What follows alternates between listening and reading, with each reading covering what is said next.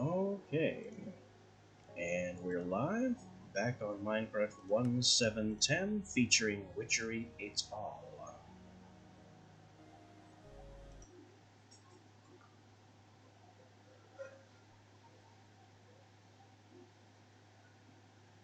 Boy, these older mod sets load fast, don't they?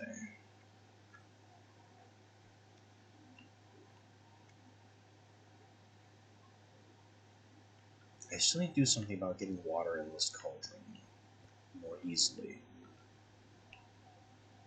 But my immediate concern is getting to the altar again.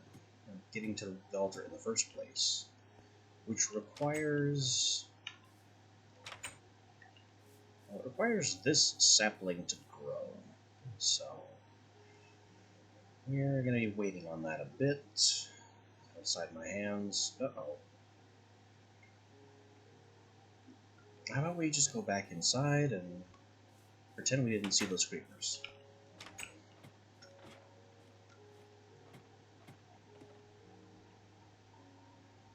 While we're waiting for that, I have done something. Let's see if it worked. Maybe, maybe, absolutely. So what I've done here is, just a few minutes ago, I went into the configs for Ars Magica 2 and turned off Staged Compendium. Because we need this entry. This entry specifically. And I have no idea how you're supposed to unlock it. But we're not going to be able to craft any spells without knowledge of how to do so.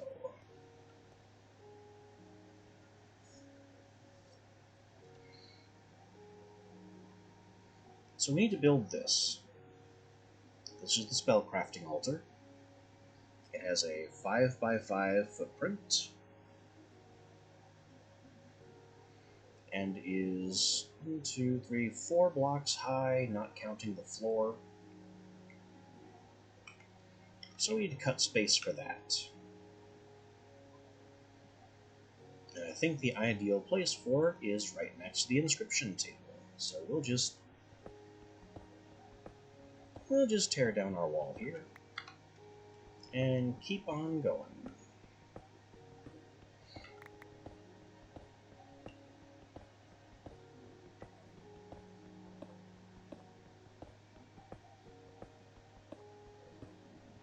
It's actually a little bit more complicated than just a 5x5 because it could also require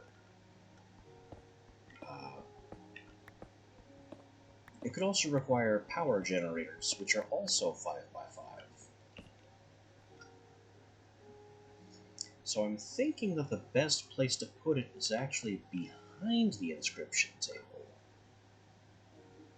Like 1, 2, 3, 4, 5, right here. So we have to kind of walk around the corner to get onto it. I'm not 100% happy with that idea. Just generally I want to go this way. Maybe just have this on the right, and then the crafting altar ahead of me.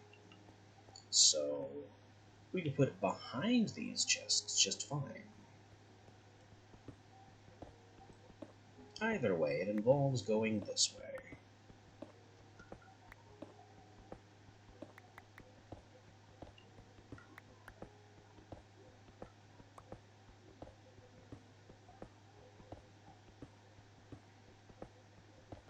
I'll just keep carving out space until I have a hole that I'm pleased with.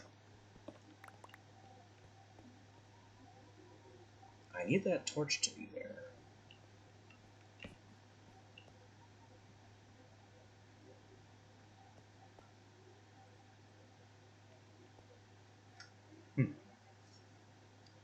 Actually, you know what? I can take this down, put the torch here,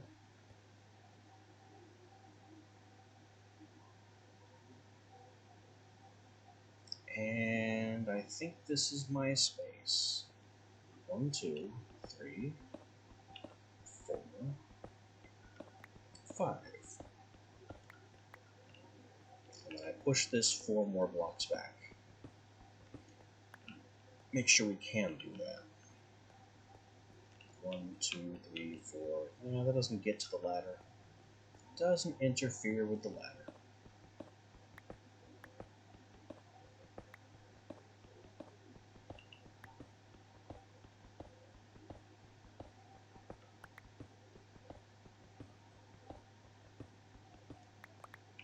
It's gonna be a weird placement,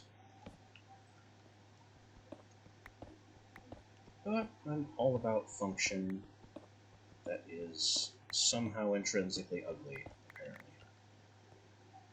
Also, we're running out of pickaxe again.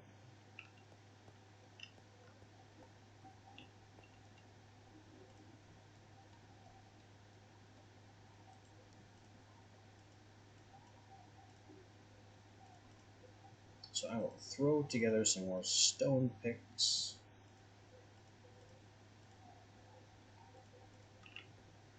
Just so I'm not wasting durability on my iron one during this excavation.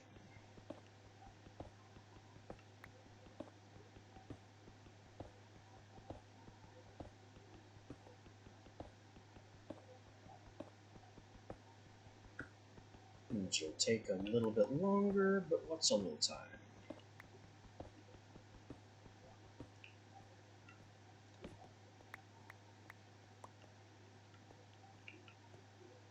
Also need to go 1 space down for the floor.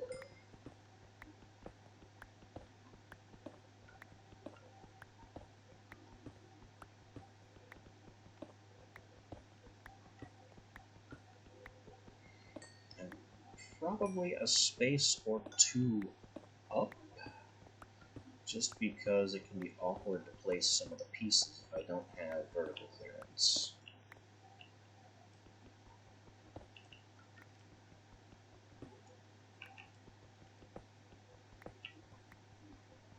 Convenient.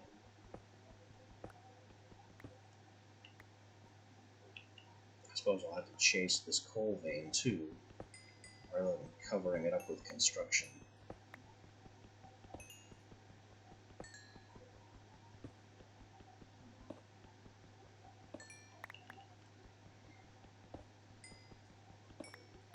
And the reason that I changed the configs so I could get access to the crafting altar recipe is twofold.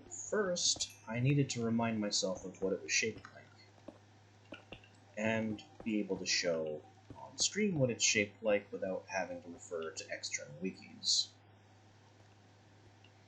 And second, I needed this page,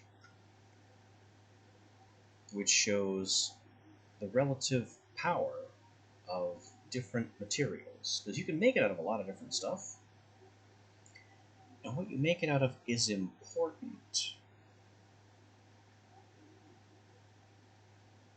because it determines how many spell effects you can write into a single spell.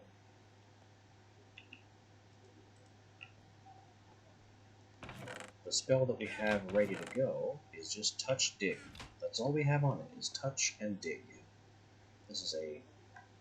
I don't know if this is a 1-component spell or a 2-component spell, technically. I don't remember how that's calculated. Probably 2. But if you try to construct a spell that has more components in it than your altar can support, you get problems.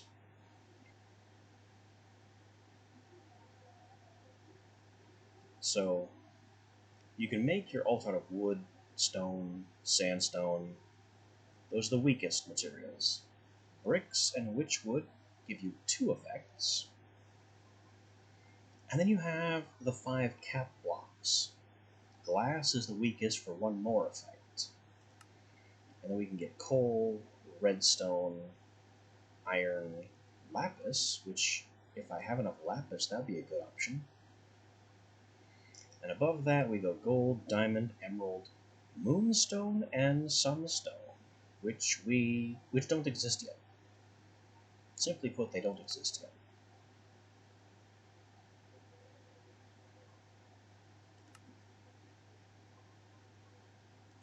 So this is why I harvested all that witchwood. Because I have plenty of witchwood, and it's certainly going to be cheaper than using brick.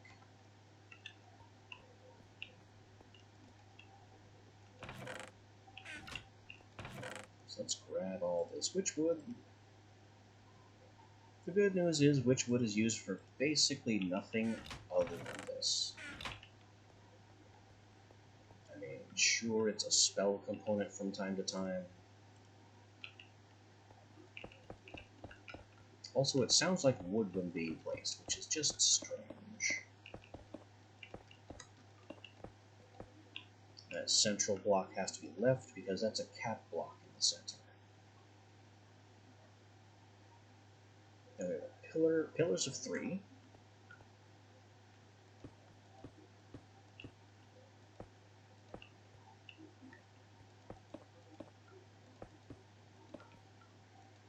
And it's 4 blocks high, so I still need to keep going up.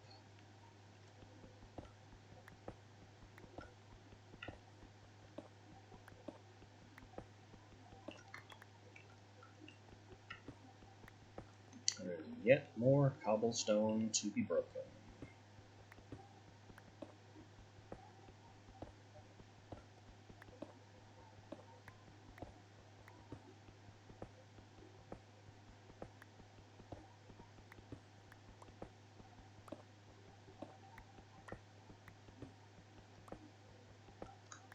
It also needs about a dozen stair blocks ish, roughly, somewhere in that neighborhood.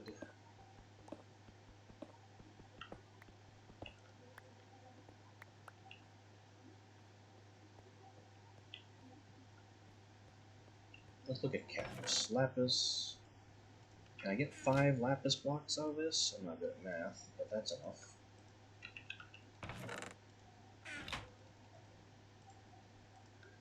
I don't have to do the math, but I can just do the craft. And here we have 1, 2, 3, 4, 5, 6, 7, 8, 9, 10, and 11, 12 on the other side. So I was right. A dozen stair blocks.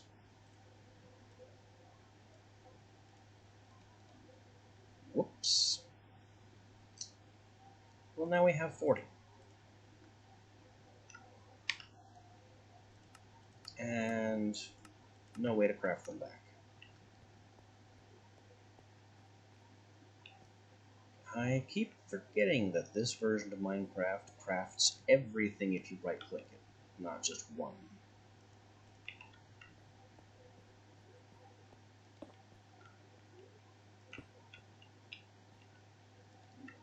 3 and 4 and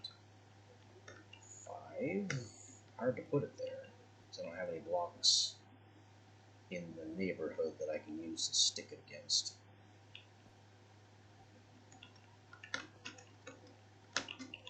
I can just make this coyote time jump. Nope.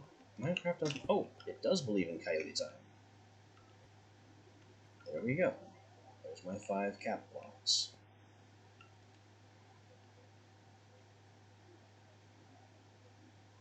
And the stairs, we need 6 magic walls. We already made those.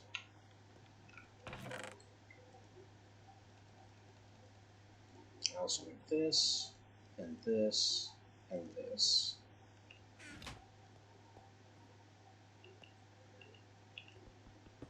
And to give myself some more breathing.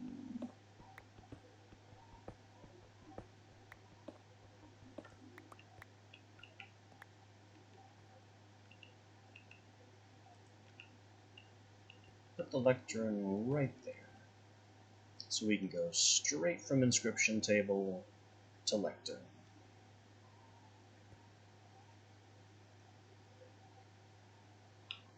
We can even put a chest right here.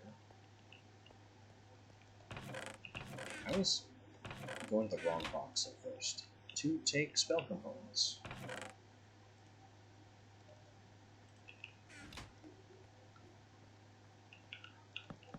I'll have a spell library and spell components right here.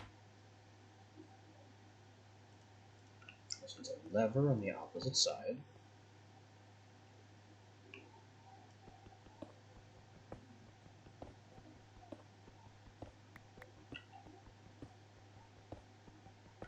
I'm really putting off placing those stair blocks.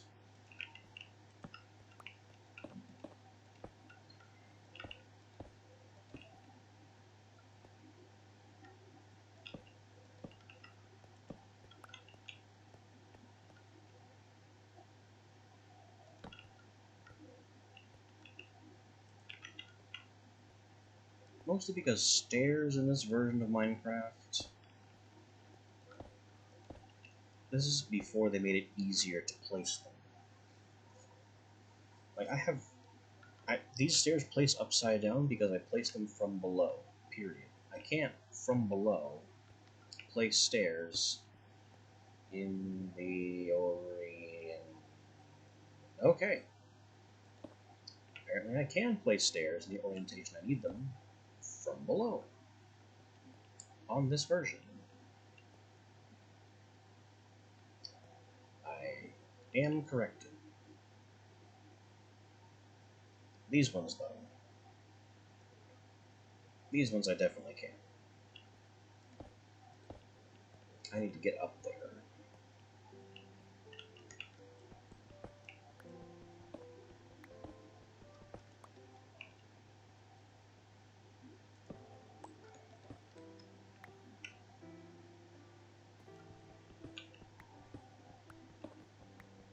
Uh-oh. I do not want to be seeing the dirt layer.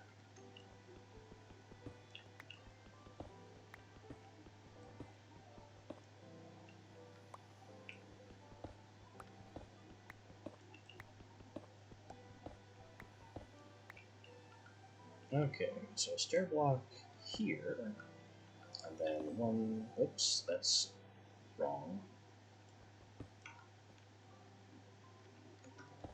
There we go. One, no. This one is not real.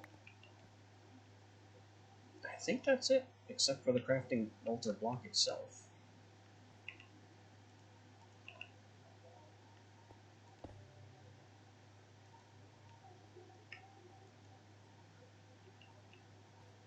And there we go. This very strange... Oh, missed a spot.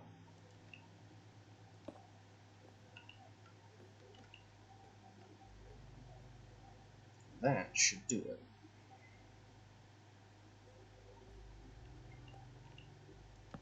I'll put torches up here, so nothing cheeky. See, that's how you can tell. The crafting altar block stopped looking like stone and started looking like the material that the altar is made of. That is the sign that the structure is correctly complete.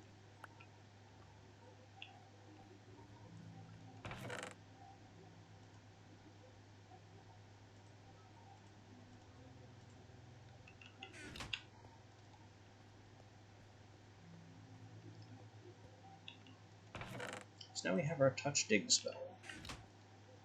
It goes right there. We have our ingredient list. Every spell begins with a blank rune and ends with a spell parchment. Every single spell, without exception.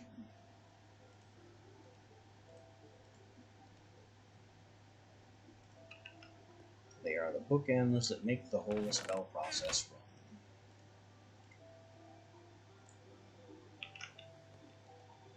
In the middle, we need Vintium Dust, which we don't have. So, back into the mines. Back into the mines.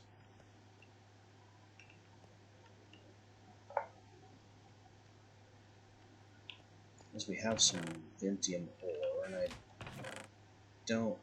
Yeah, we didn't keep any.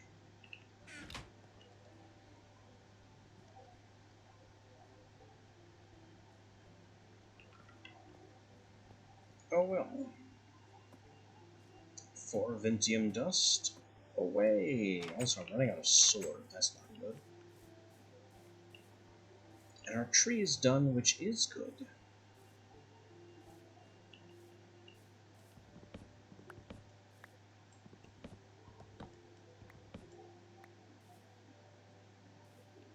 I think 5 logs is just enough to get that witchery altar underway. It would be even nicer if I could get some saplings on this. Because I do not want to have to make rowan berries, not quite what I'm after. I do not want to have to make a ton more mutandis. Good. Easy sapling profit. Look at this. Planted 1, already have 4. It's not even done decaying.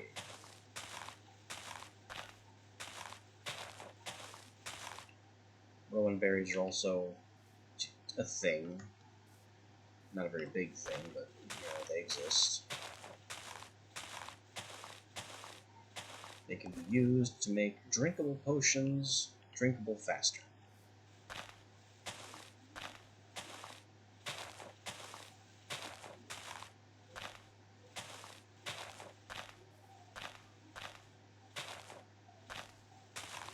But if the speed of using a potion is a concern, you should just make a splash potion. I mean, what are you doing?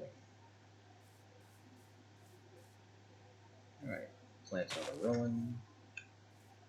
And need more space. More tree.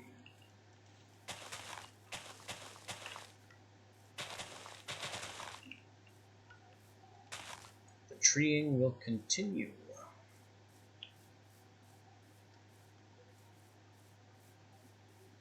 I think I'll hold on to these two that actually have a nice rowan right here overlooking the farm. The last one I take inside.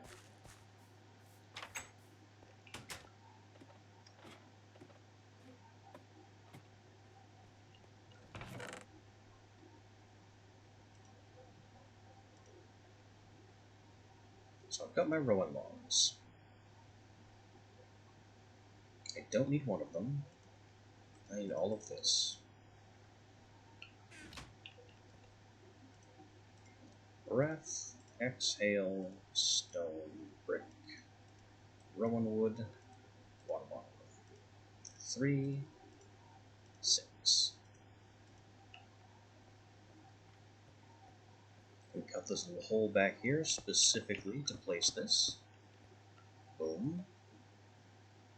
It has a max power of over 1,000 already. That's actually kind of remarkable. It's less than you'd think, but still pretty good.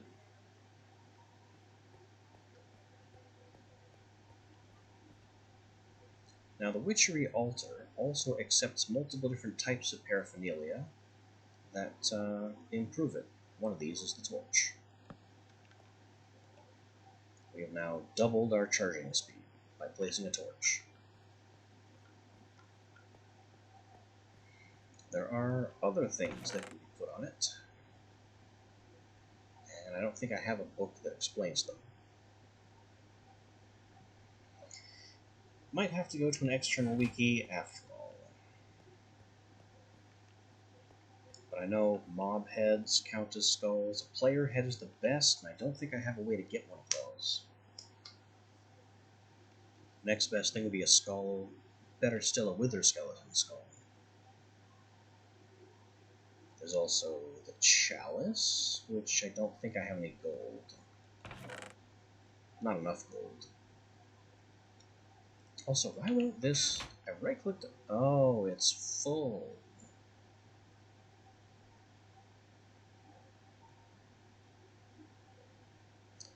That's why I can't put any more cobble in there.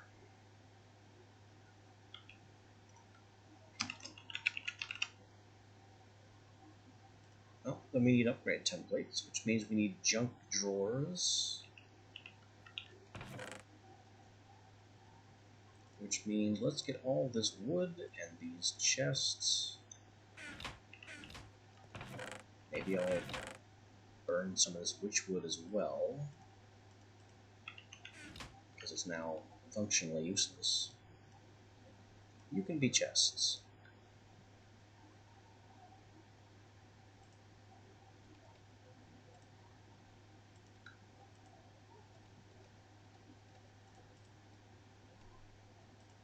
We'll make some spare drawers. These spare drawers will become upgrade templates.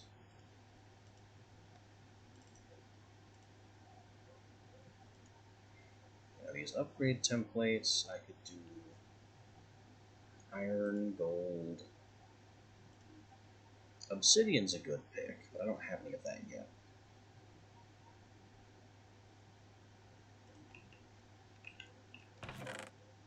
Alright, so for now we just put that away. I need to get some obsidian, which is going to require the use of this pickaxe. What a pickaxe collection we have right now.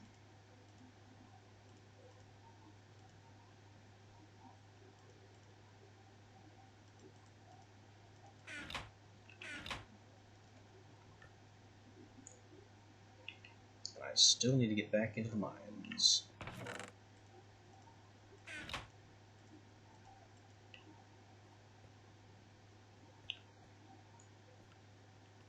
Well, nothing for it. Into the mines we go with our failing sword. And our collection of ridiculous pickaxes.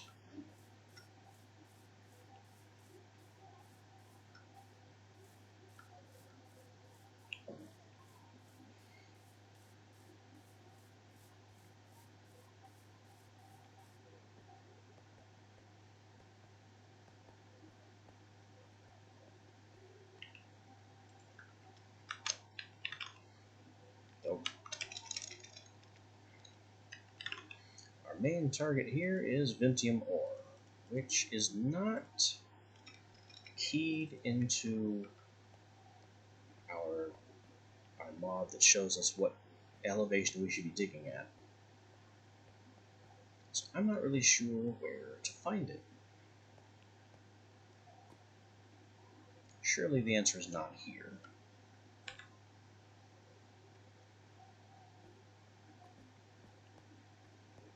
It would be nice to find a nearby cave, but all I'm seeing on the minimap is solid rock and lava pockets.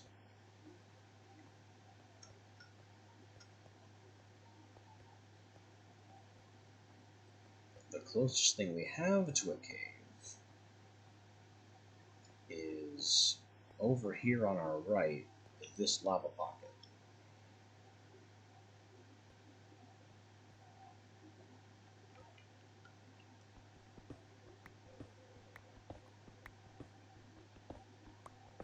Maybe we can get there.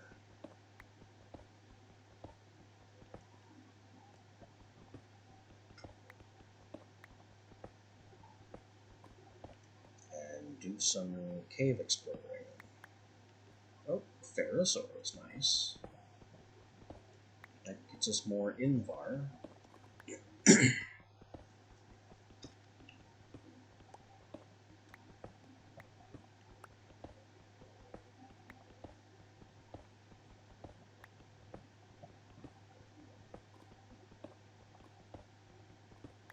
Oh. So it seems that the lava we've been hunting is above us.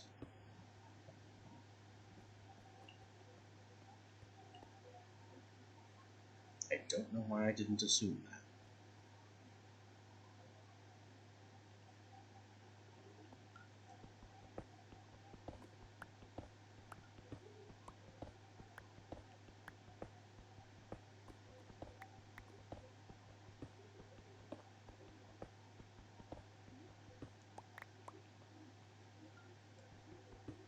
I also probably should have brought along a water bucket to make some obsidian. And apparently should have brought along the stairs too.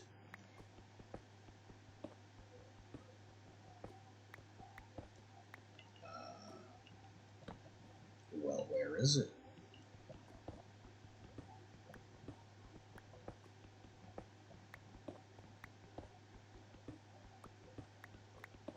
What laughably goofy mistake have I made with regards to elevation here?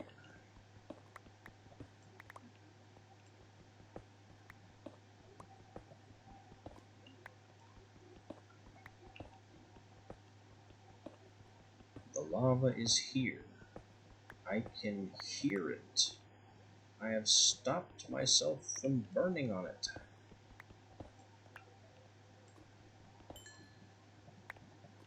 This redstone deposit almost set me on fire.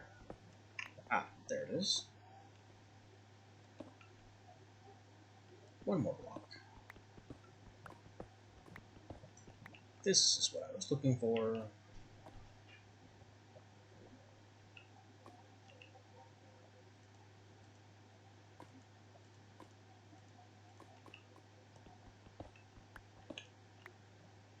Should have brought bucket.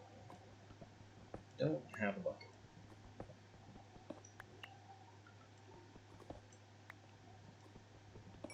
Still need to dig that.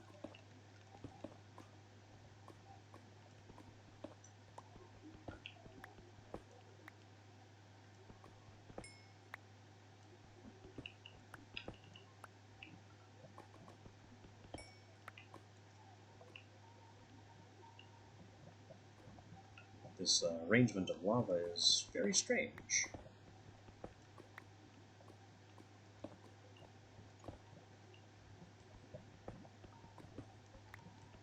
I will take it under advisement and try to get to the far side where it says there is water. And yeah, there should be water and obsidian over there.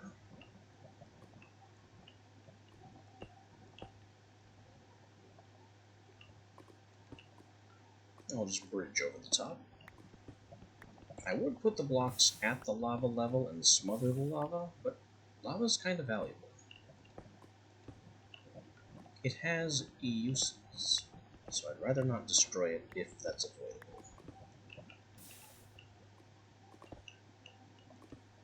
Oops, he says as he destroys a block of it with a misplaced other block.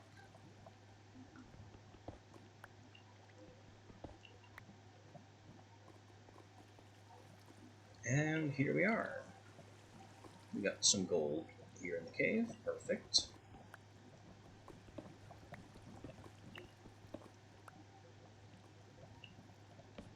Some ferrous.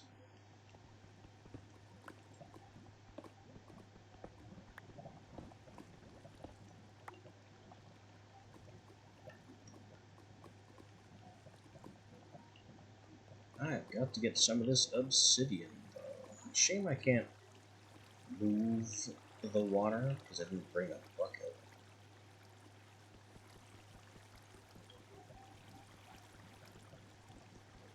But we can chew on some of this obsidian from a position of not standing in the water.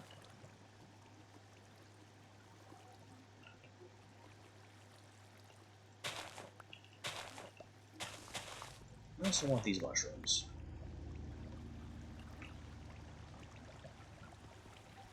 You'd be surprised how valuable brown mushrooms can be.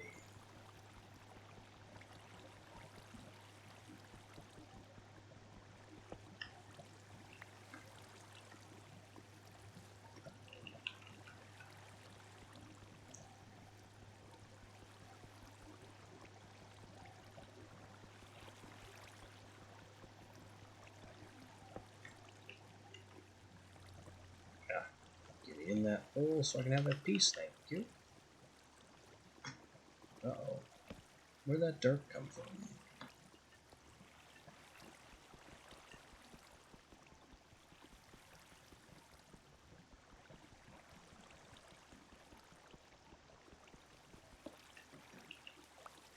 Four obsidian. Just what I always wanted.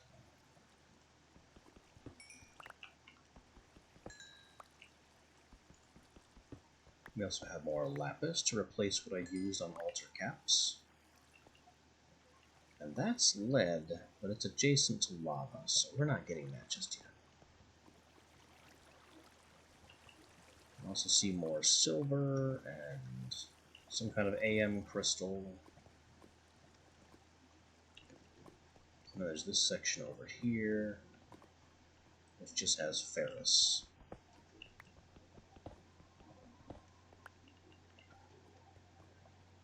I'm shocked this iron pickaxe hasn't exploded yet.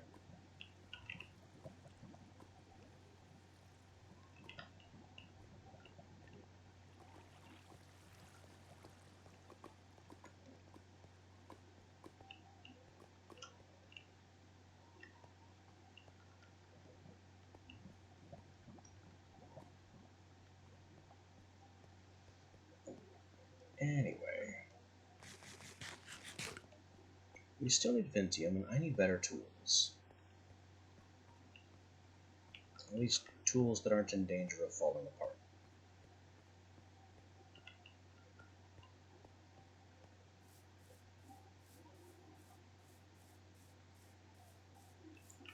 One of our rowan trees has grown. Our alder tree has also grown.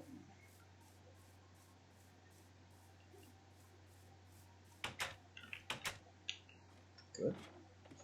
Still need one more witchery tree, which means more Mutandis.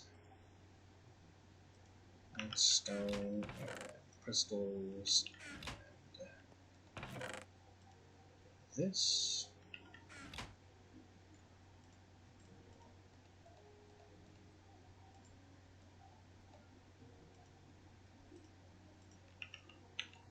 Oop. Now I can take 160 stacks of cobblestone.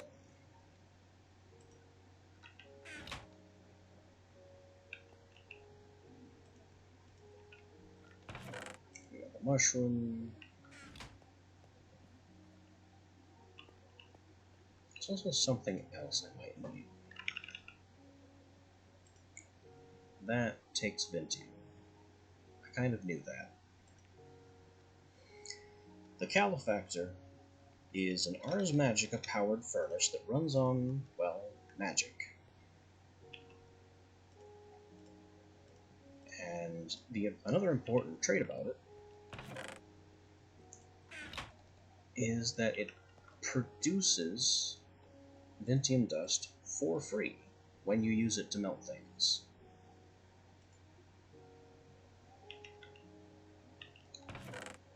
I'm putting this back.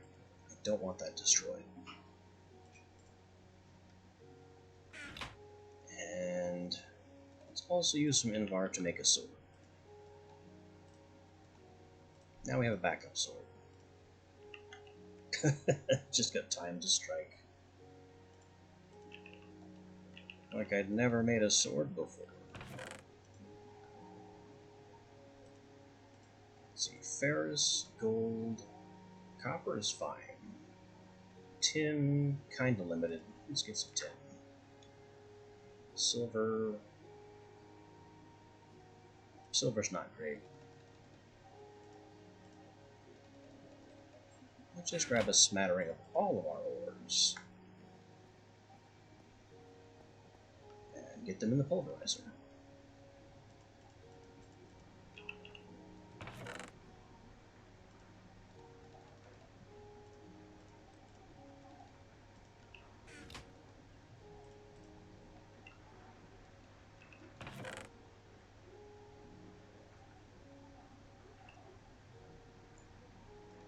I already had plenty of all of them. They were just not cooked yet.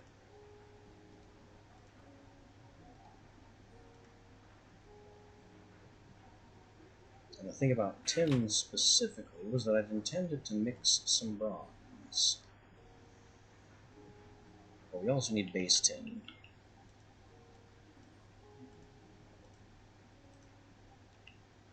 So there's a bunch of bronze. That'll be important. The silver would be important at some point. We have more iron.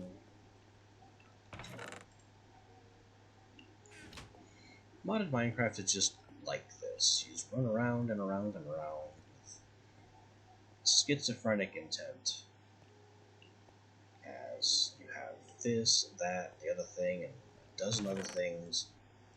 It all has to come together and make sense with 40 different tracks, everything you're doing at once.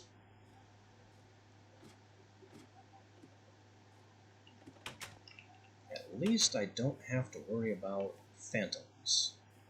They don't exist yet.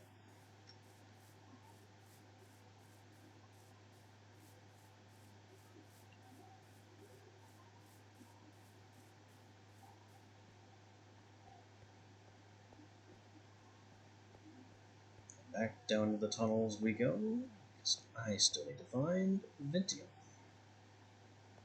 That little lava pocket that we opened didn't have any.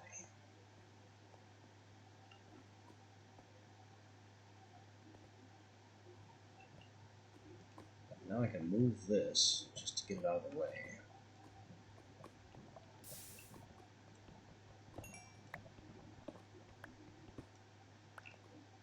Good enough.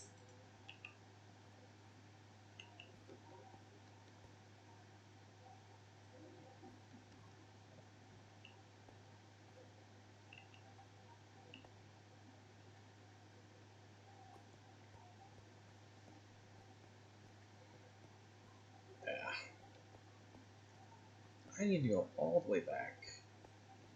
See if we can consult the Ars Magica book, and maybe it'll tell me where to look for Vintium. That would be nice. Just to have some kind of clue about what altitude, what depth I should be searching. I'm still mixing up altitude and depth.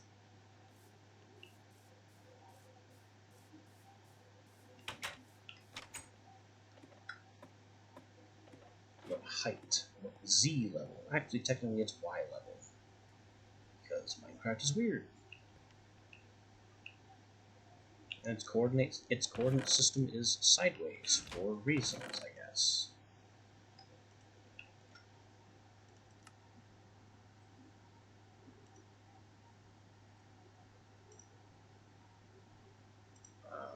Vintium. There's a lot of block. Vintium ore. It does things. It was made from things. It's used. It doesn't say anything about where to find it.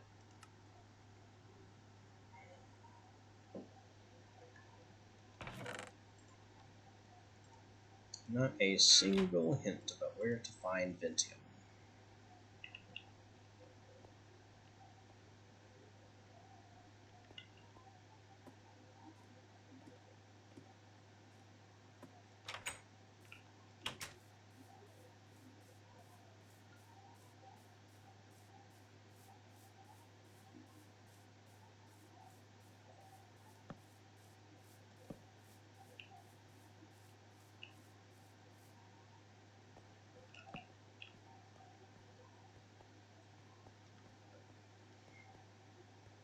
Well, back into the depths we go. Maybe we'll start the tunnel much, much shallower, like above this dirt pocket, or at this dirt pocket even.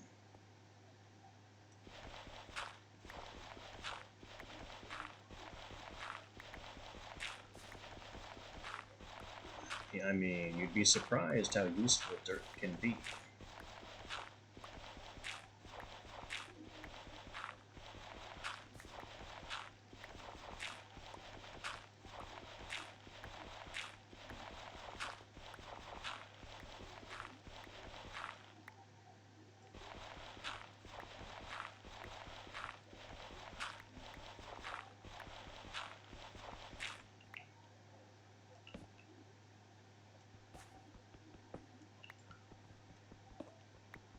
Glad to find some iron anyway.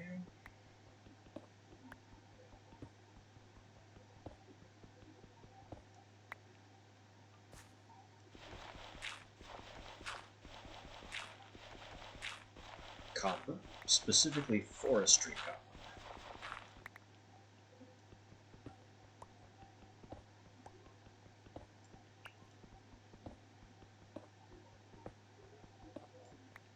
And thermal foundation lead.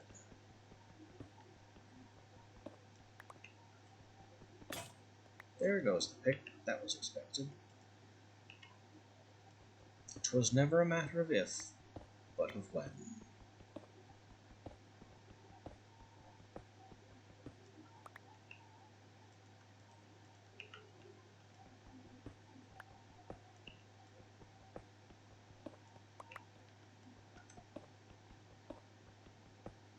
Now I have no idea what kind of metal Invar is supposed to be.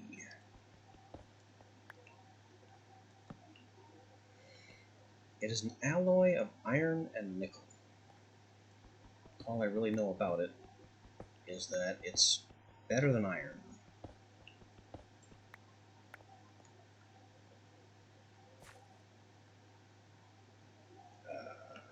This is looking very strange. You just have holes and cuts all over the place that have so far found nothing. Well, there's some coal anyway.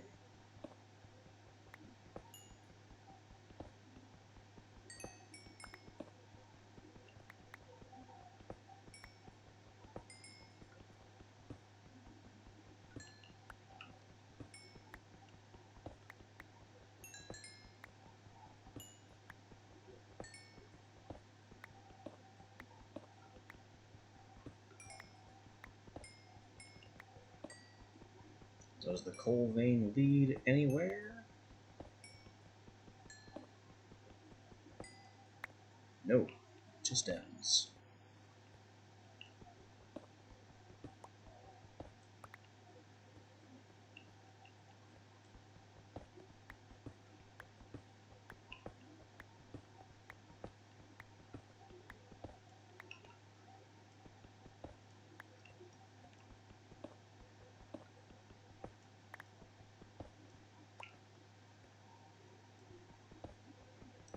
A little bit of blue topaz. Not really anything of consequence.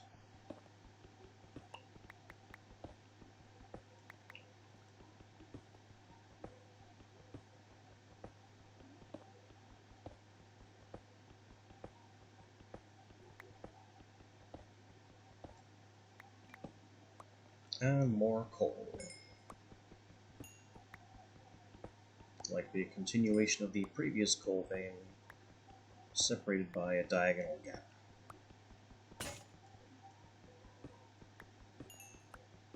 Chimera.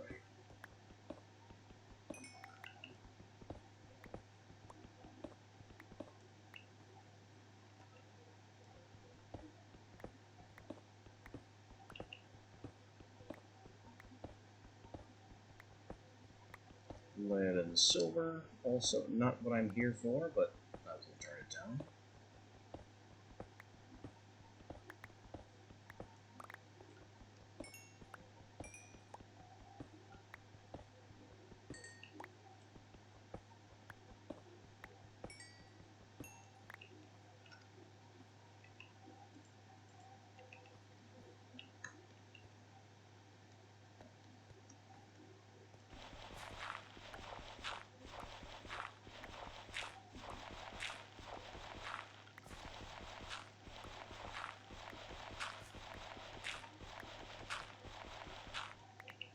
Something is tickling my brain about Vintium being more common in extreme hills biomes.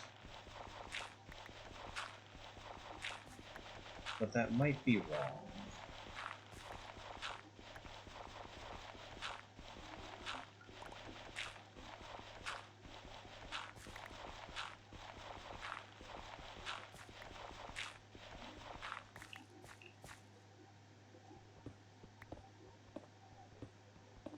I think there is an extreme hills not far from here, so it might be worth checking out. And if nothing else, maybe there's some emerald there.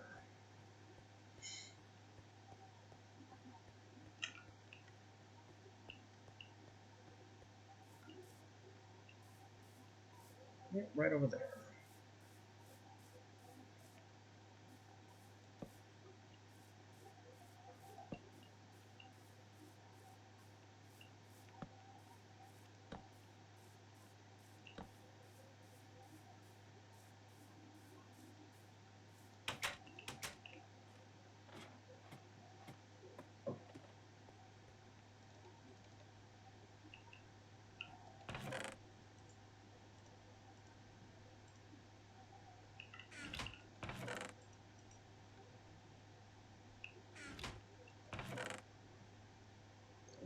have so much coal at this point. Some of it needs to be blocked.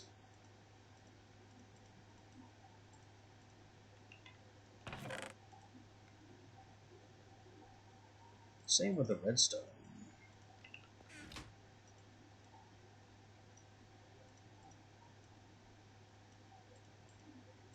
Which is good. We'll need plenty once we start getting to that part of thermal foundation, thermal expansion, thermal.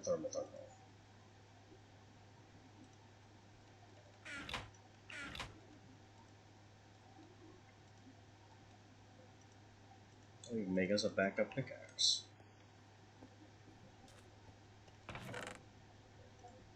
We've got bronze. Everything, it seems, has been pulverized. I wanted to cook some of the silver.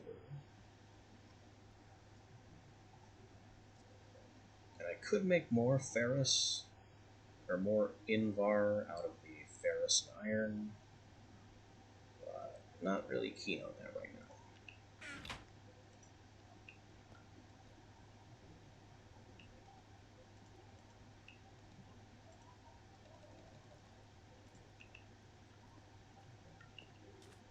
We just keep the power flowing.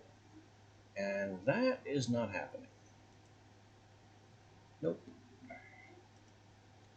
Don't tolerate peddlers in my chat. Not sure when that message first showed up. I might have been a little late reacting to it, but it's gone now.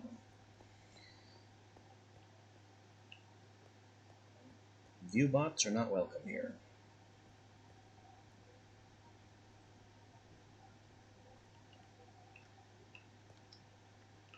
Well, put that aside. This camera's still in my head. I don't think we're going to fix that.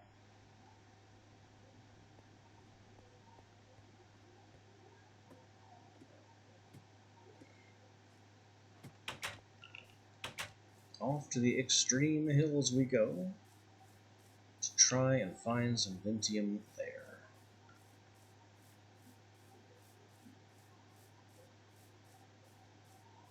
I seem to remember, with some vagueness, that Vintium ore may be, like, freely visible right on the surface. Pardon me, creepers. I want nothing to do with you. There's some free copper, or it would be if I wasn't being chased by creepers. More copper. Gravel. Left the creepers behind. Ooh, blue topaz will take.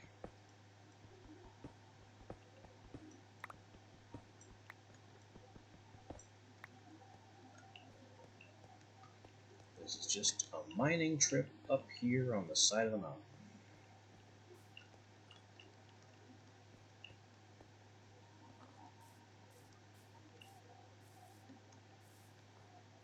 Funny to see a witch wood up here. I can also grab some spruce while I'm here. Pretty sure spruce is needed for witchery as well. I don't have any yet.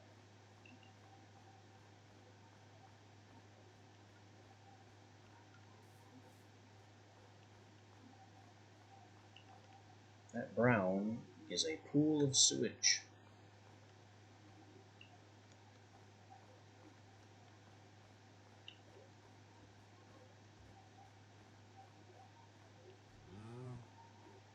That blue is not Vintium.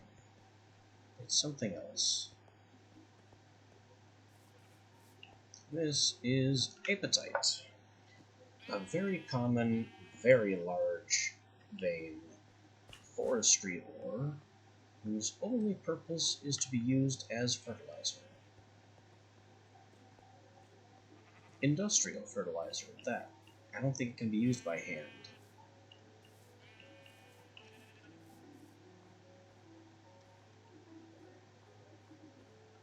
But if you have need for bone meal, and the appropriate machines to consume the apatite stuff, you can have all the fertilizer you could possibly ask for.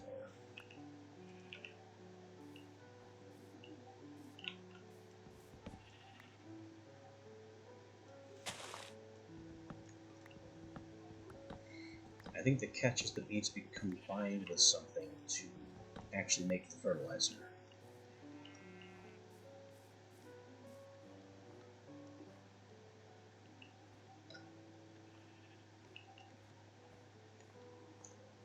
Does it really matter, though? Huh. Weird place for an ice block.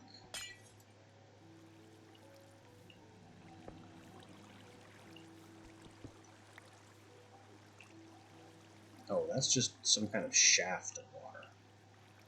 That doesn't get any less weird.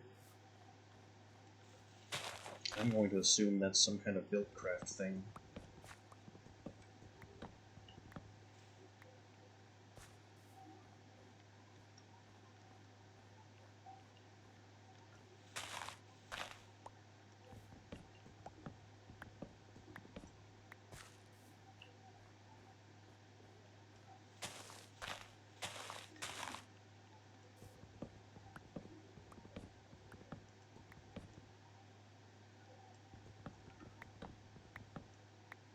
Alright, now I just need these spruce trees to decay.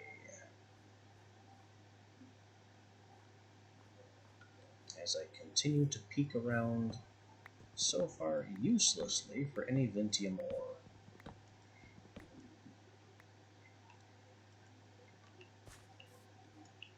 It's always very irritating to be stuck on a particular resource that just won't generate.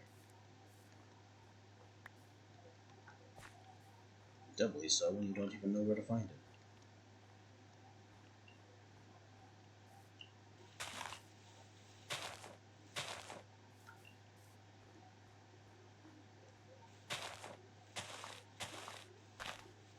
These spruces will be my consolation prizes.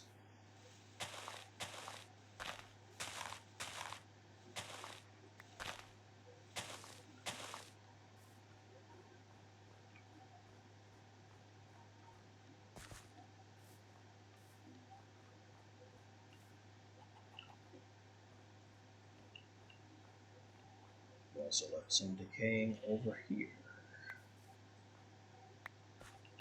which has given us far fewer saplings than anticipated.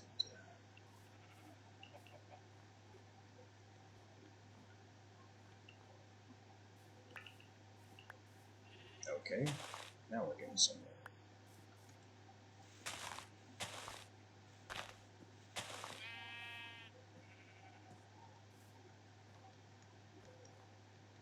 A dozen is not bad. Certainly could be worse.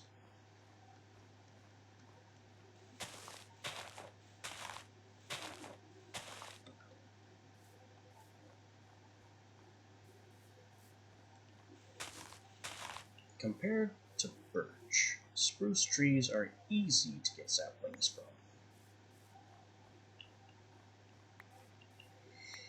They generate by default with a whole lot of leaves because they have that tall vertical profile. And what makes it even better is that they have a large variant.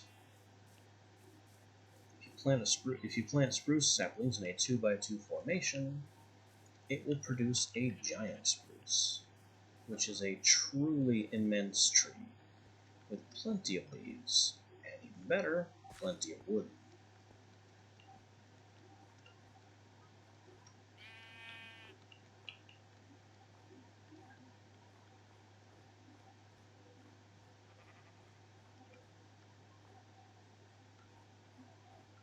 Still no sign of Vintium. Though I'm still glad to have this mountain here because it means there's plenty of snowballs when I need them.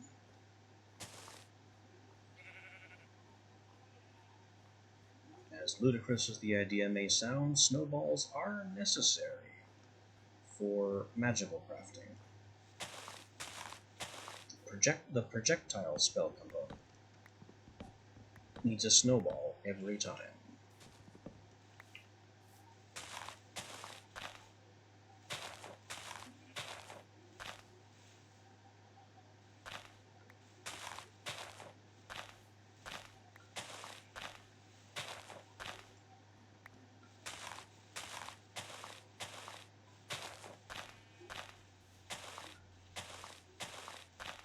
it's something like Vintium Snowball Arrow.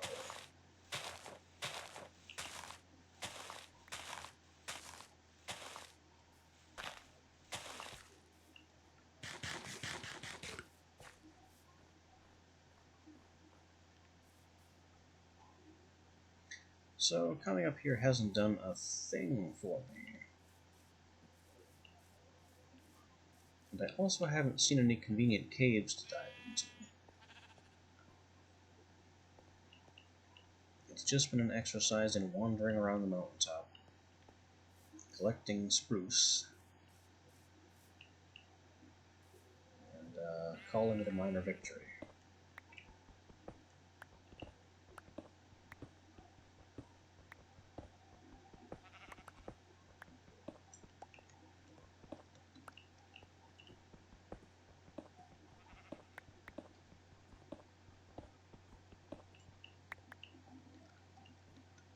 I'll take all this chimerite, though.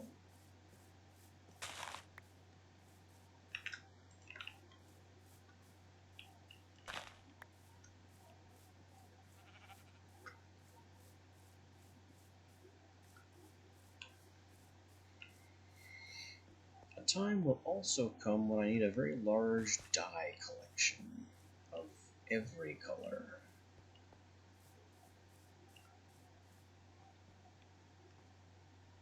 That time is not yet upon us, but it's coming.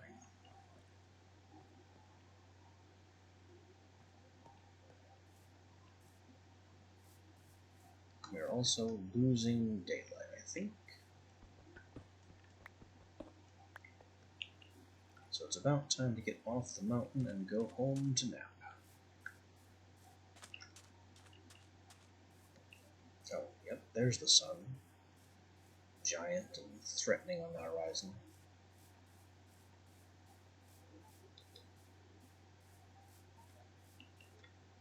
Oh my. That's a big hole. One of these days I'm going to fall in that hole. I'll be most upset about it.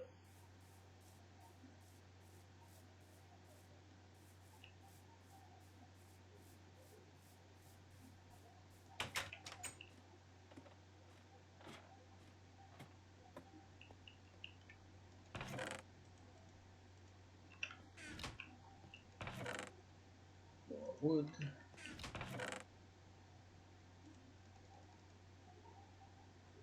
I'm going to keep 4 of these for planting.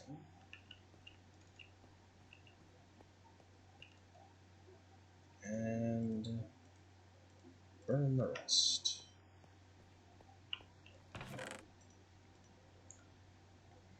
The wood ash is kind of getting out of control.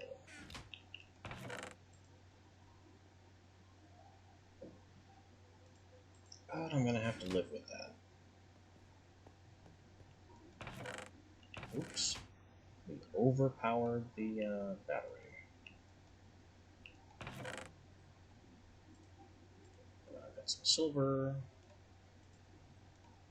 Grab some gold. Get that gold going.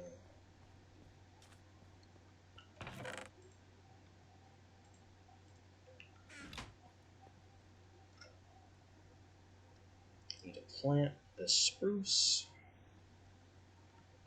And probably do some other farm-related things. I can work with these melon seeds too, that'd be great.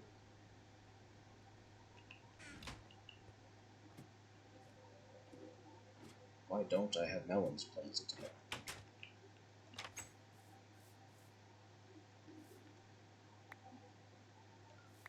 So you clipper everything that has only a single planting.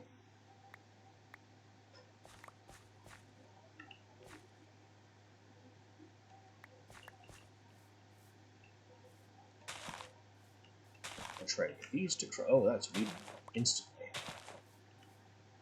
Instant weeds.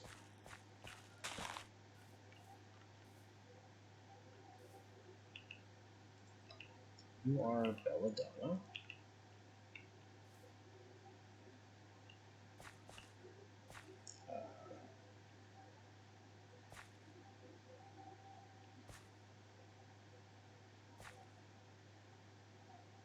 Can I have this backwards?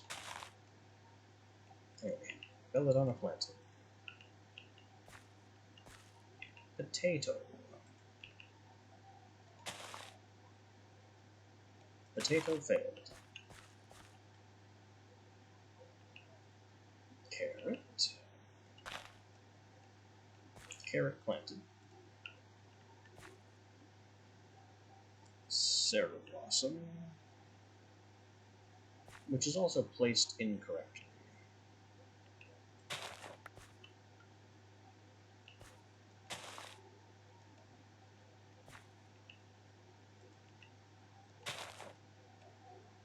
Cereblossom planted.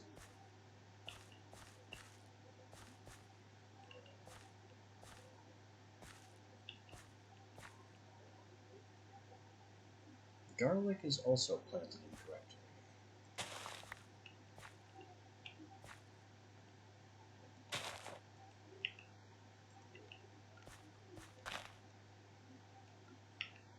Garlic planted.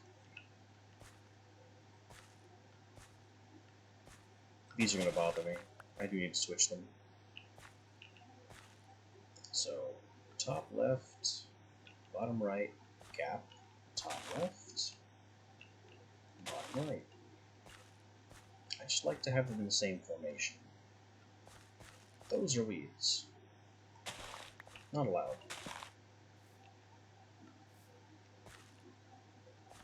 Pumpkins are also backwards. We'll fix that when they sprout. Stop being weeds.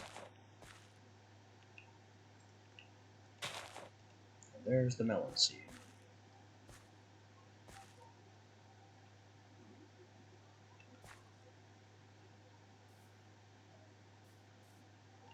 These are both mature and should cross.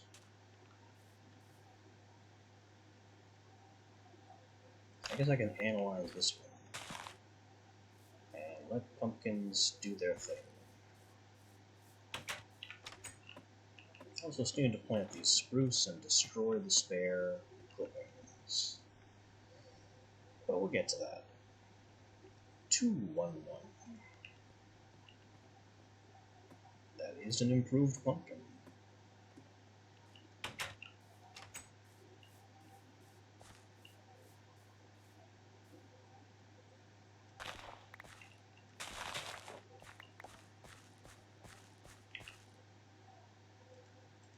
This one is currently unidentified, but it has to be at least 2 something. It's got to have a 2 somewhere.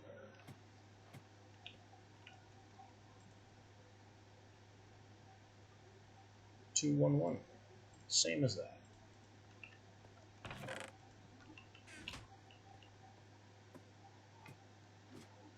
So we have marginally better pumpkins.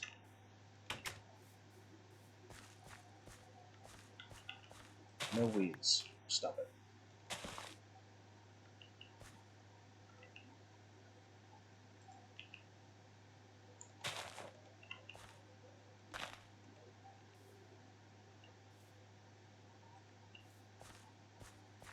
That just leaves these to sprout.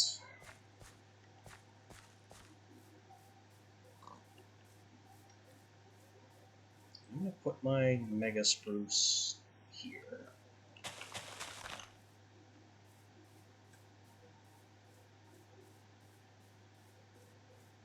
What else do we need? Well, I do need to get into agricraft stuff. By which I mean more agricraft stuff.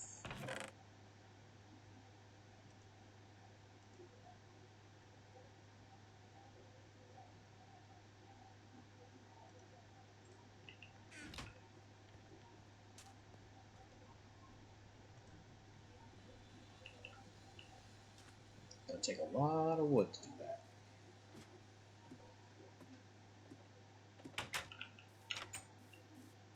And I can't leave these alone with the crop sticks here. Because if they become weeds, then they'll destroy the entire plot.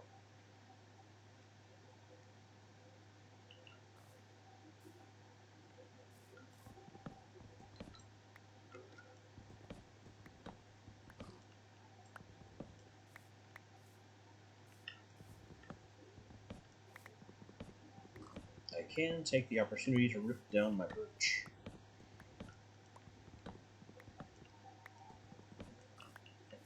That's something to do with the time I need to spend here.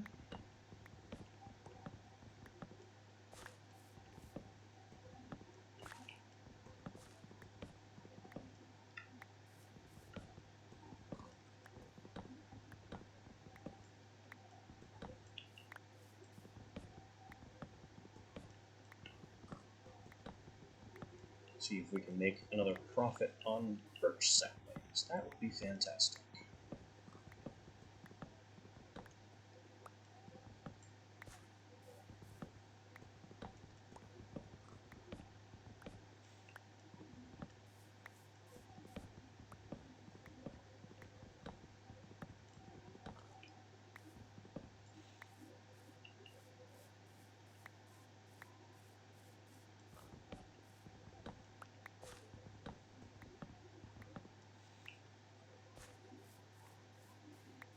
Another thing I'm going to need is to get into the Nether.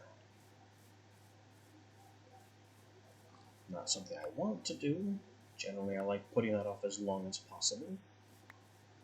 But getting some netherrack for our cauldrons would be great.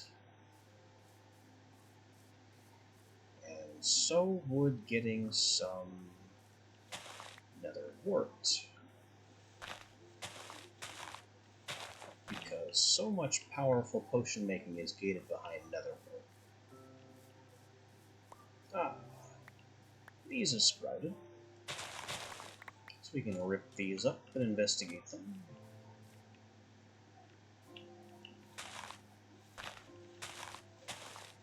This definitely looks like a profit on saplings. Look at all these.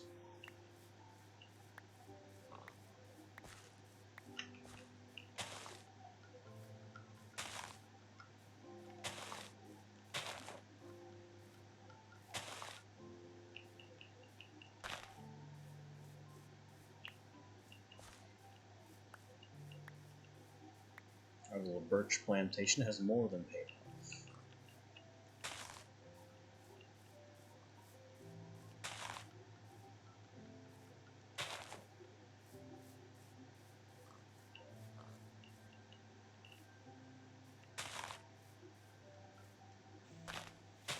And the giant spruce has grown. How many saplings do you think we'll get out of that cone?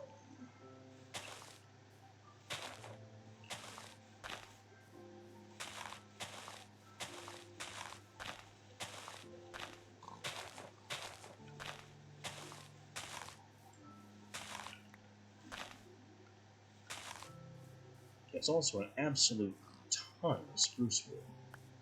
I know for a fact that this is over a stack of spruce wood, which is very good economy for 4 saplings.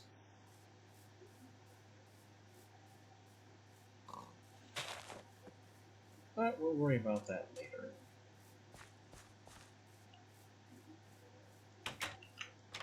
Right now there are other matters.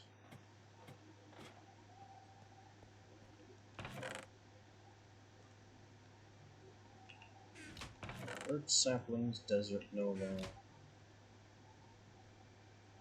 old seeds and new.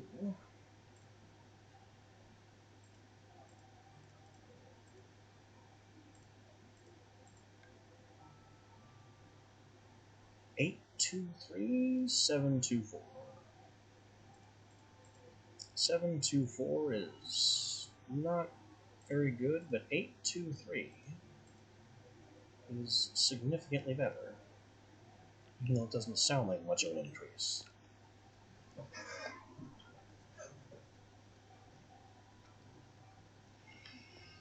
I also need to go spider hunting at some point. There's a desperate need for string. I just haven't seen much in the way of spiders.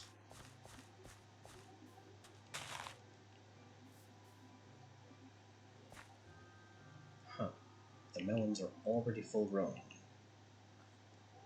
Well, that's what a growth stat of 7 will do for you.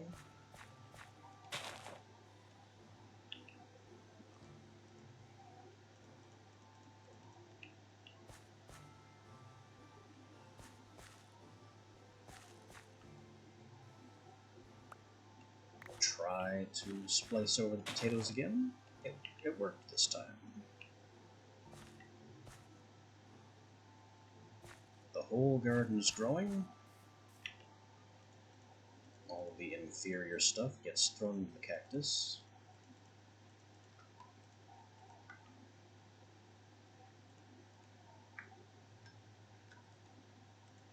I had figured out what you need to click to just immediately destroy things, and I've already forgotten.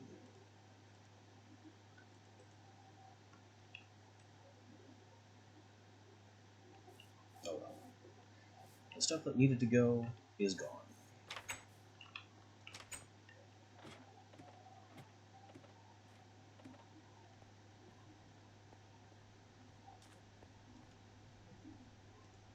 And look at all this birch. It didn't even pretend to cut all of it.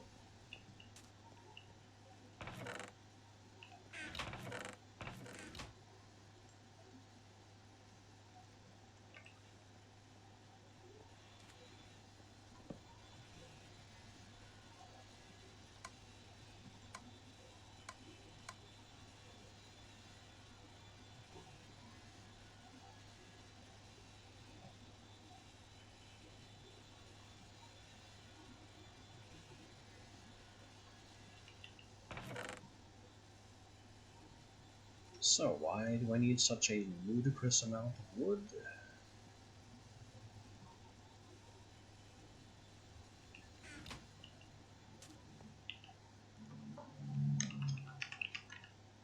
Because I want to make a water tank. Water tanks, irrigation channels, sprinklers, which take a surprising amount of iron. Also a channel valve, which is also a surprising amount of iron. But really the water tanks here are the big one.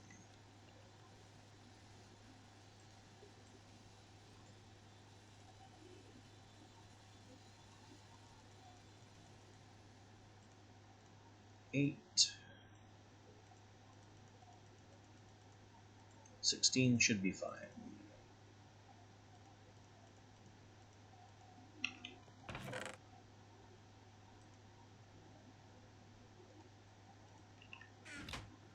I'm also going to need a positively silly amount of iron.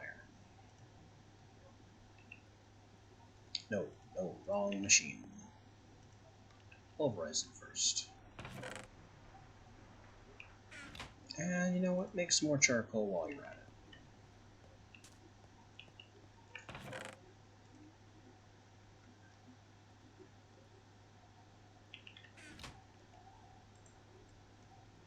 And sticks.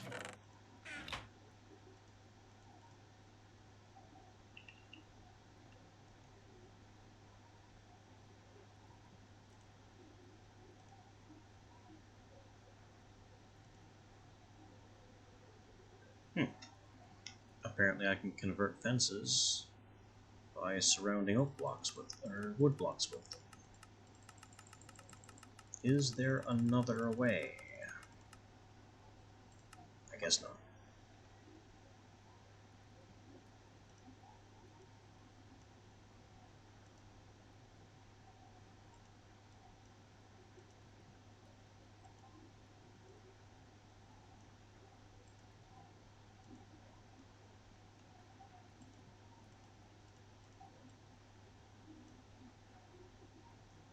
Just need 2 more fence blocks.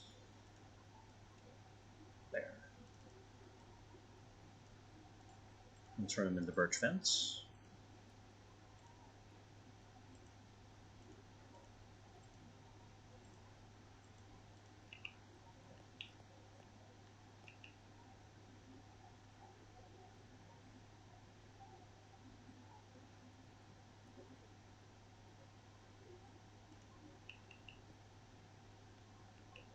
And I'm gonna need sprinklers.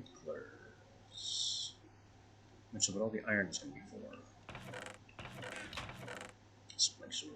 Sprinklers are made with bars. And buckets. I don't think I'll need 7. Let's start with 3.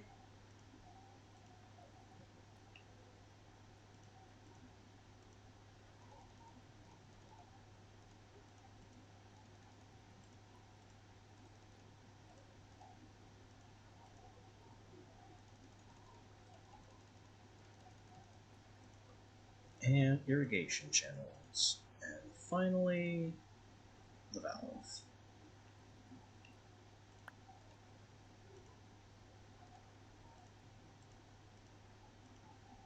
Which is a lever, a channel, and an iron. That's burned through a lot of iron. But that's okay. We have more coming.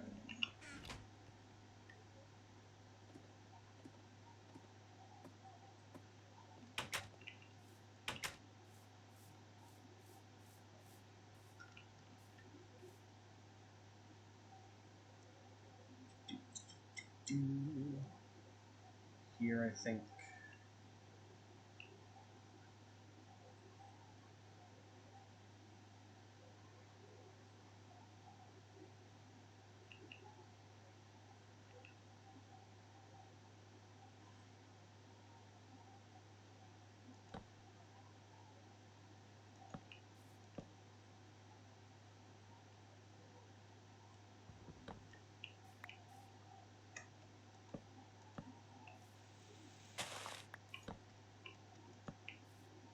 Might have gotten the dimensions wrong.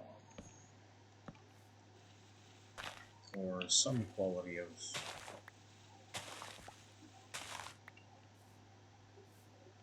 Basically, I didn't plan this properly, is what I'm saying.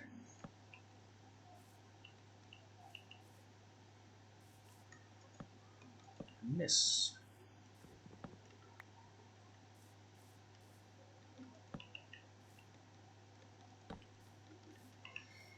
Then on top of that, we get our water tank.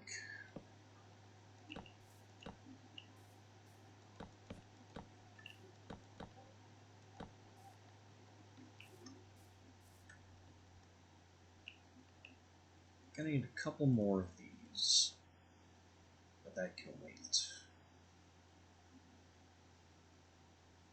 I don't actually know how the channel valve works. Like that, apparently.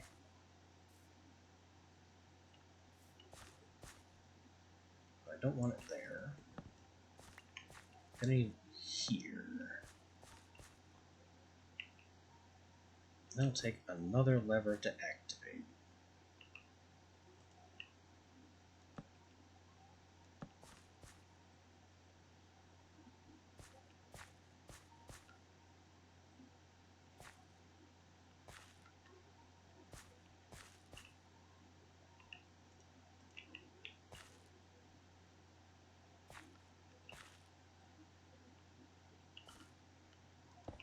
And there's our first sprinkler.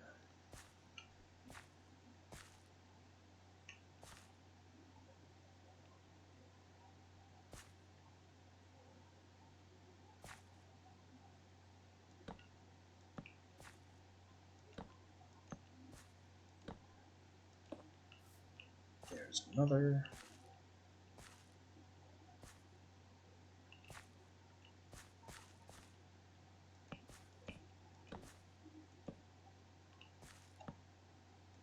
And another.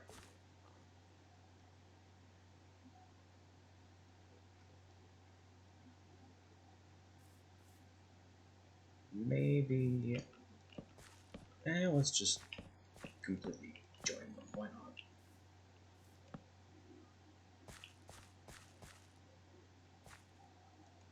State open. That needs a lever.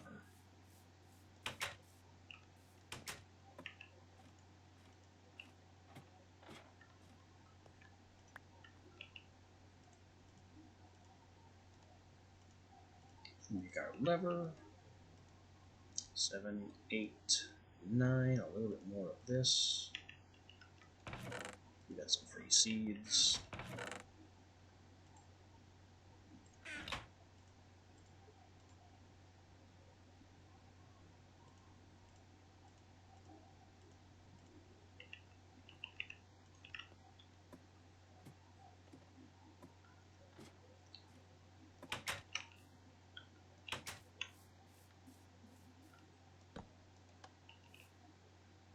Perfect. That's just what I wanted.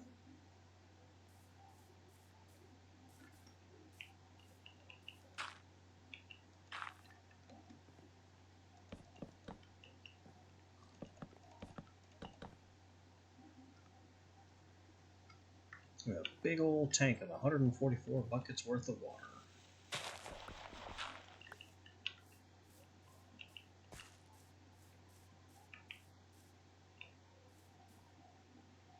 I need one more sprinkler.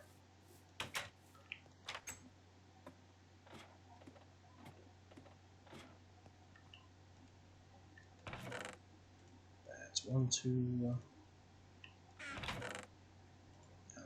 2, 3, 4. I think that's it. Bucket, bars, bingo.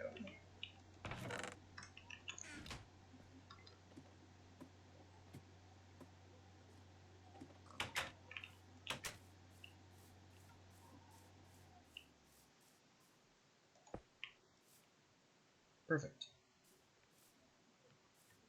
When it rains, this tank will fill, and then we can flick this lever to hydrate our farmland and increase the grow rate of the plants there, which will make fussing around with trying to crossbreed them will be faster. So what do we do now? I still need Vintium Dust. Can't go any further in Ars Magica without Vintium Dust.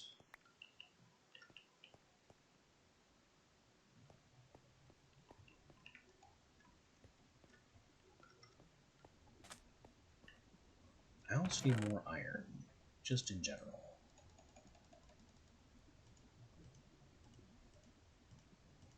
Good news. We can cook a stack of it. But that will require more power. And look at all the birch wood that we still have to do other things with. Like making chests for our eventual storage drawers.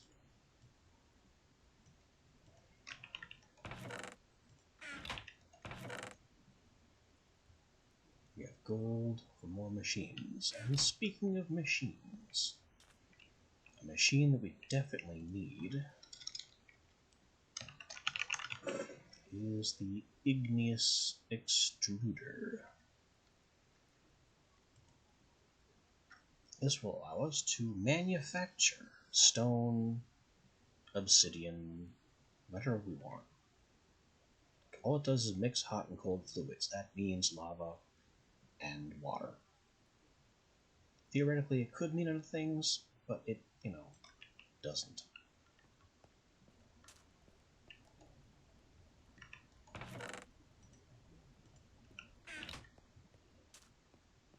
Now we have more iron, too, for other iron-related purposes. Armor would surely be nice.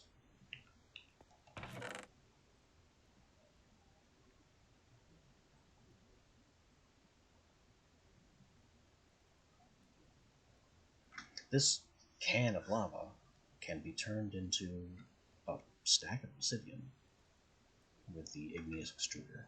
We just need to build it.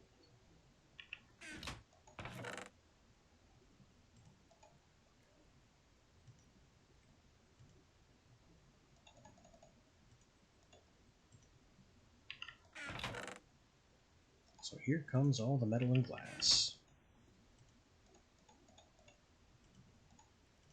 Our tin gear. Tin gear makes a machine frame.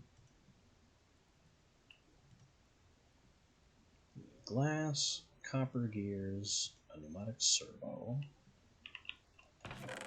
This might be more glass than I was counting on.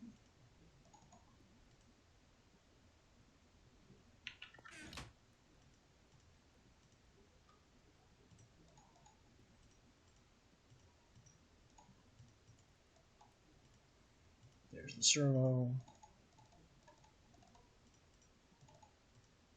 2 copper gears. And I believe there was also a piston in there.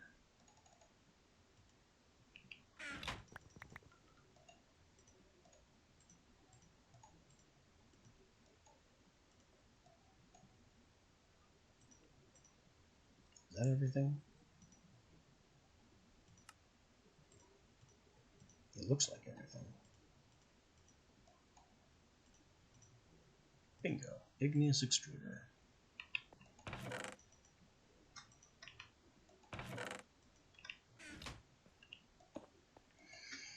The igneous extruder does not care about power.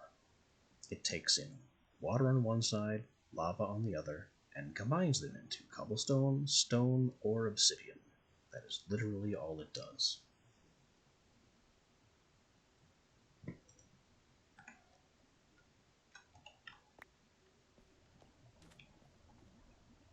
So what I can try and do... I don't want to do that.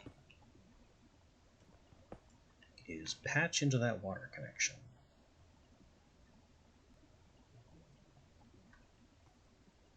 Somewhere.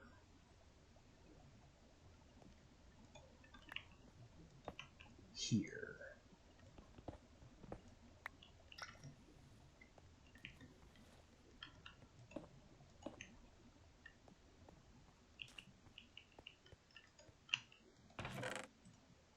Let me get the fluid duct and the tank.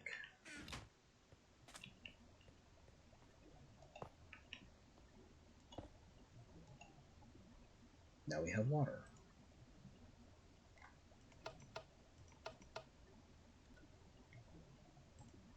We want to make obsidian.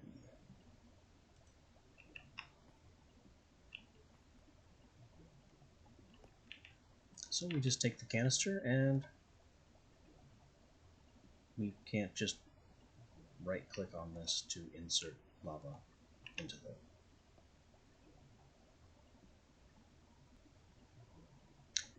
Okay. It's going to be a little more difficult than anticipated.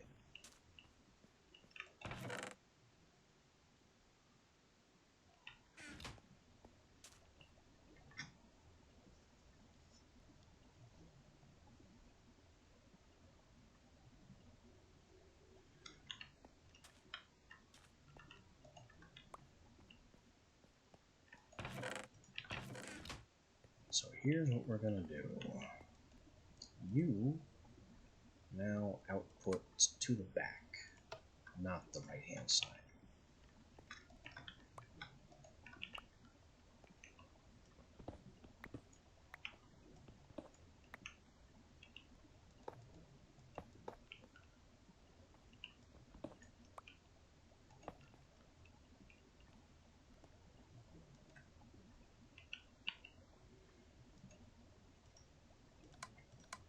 We have an input on top, and I'm going to need a tank. What else am I going to need? More sand. I can turn into glass. Fortunately, the pulverizer is good for that.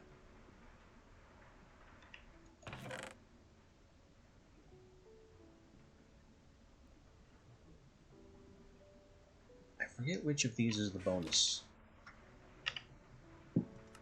Pulverizer.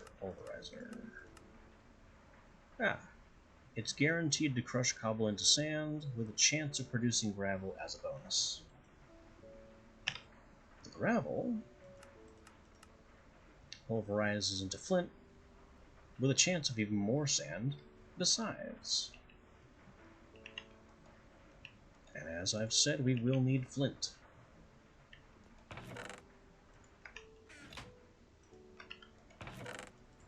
But what I need right now is glass.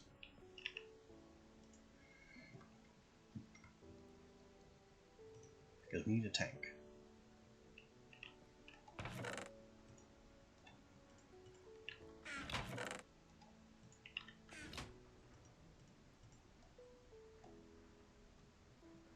This is an 8-bucket tank. Improving the tank requires Invar and becomes a 32 bucket tank. I like that better. Invar can also be used to upgrade basically all our machines to Tier 2 machines, but I don't really see the need to do that just yet. Also, hardened glass is a thing, so I might want to get the induction smelter running. It's also a fine piece of equipment. That requires more Invar than I have available.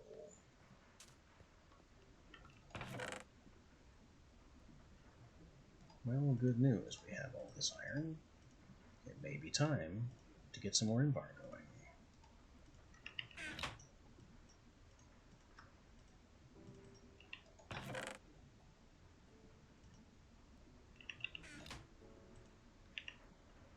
It's not like I have a power shortage.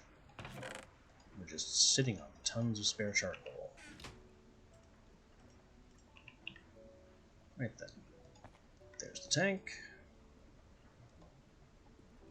We turn the tank into output mode and stick bucket after bucket of lava in the tank, which the igneous extruder will turn into obsidian. No power required.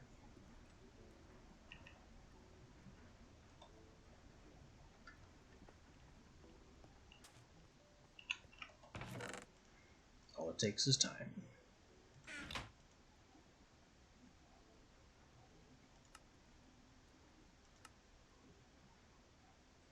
Thermal also provides all this, which is, not a huge deal, but nice to know about. That all these armors, basically all the special metals that thermal provides, you can use to make basic tools and armor with. It also provides the sickle, which is a broad tool that harvests more leaves.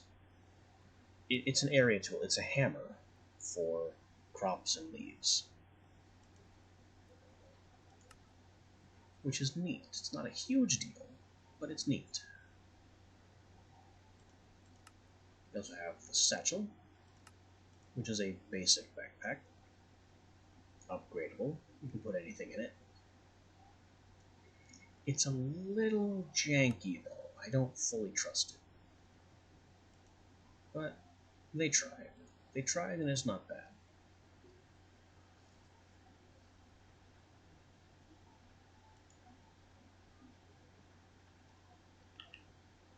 I feel like I'm forgetting something. Like there's something that I specifically should be doing and I've forgotten about.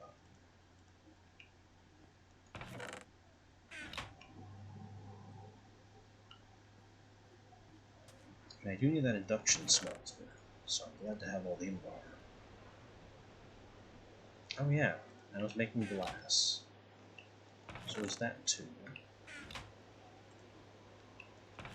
If I'm making an induction smelter, I want even more sand. And the obsidian is just, wow, that's coming along, isn't it?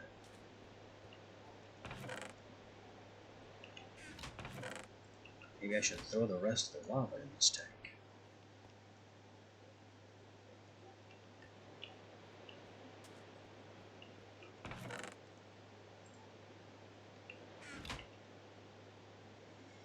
Alright.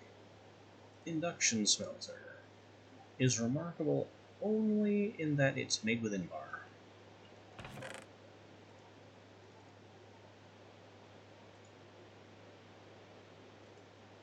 That's a bucket and a frame. So we want iron, we want tin. I don't have enough tin.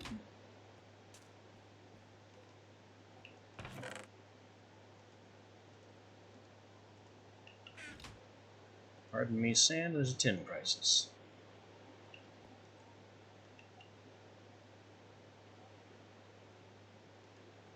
We are also having a power crisis because I'm running too many machines at once.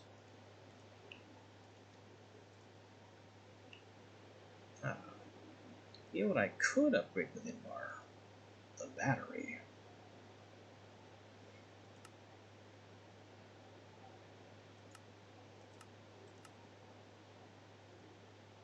Actually, is that how this works?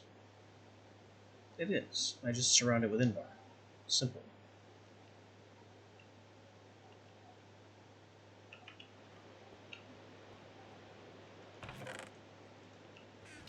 Well, let me borrow my battery.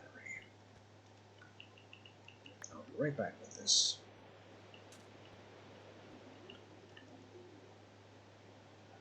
Hopefully it maintains its charge.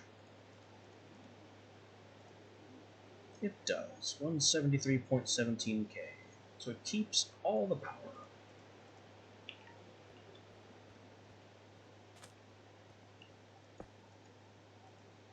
And it keeps its input-output settings.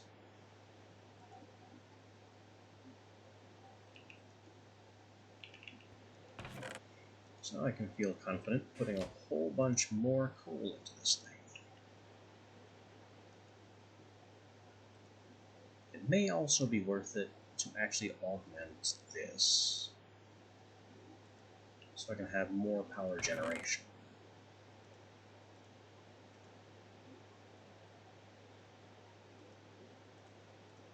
We've got glass, we've got flint, I've got sand, I got lots more iron. That's nice.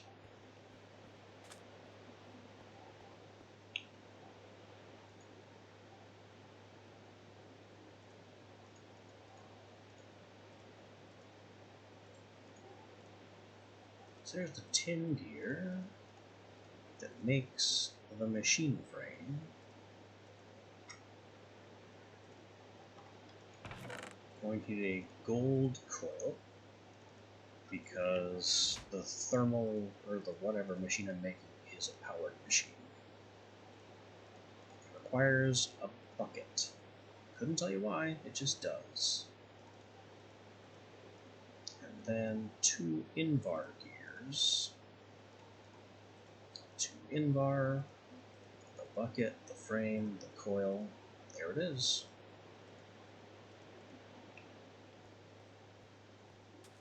The induction smelter is something of a unique machine. At least insofar as every machine in this mod is unique in some way or another.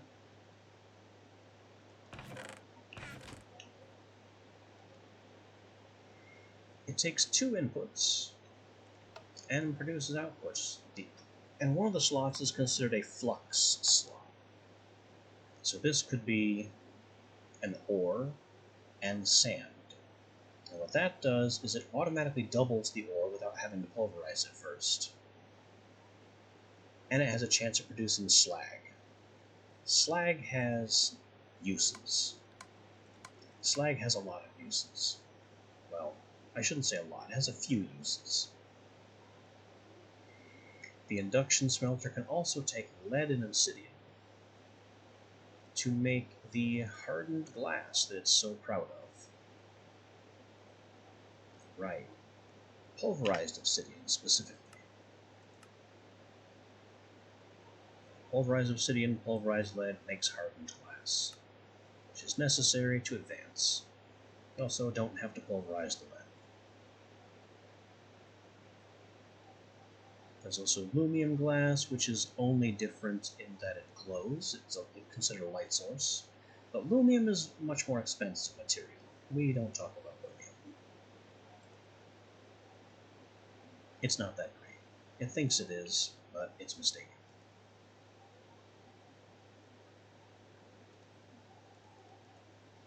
I think I'll just pulverize some obsidian, because we'll need to do that. It's got to be done. We'll need some at some point.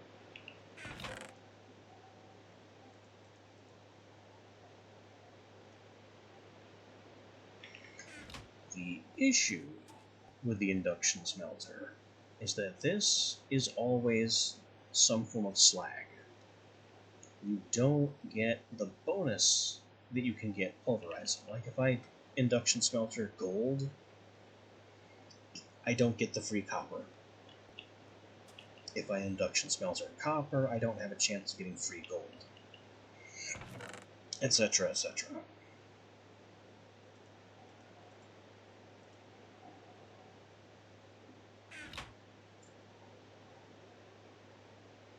But I can double ores, and with a certain byproduct, I can also triple ores, but that's a bit harder to do. That's a bit more expensive, and it's not sustainable, which is its own problem.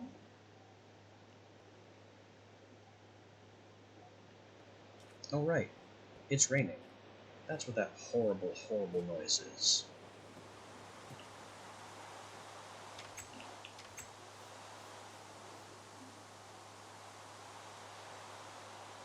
Which means our wooden water tanks are filling. So I will be able to use that at some point to hit the sprinklers. Well, that drains water a lot faster than the rain fills it.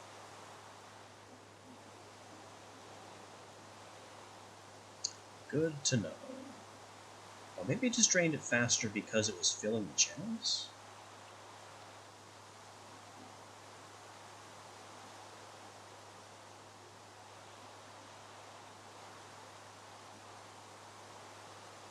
Okay, it looks like it's pretty fine once the channels are filled. But that's only while it's raining.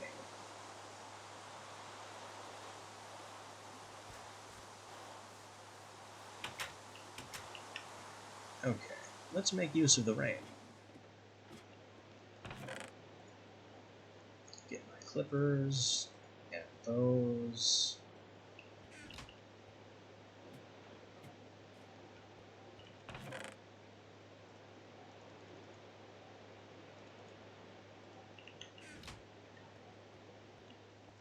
And these. And you know what? These two. And these.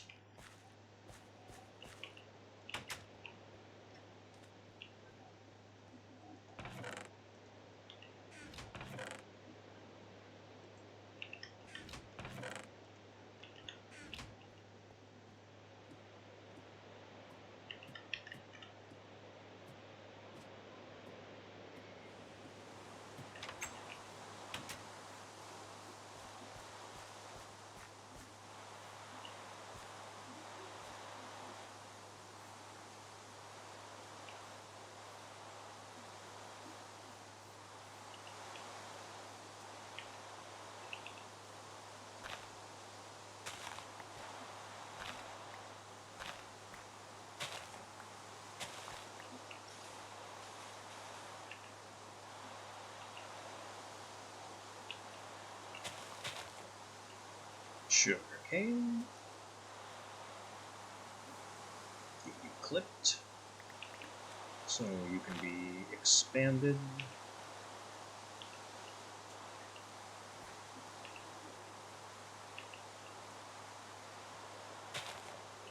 We're going to do the mandrake. And I don't apparently have the room to comfortably do wheat. Unless I fill in this with dirt, and I don't want to do that. Because I'm not confident that I can keep that, keep the sprinklers running.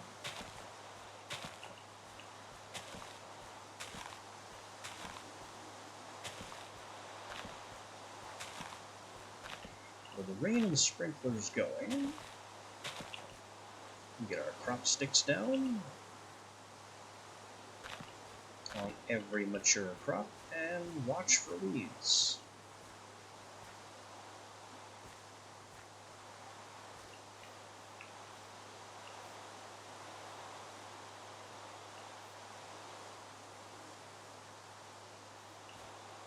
You are weeds. Not allowed.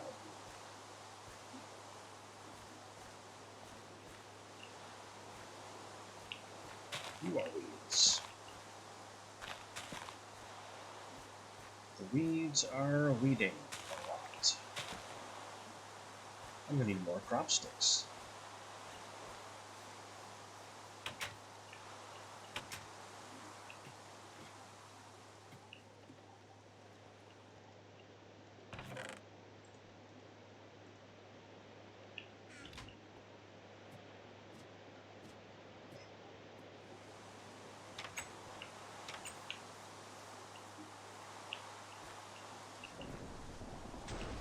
Oh, yikes. Let's, not set my everything on fire.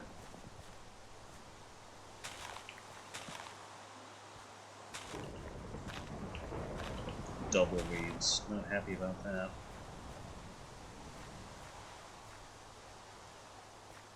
It looks like things are mostly all set.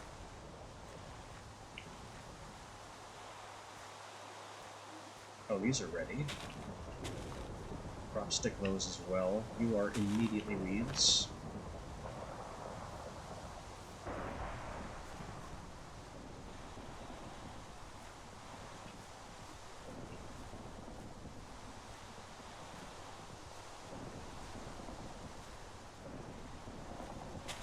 Stop being weeds.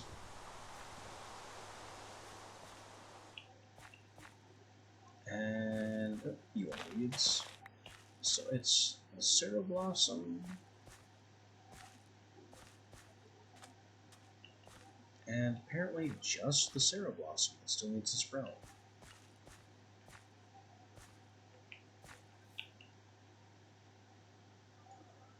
Unfortunately, our rain has stopped.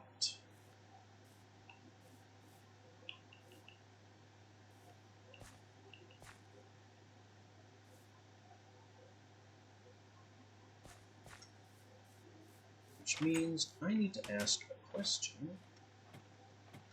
Have I undershot how much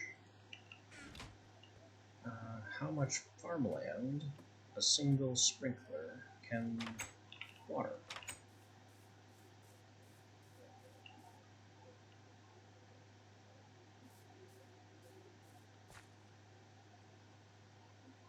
This is 1 block away. 2, 3, 4 blocks away. I think we have our answer. The sprinkler immediately moistened these 2. And these 2 are still dry.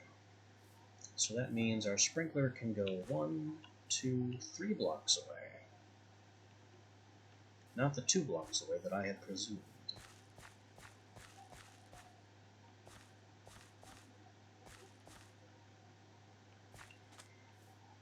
Which means I need to expand this.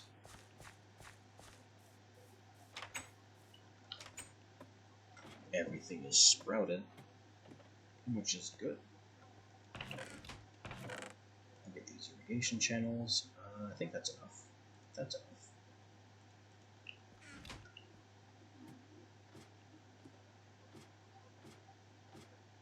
Might be just enough, actually.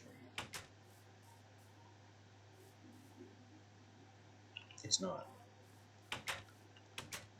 I need more.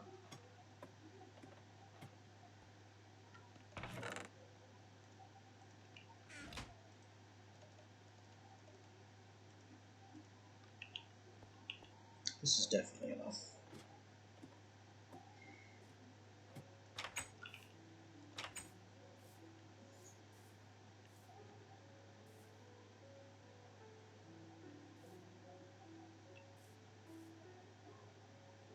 So this means you can move an additional block down.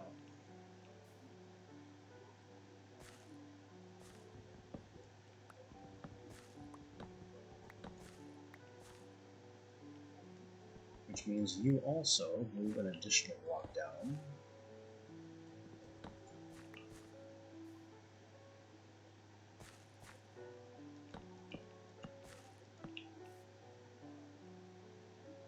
I messed that up. You don't actually go there.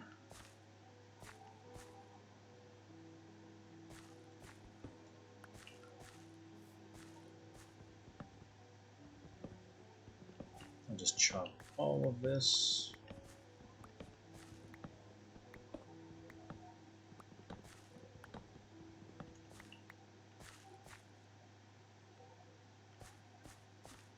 Oh no. Don't make me jump to get that on top of my farmland.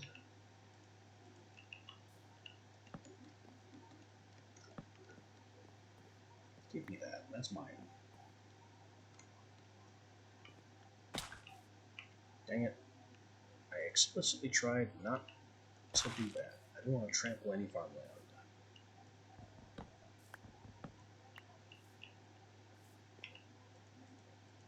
Okay, okay. So 1, 2, 3 sprinkler. Therefore 1, 2, 3, followed by 1, 2, 3, and sprinkler. This is 1, 2, 3, 1, 2, 3. And that is the full range. Ow. Cactus. Which then means 1, 2, 3, 4, 5, 6, and sprinkler. 1, 2, 3, 4, 5, 6, sprinkler.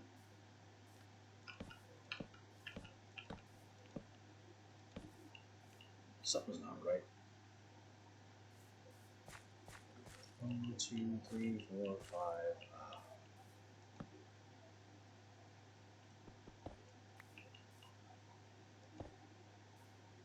I undershot the count.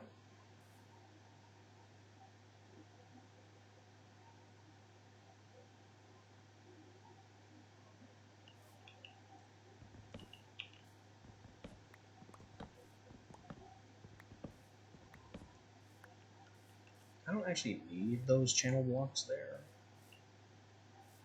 They can be there, but I don't need them there.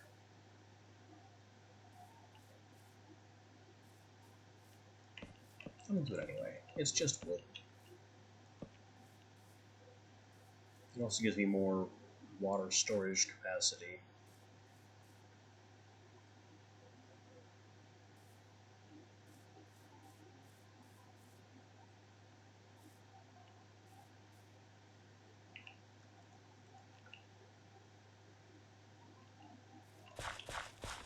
Now my farm can be out to here. If I can keep this permanently supplied with water. And there is a way to do that.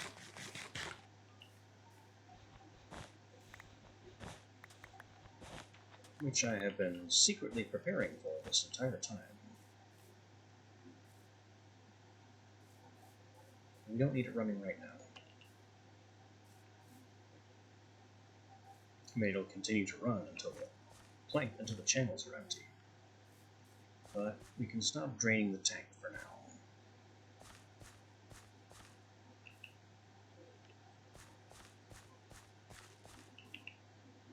Destroy those Nova clippings.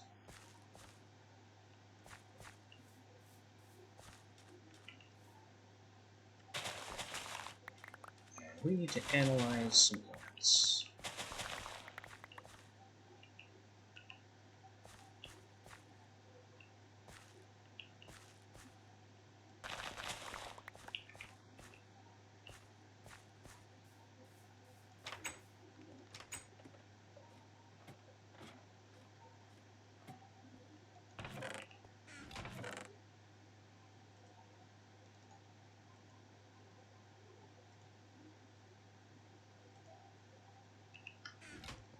Melon, I've got agricraft stuff to put away.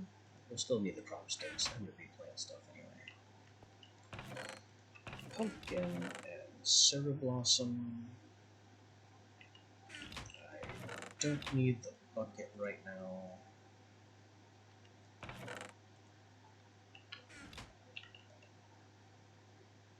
Let's begin scanning.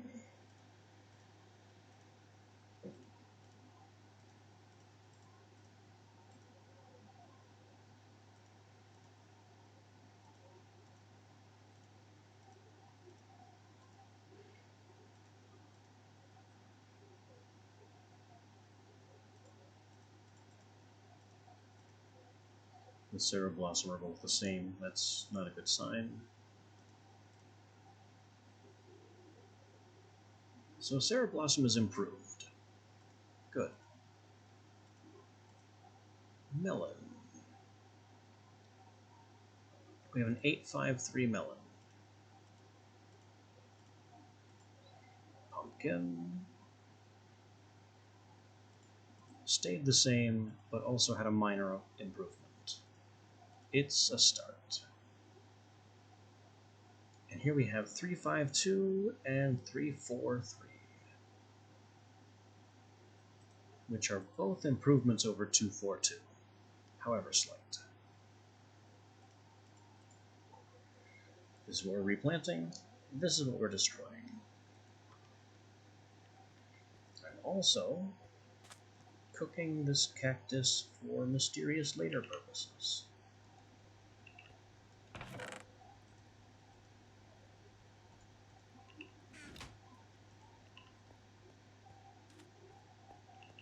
And this patch of sand can go.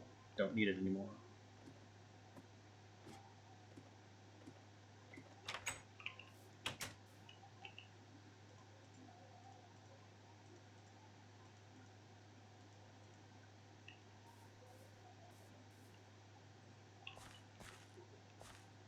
Okay, our Ceru Blossoms were here.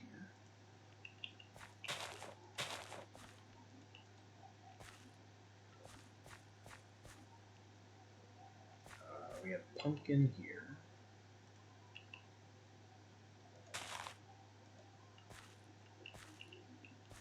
Melon here.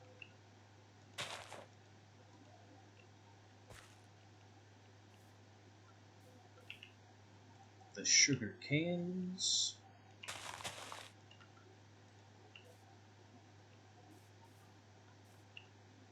The water here is just going and going, isn't it? I still have base seeds that I don't know what to do with yet.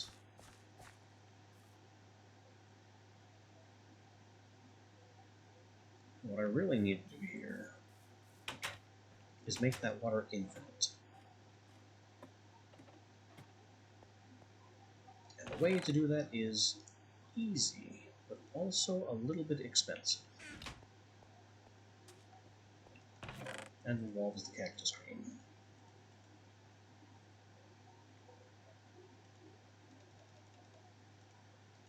Let me also get some of this hardened glass just to have it at the ready. Anyway, to make the water infinite, we're going into pressure pipes.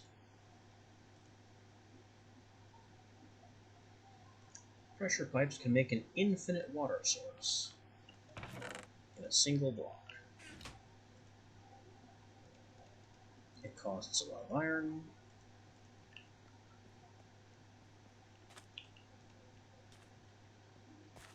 Which is not really all that big a deal.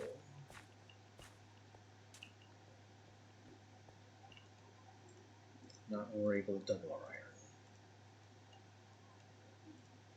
There's the infinite water source. It's a little finicky, you can fill buckets from it, but it's janky. The important thing is that it interfaces with pipes and pumps, such as the high pressure pump. 2 pistons, 2 cactus green, 4 iron.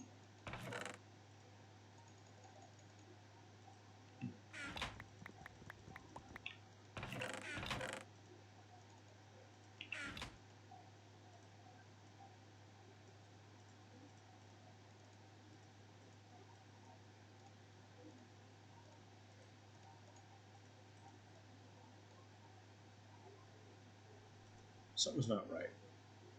I think I probably reversed these. I always do. And that is it. Believe it or not, we're done.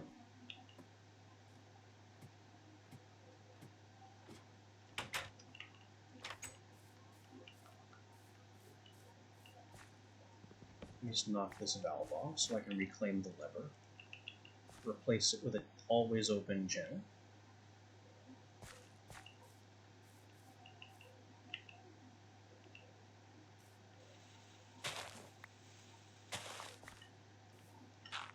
Let me get on top of this again. I'll replace the pump. That's not the direction I want the pump going. The pump has to feed. Why won't you point down?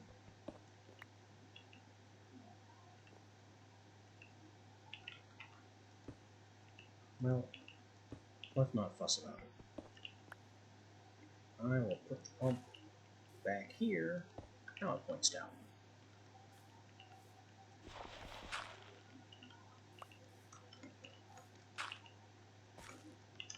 Oh, I keep thinking shift is sprint, because it is in so many other games. The last step is to put a lever on the pump. Boom, full. Pressure Pipes is a remarkable mod in that it's still, I think, technically based on tile entities. It might not be, but it has infinite throughput. So as long as this infinite water source, this pump, and this lever exist, this wooden water tank will never deplete.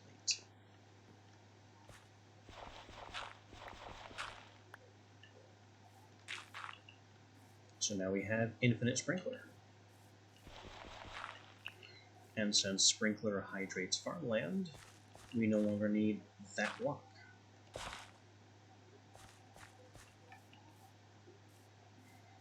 And it means I can stretch out my farm to the full extent that the sprinklers cover,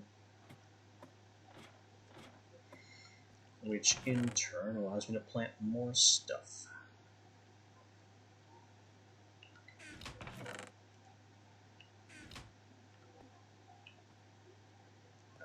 Cactus green is gonna need to be somewhere. I'm gonna need a dedicated dye chest at some point. That time is coming faster now.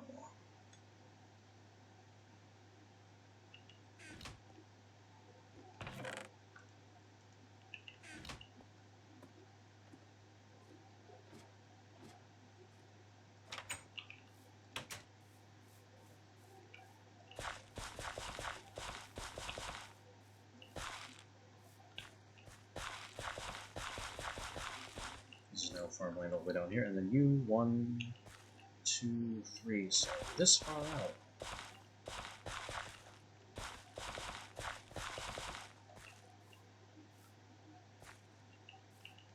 Under the sprinkler, 1, 2, 3.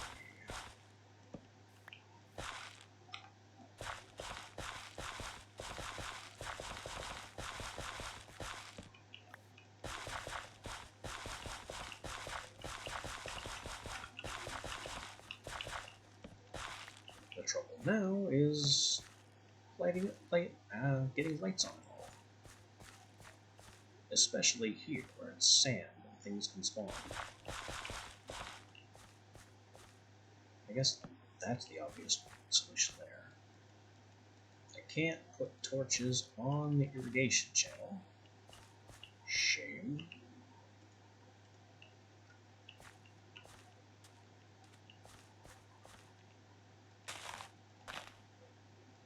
And now I have room to plant my wheat seeds, and even more room for even more crop experiments. Uh-oh. And there's a yellow X on top of my water source. There. No spawning up there. Not allowed. Not allowed. No monsters may appear on top of my irrigation system.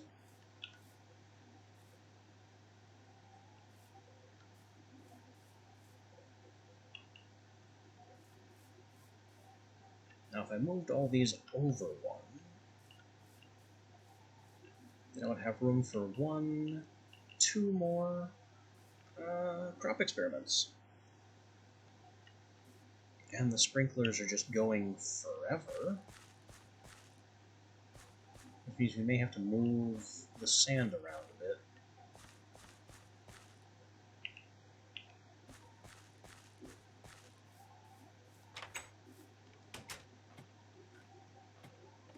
Having access to more crop experimentation space does not mean I have more crops to experiment with. Taro root I can't do a thing with. And I can't even show you why. Because it's not in here. Look at this. Carrots. Carrots mutate into sugarcane, pumpkin, and melon. We already have all those, so that's fine. Sarah Blossom. doesn't mutate.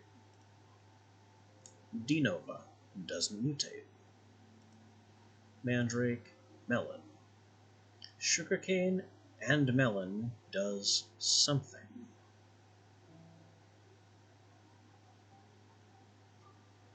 I'll have to try and cross sugarcane with melon. But I have no way of knowing whether the result will have to be grown in sand or farmland. Maybe neither. Potato goes into pumpkin, pumpkin goes into sugarcane pumpkin. So sugarcane pumpkin and sugarcane melon both produce things that I don't have. There it is, sugarcane, pumpkin, and melon. Then we have other things, base seeds make sugarcane, and that's as far in the book as we've got.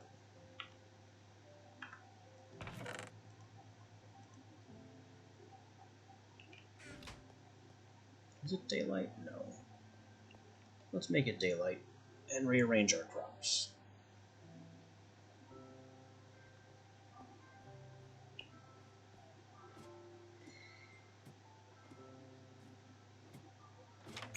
This will cost some crop time, but it's fine. What is time anyway? That's backwards. Cereblossom. I need to analyze these anyway, apparently.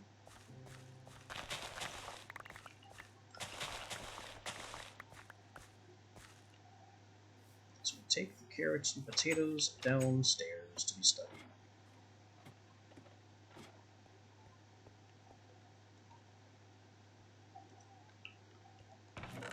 In the meantime, we have carrots and potatoes, which is not to be scoffed at. Carrot and potato and carrot, potato. 6, 9, 4, 7, 8, 4. Those are both keepers. 5, 6, 9, 5, 7, 8. Also both keepers. The others can be destroyed.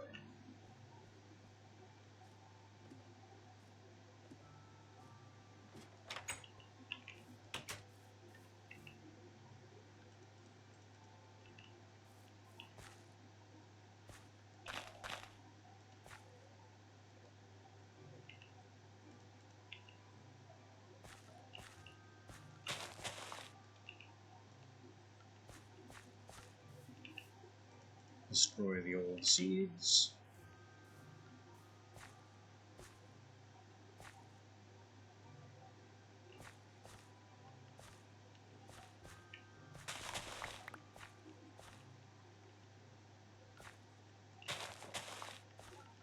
Let's move the mandrakes over.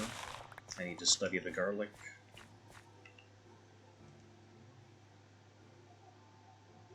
These are the seed versions, this is the crop version. Need to study the belladonna.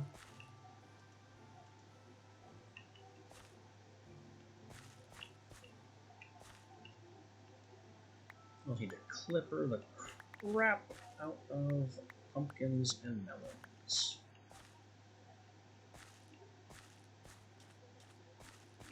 We'll put those. And take these anyway.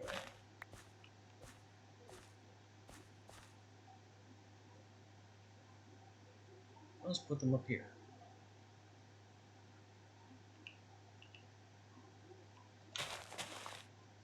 Melon, destroy. Well, not fully. And then 2, pumpkin.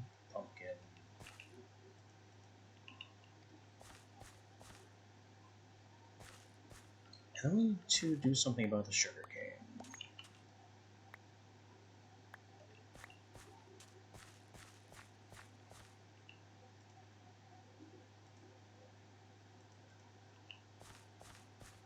And I I think what that is going to look like is a couple blocks of sand.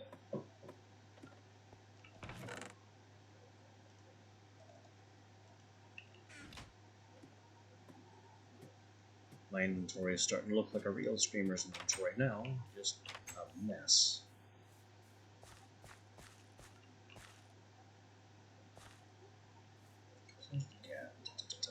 This one. And then this one.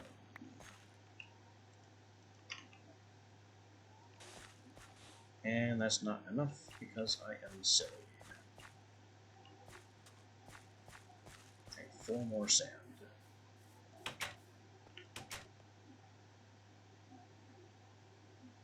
No, 2 more sand.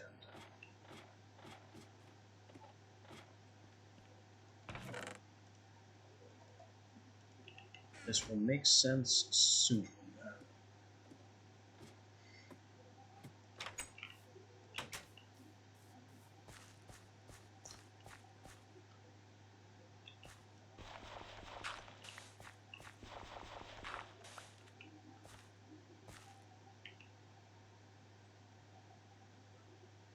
I want the one with higher strength. I don't care about game right now. Sugarcane. Don't cross. Sugarcane.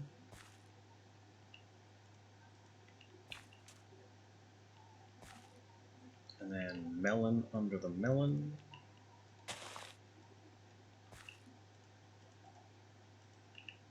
And pumpkin under the pumpkin failed. We need more pumpkin. Not weeds. Not allowed. There we go. So now we have sugarcane, pumpkin, sugarcane, melon, and we can attempt to crossbreed them. This will be difficult, and is going to fight with us every step of the way. Because these aren't fully upgraded yet. It's always easier to crossbreed once they're fully upgraded.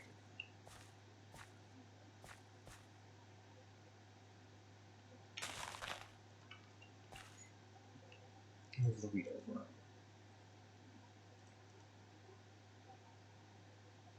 Now all these clippings can be yes, the clippings can all be destroyed.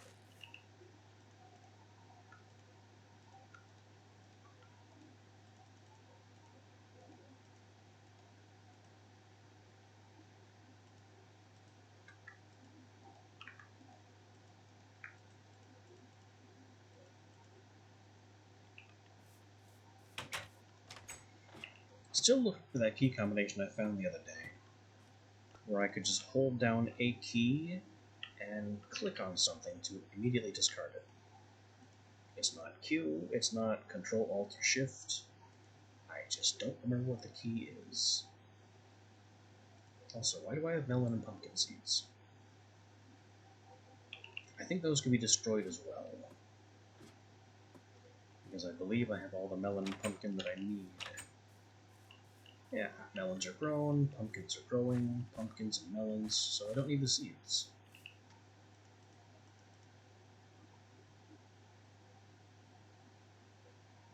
Why am I missing a belladonna seed?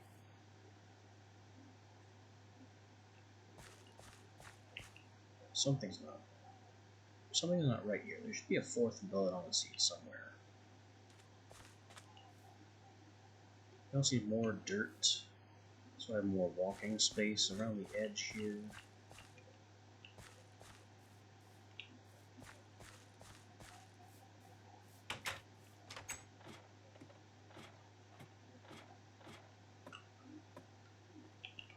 Oh, how did you get there?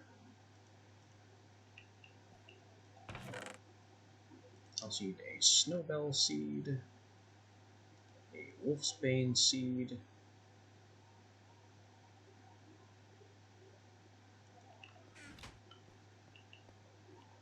and I need to move these upstairs as well. I'm just going to take a shovel so I can make some water pads, and a bucket so I can fill the water paths. We'll just go ahead and make an Invar shovel. Why not? We have all this Invar, and it's valuable and powerful metal.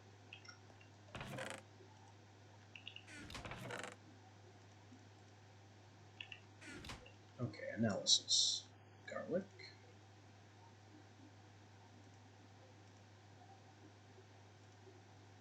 Belladonna.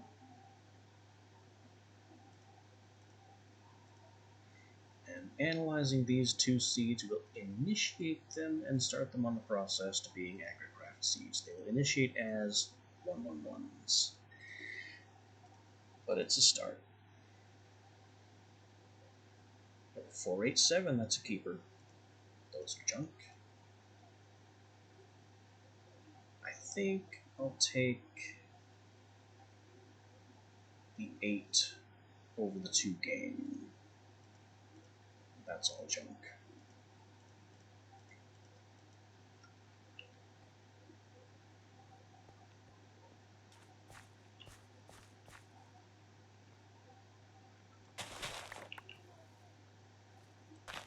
I'm just taking these upstairs immediately.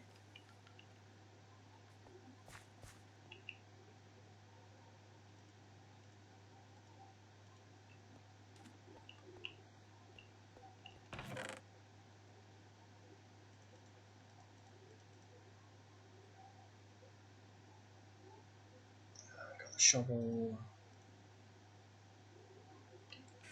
Need dirt. Oh, and it's getting dark. I've just spent days fussing over this garden.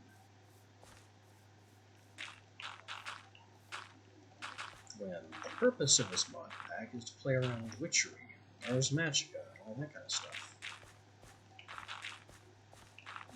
Well, I guess this is what happens when I get frustrated with the state of the ores I'm able to find.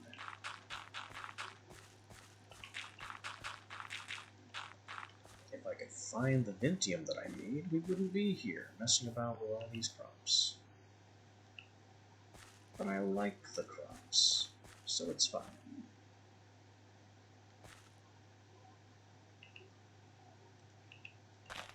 This can be the Bella. This can be the garlic.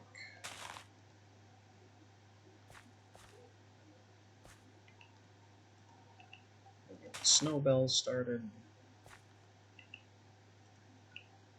And the wolfsbane. And now I have to find out where I'm going to put those. Water paths are annoying, because they slow you down, much like walking through water.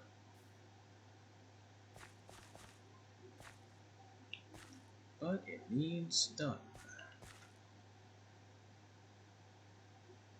Why is there a zombie? Zombie, you are not invited to gardening time.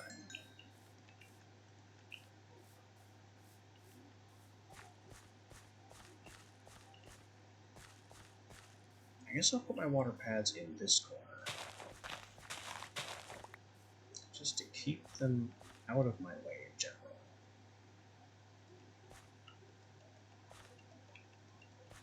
And I can't dig water pads with an Invar shovel.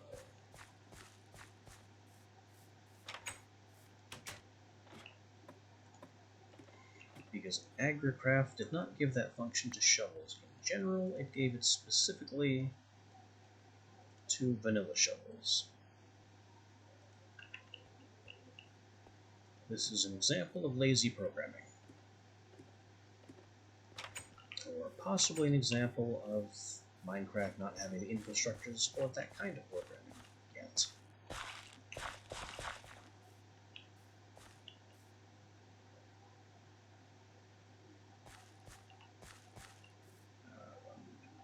I expected to have more room.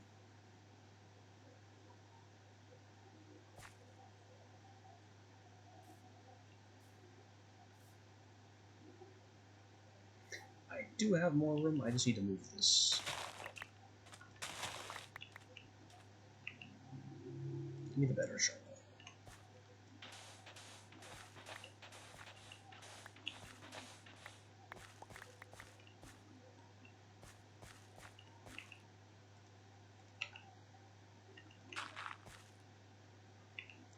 Dirt I put away. Why did I put away the hoe? I'm doing farm things. I should have a hoe on hand.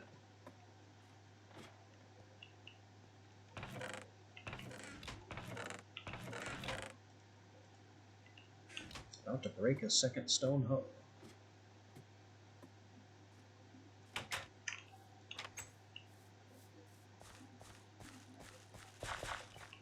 To farmland.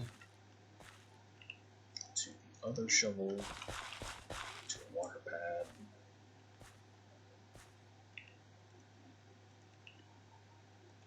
More dirt. A better shovel.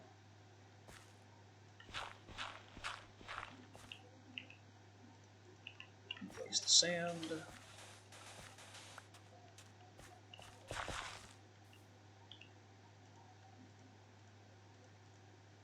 And now we can replace the sugarcane and the desert nova.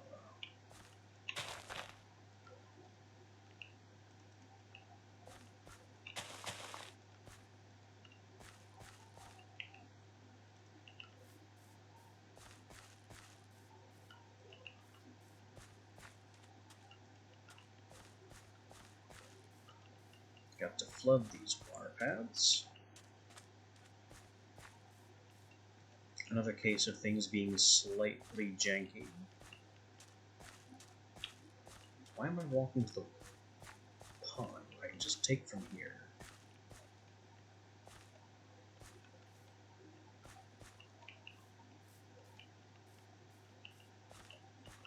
Nope. There we go.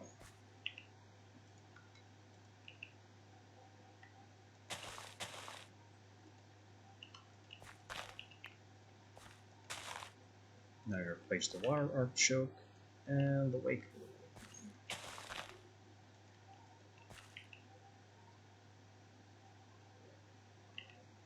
And that is the garden pretty much completely redone.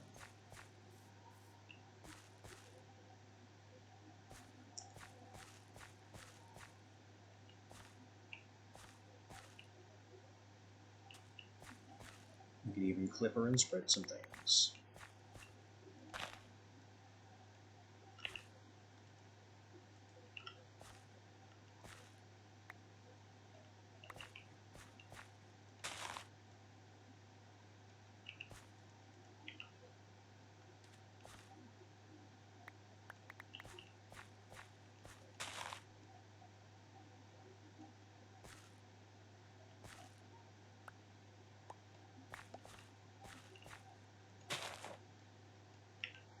It is all very tedious, busy work, but honestly, so is Minecraft in general.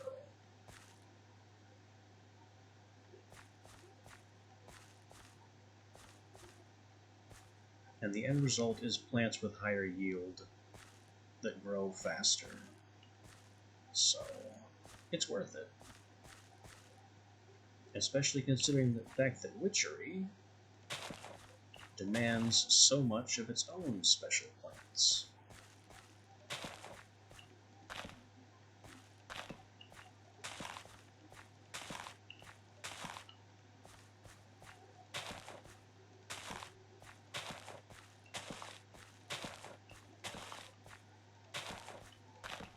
We'll try to get this little crossbreeding experiment done. Actual crossbreeding. As everything else grows here in the middle of the night. That's weeds. This is also weeds.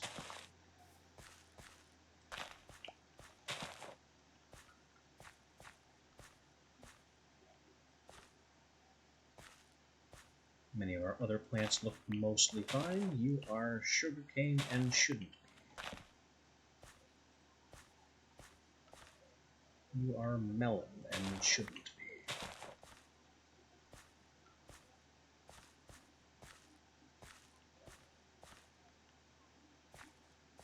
trying to get something new to sprout. Not weeds.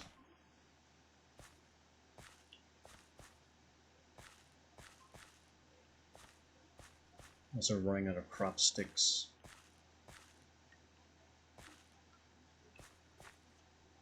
Which is not good because it means I won't be able to discipline weeds.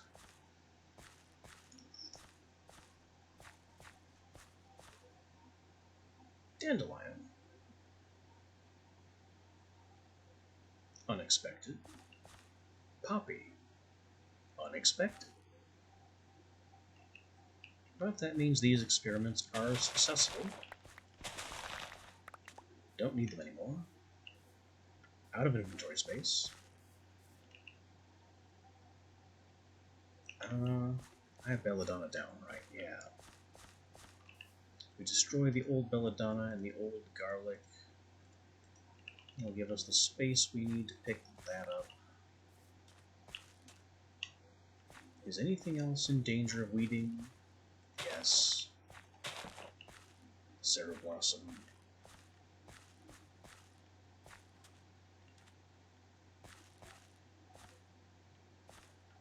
I think it's just the Sarah Blossom,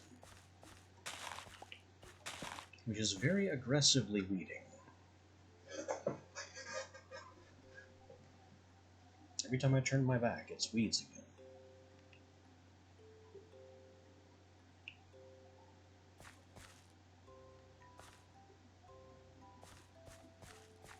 I don't need these clippings anymore.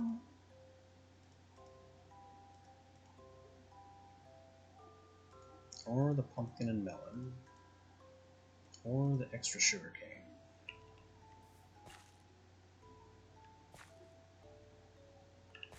Stop being weeds. Or this melon and sugar cane. Although, yeah, just get it. The chances of... Okay, good. Sarah Blossom. All of this stuff is growing nicely. Nothing is crop sticked that could become weeds, so we can leave.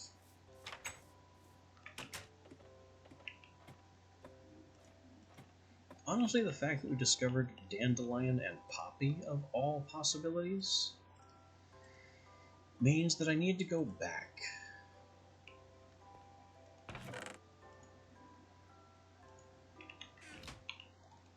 We need to get back into the village and harvest the last bit of the of the greenhouse.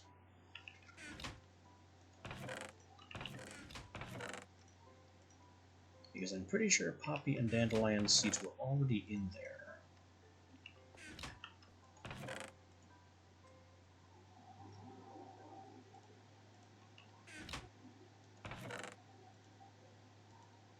Fortunately, it's recently turned daylight. The perfect time to do so.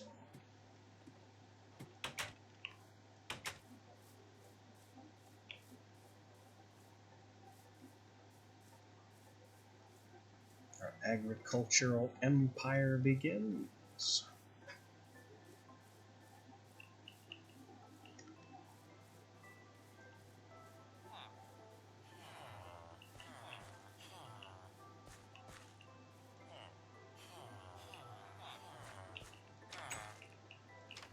Yeah, dandelion was already a thing.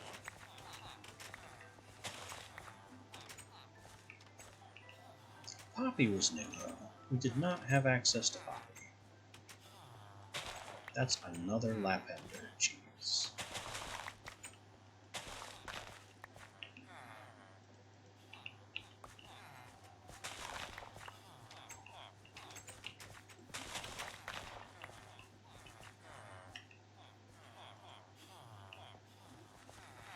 Is this enough inventory space for everything? Yep, just barely. We have everything.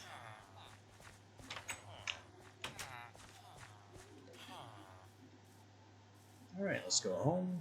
And oh, hello. Oh, double hello. The blue creeper is barely a threat. The green one, on the other hand, I don't want anything to do with.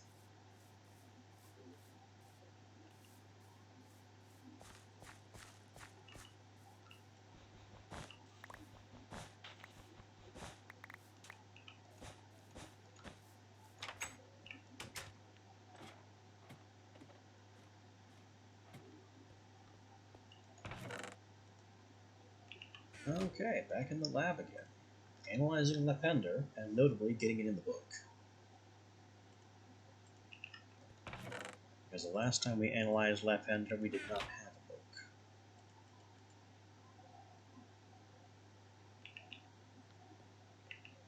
We have dies. I think the time for the die chest is upon us.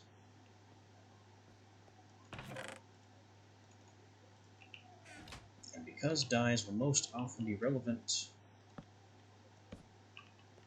with the magic mod, it's going here.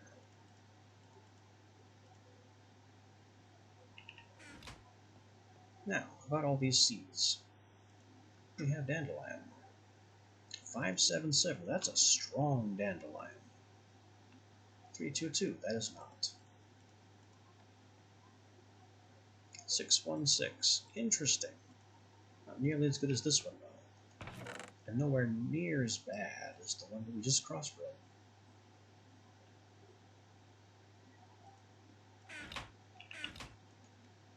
Pink Tulips. 642. 246. Interesting. Same number, different place.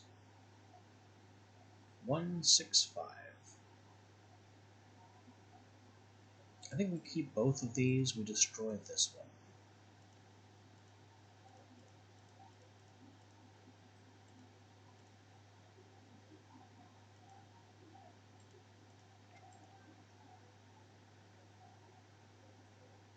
Four one one 237 512.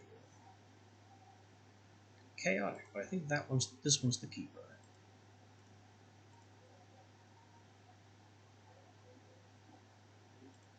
Blue Orchid, we're kind of having to keep no matter what it is. White Tulip.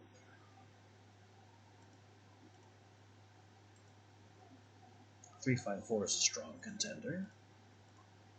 767, clearly the winner. 775, not as good. Red Tulip and Orange Tulip remain, and they are the only ones of their kind.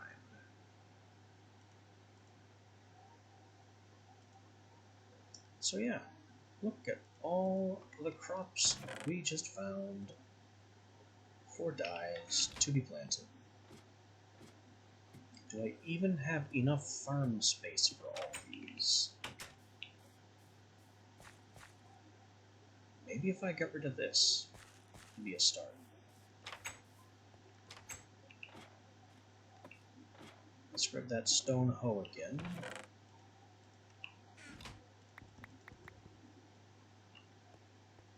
And some dirt. Dort. Prepare the dort.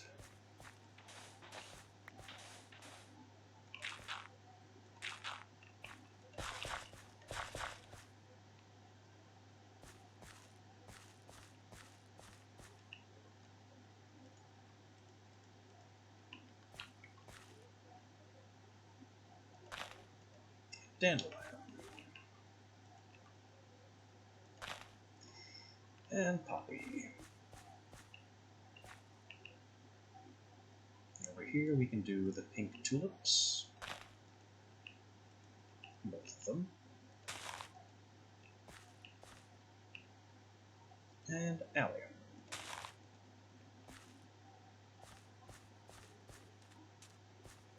Our last free space is here. We'll do the strong white tulips. Hopefully they won't take long.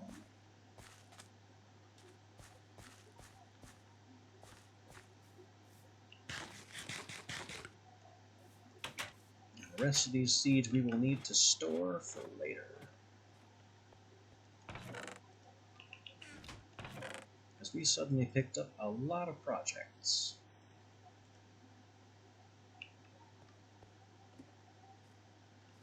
We also have to destroy the bad ones.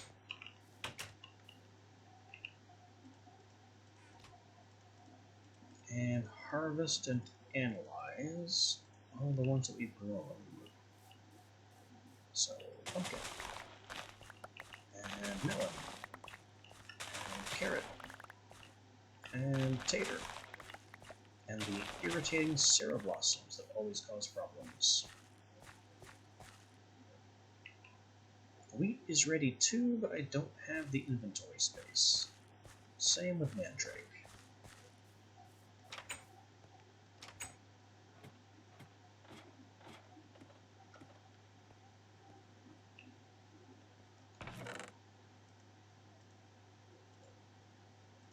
I can get a poison potato. I can't remember if that's important. Now, what is important is this fish. Blank Ventium Featherfish Clay. Blank Ventium Featherfish.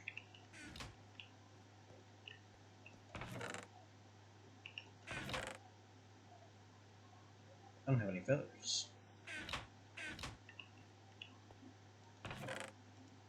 You have a clay.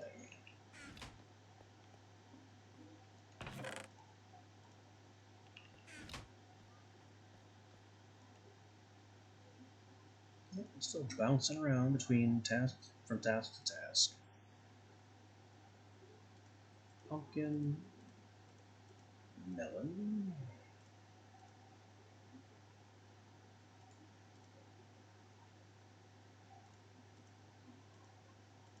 We'll identify the new carrot.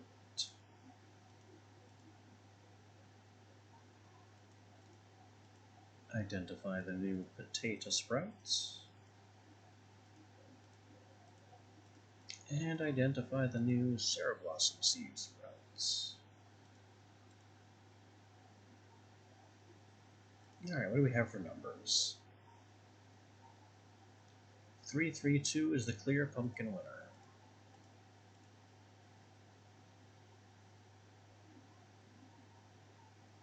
953 or 854. Both of them are good.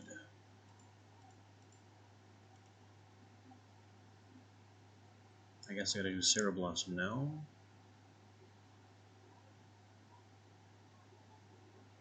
Both of these are good.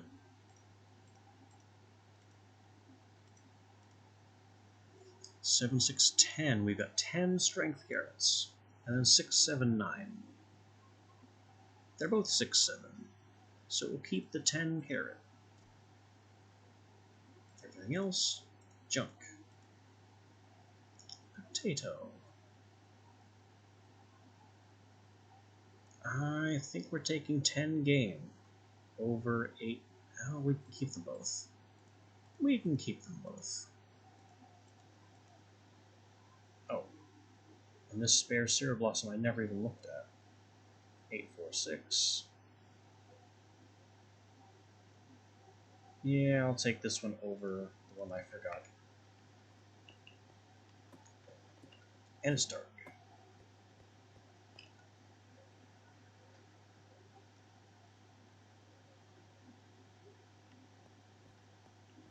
Not doing farm things in the dark.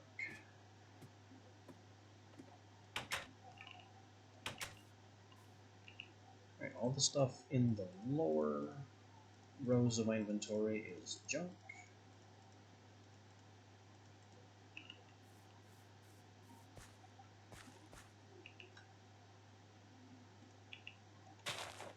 And we have pumpkin.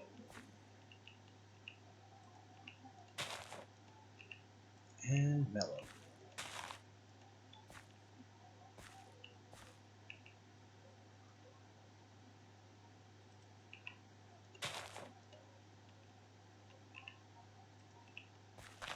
The potato. The carrot. And this Cereblossom.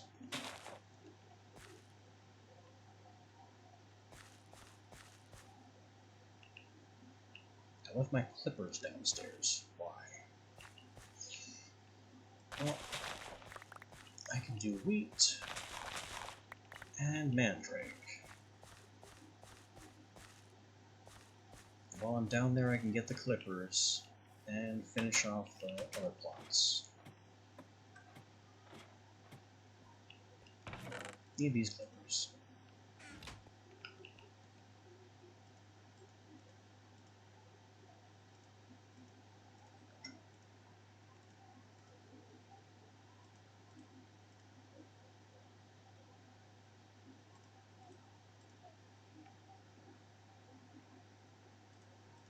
One, two, one, and 1, 2, 2. Pretty obvious what the keeper is. We've gone from all threes to all fours. Pretty good on the wheat as well.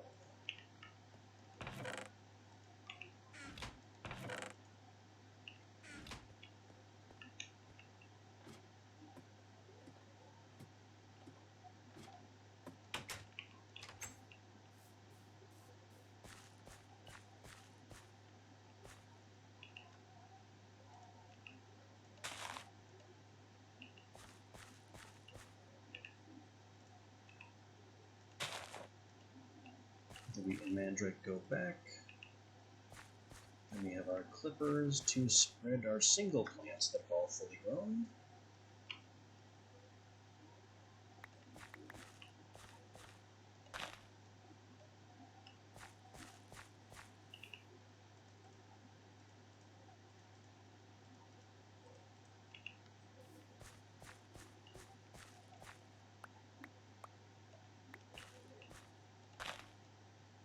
Our very strong dandelions. Pumpkins in progress.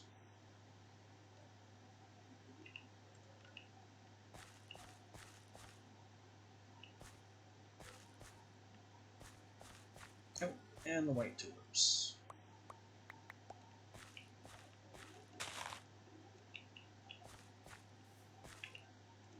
And honestly, so much here is very well grown and ready to continue with crossbreeding, but I need to get out of this farm.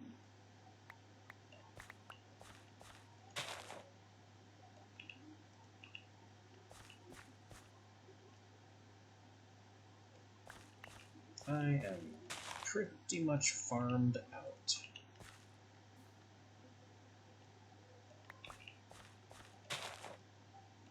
I didn't think that would work. This needs to grow more before I can continue planting it. Everything else though has 2 plots. Wait, this is growing very rapidly.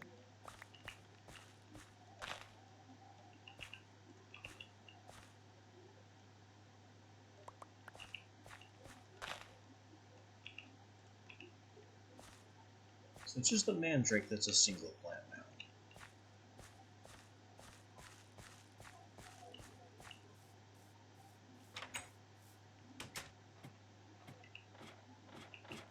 We're also running out of crop stakes. Again, this is a thing that happens. Also, you destroy all of these. And get back into the mine.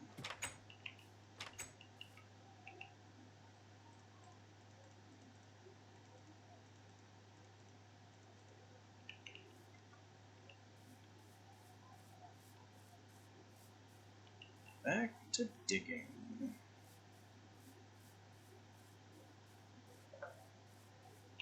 The other option would be to just slap down another portal, grab some netherrack, be happy with that. Which is certainly a tempting thought. In fact, I think I will do that.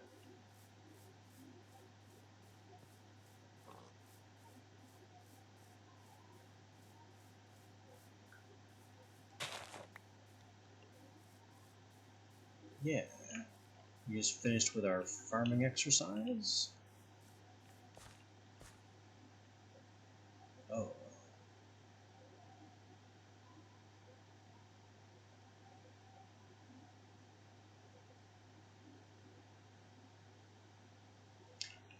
I have made a slight miscalculation.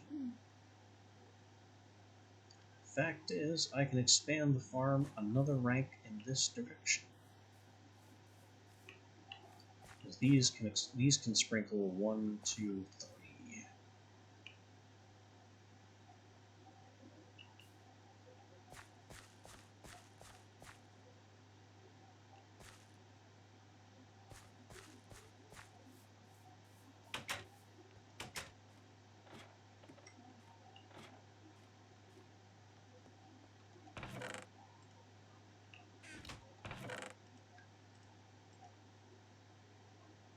think this will break the hull.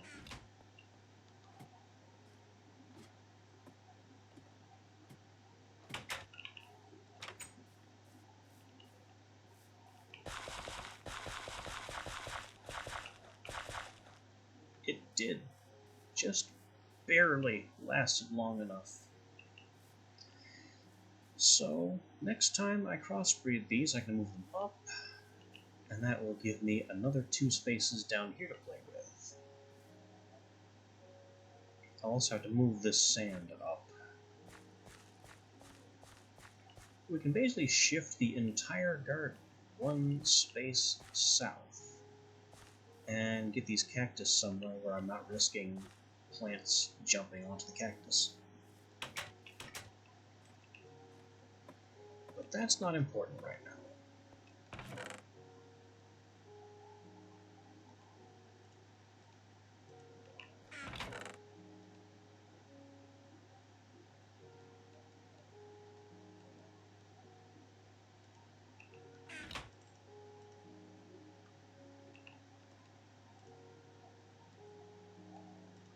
What's important right now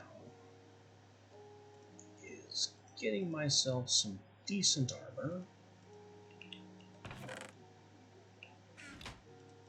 to go with my salvaged boots from oh so long ago. Obsidian, flint and steel. A bucket will really help.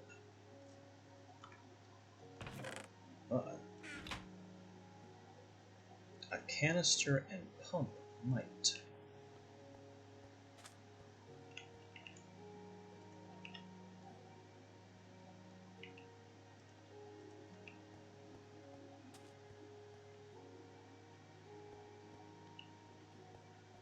I need another portal.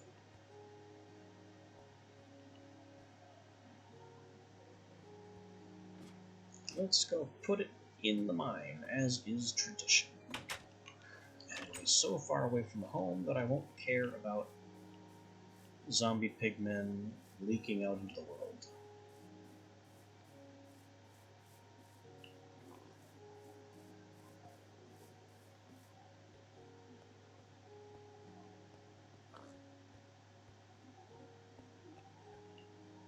It can just go right here. Like, I don't even care.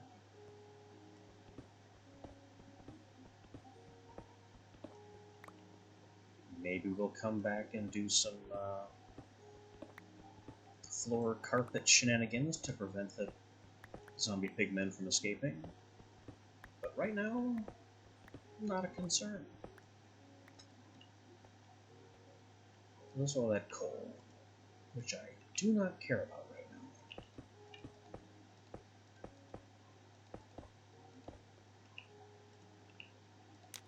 Boom.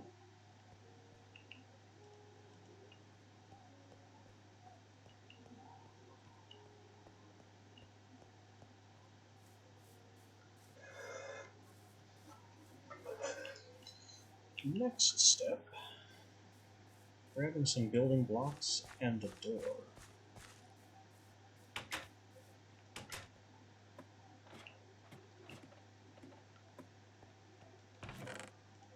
Just a few things that are absolutely necessary.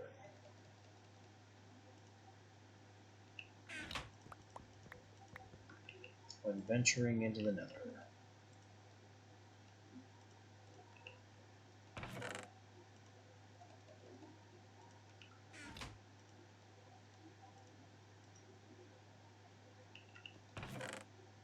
You know what? The stairs might help too.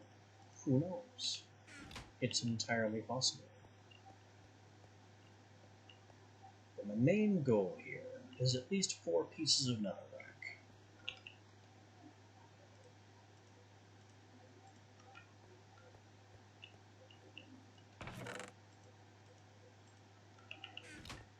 Getting to netherwort as well would be nice, but might be a bit too ambitious.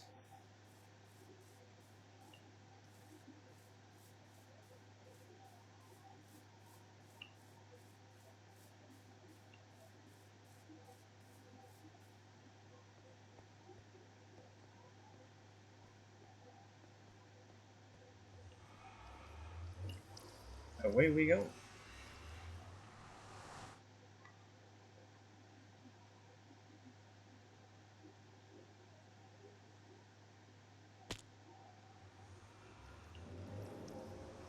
Well, good news. This is definitely a workable area.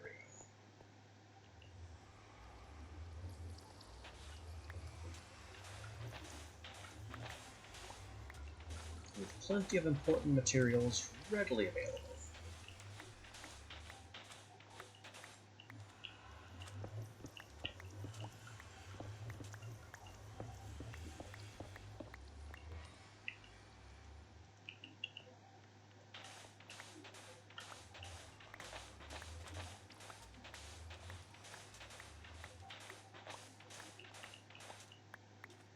Soul sand for the eventual gardening of netherwort, and possibly other purposes too. Netherrack for casually burning forever.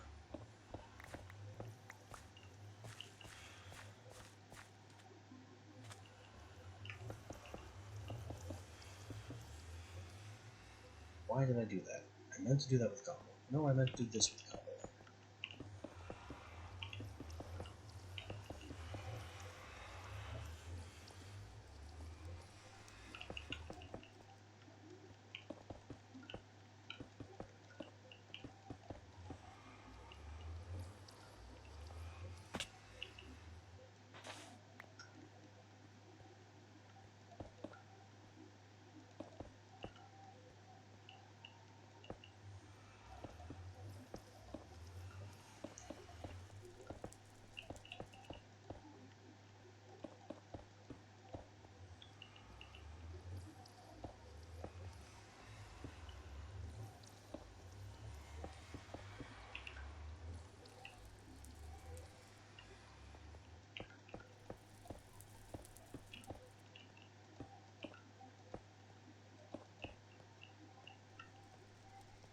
Okay, which way do I want to leave? I think this will be my door.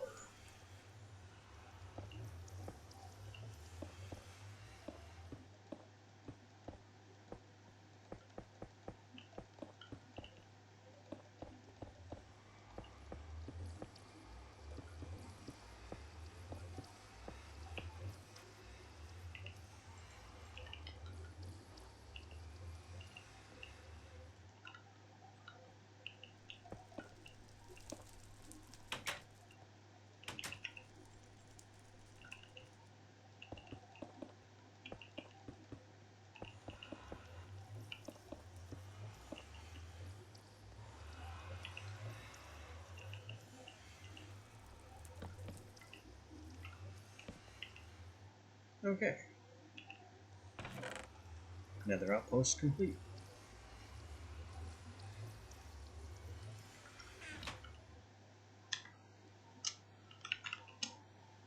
Got a nice bright white marker here so I can't lose my way. We are now free to move about the Hell Dimension.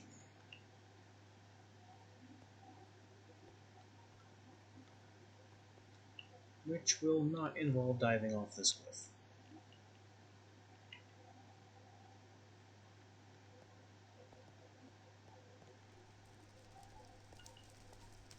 Well, this is bad. It's not the worst nether start I ever seen. Not even close. But it's, not great. What the? Magical disappearing hellhound. You there. Doom and give me your tongue.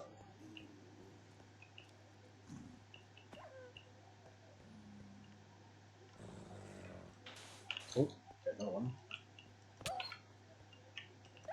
Why am I not on fire? I mean, I'll take not being on fire. I'm just puzzled that I'm not on fire. The whole defining trait of the Hellhound is that both sets you on fire.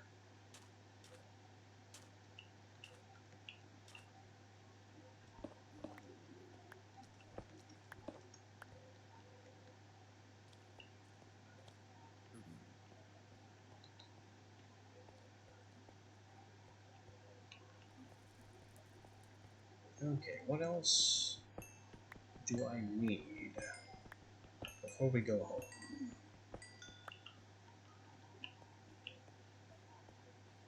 Nether quartz is good. Glowstone is extremely good. Can I just give me that? That's a lot of hellhounds.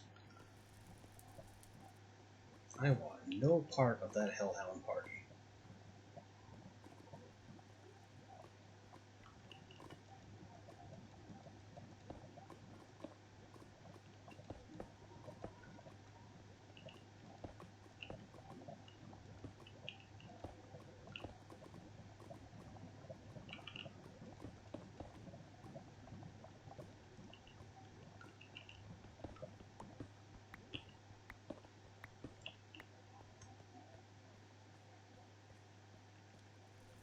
Because, yeah, hellhound block party over there. Way too many of them.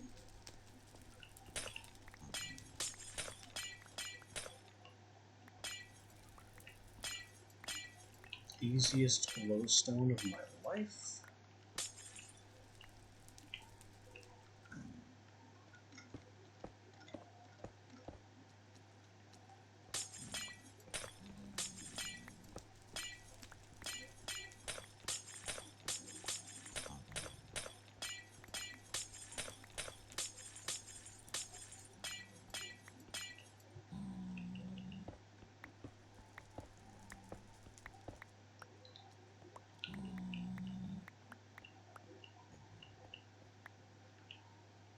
There's more down there.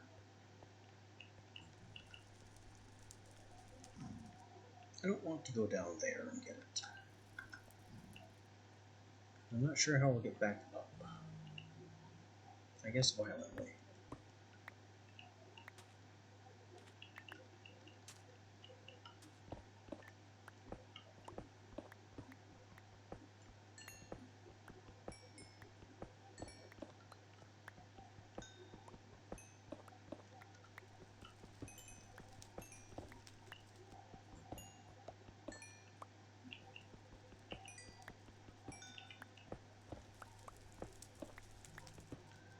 Okay, this is going pretty well so far.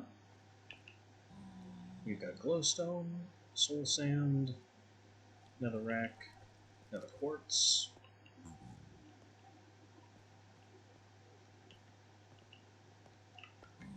Some tongue of dog, which has some witchery applications later.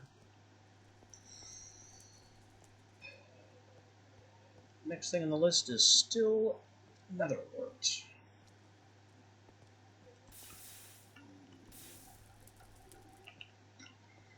Which unfortunately means continuing to brave this hellscape until I find a fortress.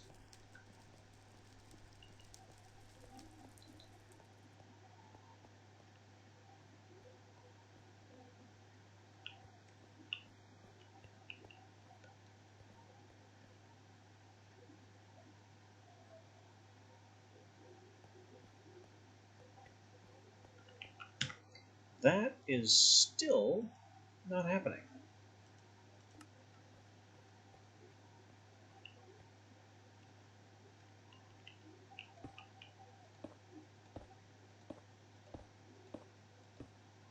My chat is not a place to sell viewbots. No. Not allowed.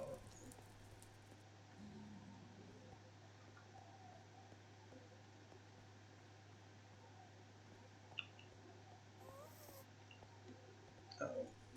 Gas noises. One of the biggest dangers of the area.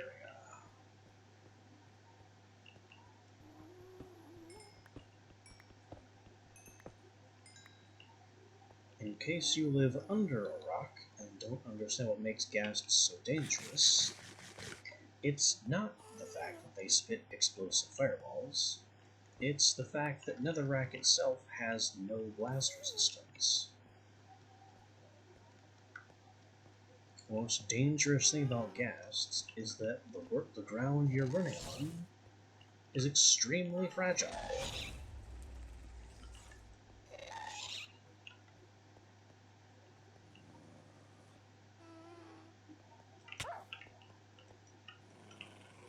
are you going?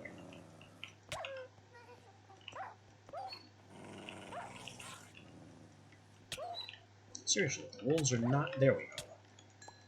I was waiting to be set on fire. Is Invar fire resistant? Is that why I'm not catching fire as much? Because I'm used to these wolves kept setting me on fire with every bite.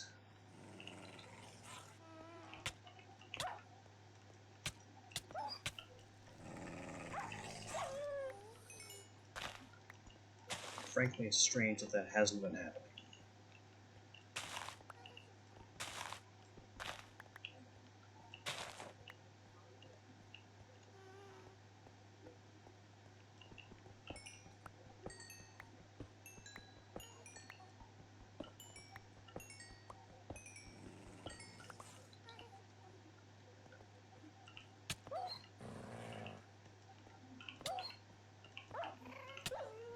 Another fine mod from the mines that brought us thermal expansion that I haven't installed is nether ores. And it does exactly what it sounds like. It generates ores in the nether of most of the overworld metal types. The catch is, a certain percentage of those ores will ignite like TNT when mined.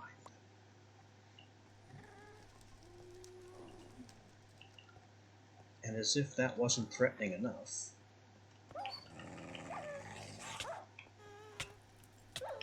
mining any nether ore too close to a zombie pigman will cause the zombie pigman to become aggressive.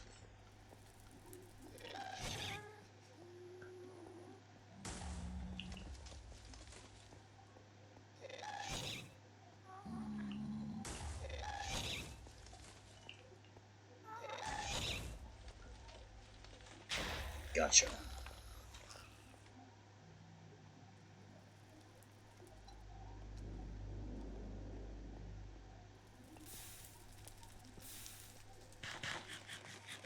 That down there is a fire elemental. Very rare. Very dangerous. It's an Ars Magica 2 mob. Oh boy. The Hellhounds, on the other hand, are much more common than I wish they were.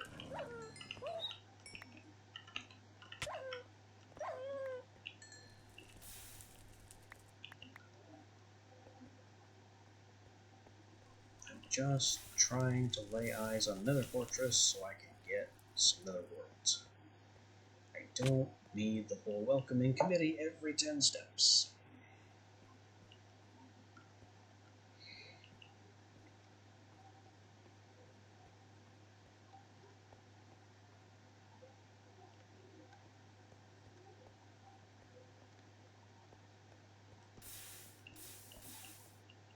Go through where the Hellhound block party used to be.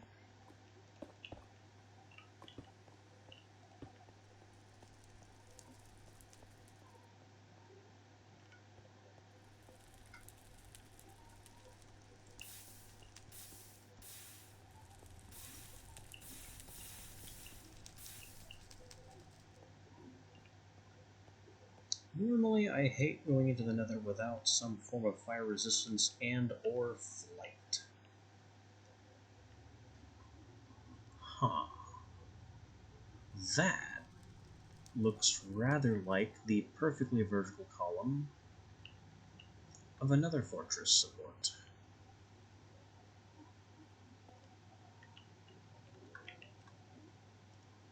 Do I have enough cobblestone to get there?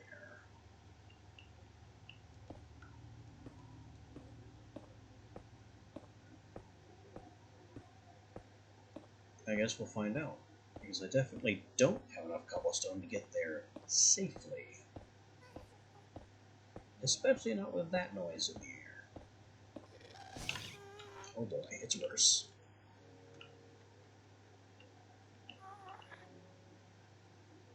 Ah, it despawned. Or did it just go out of res distance?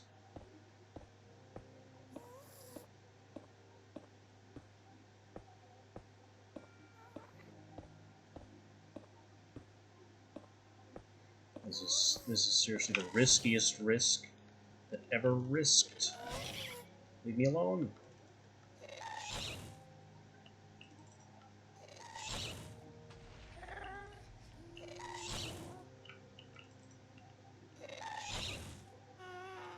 Yikes. Get him, get him. Yes.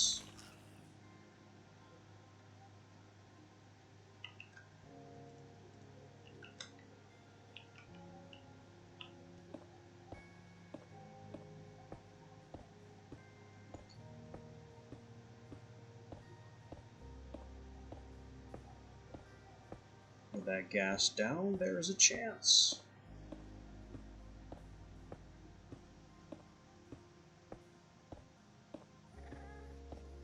Oh no, not another one.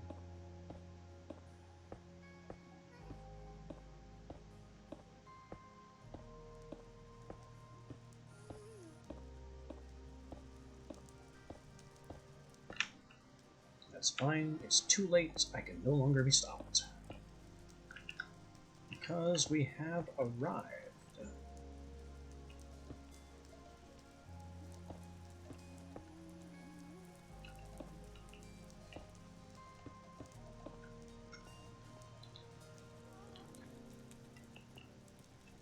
Oh. Speaking of welcoming committee.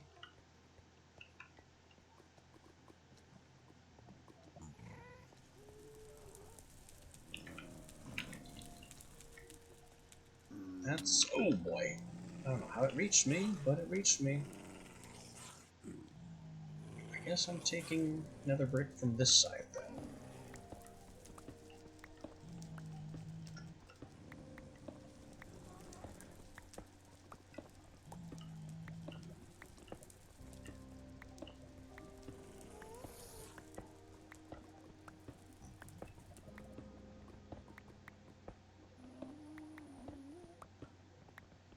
Why do we want nether brick? Well, nether brick is the next tier of material after witchwood for our spellmaking altar. Witchwood is a +2 material. Nether brick and nether quartz are both +3 materials.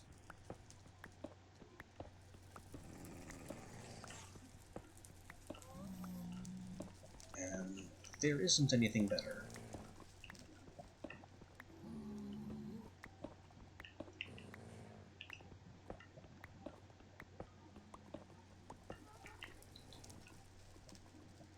Those blazes aren't going anywhere.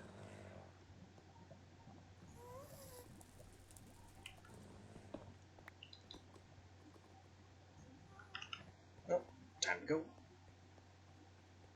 Gotta just rush past the blazes. Pardon me, excuse me, coming through. Don't mind me, don't set me on fire. Success! More blazes.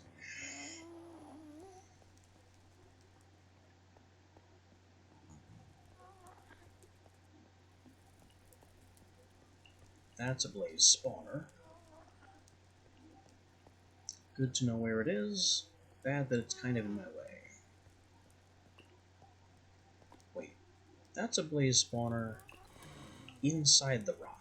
So that'd be a perfect blaze farm.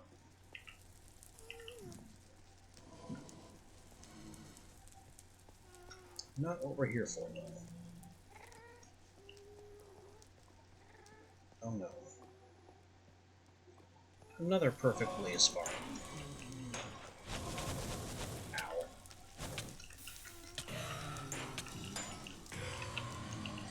As long as you're gonna give me trouble, I'm taking the blaze rod.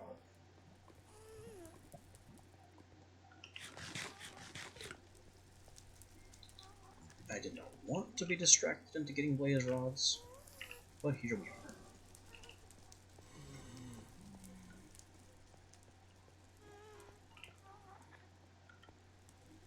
What I want is to find the Nether Fortress interior.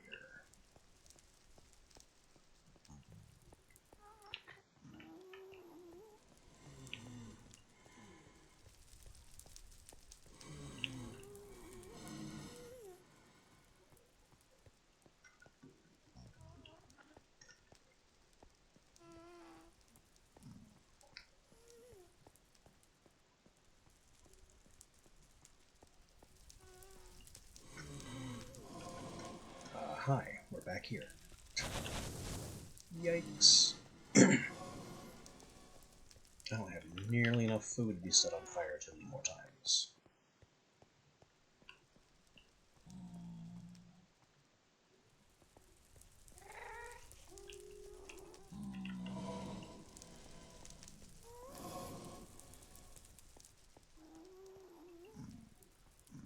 I think I'm gonna have to take this left and go past the other group of blazes that I saw. They're gone.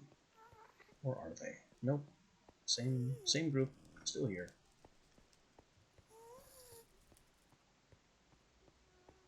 Prepare to be burnt.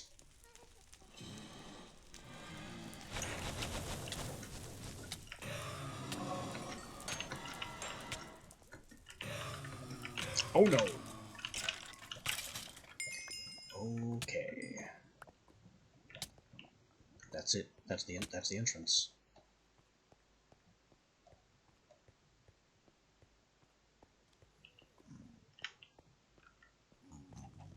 We are now inside.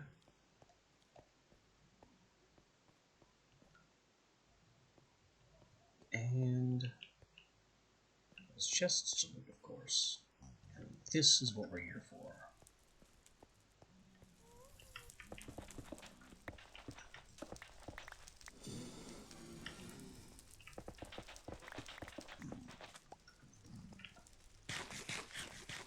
Okay.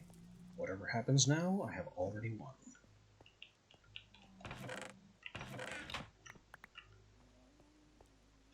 I think gold horse armor worthless. Well, I could pulverize it. I can only pulverize it. Well, it's at least a use.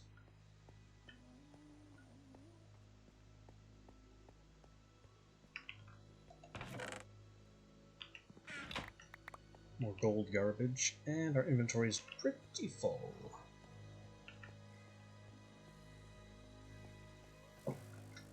But it's fine.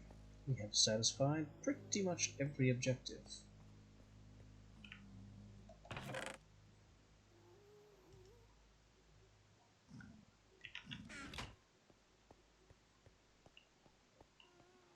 Where did that other chest go? I want to peek at.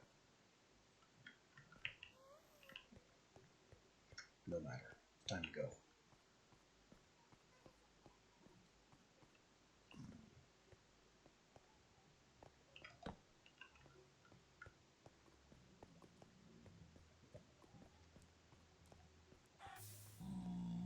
Whoops.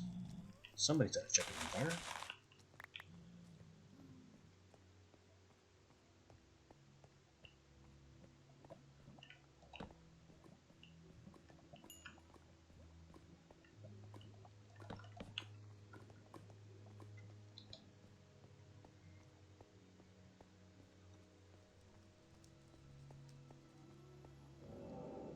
A wither skeleton skull would also be really nice, but there is no way I'm getting one of those.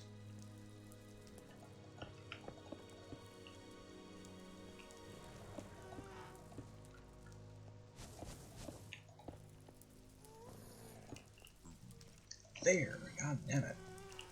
Place the block where I want it to be. I think I have to go that way.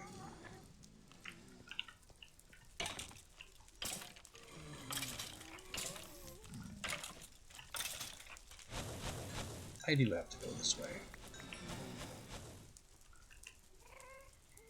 And it is full of blazes.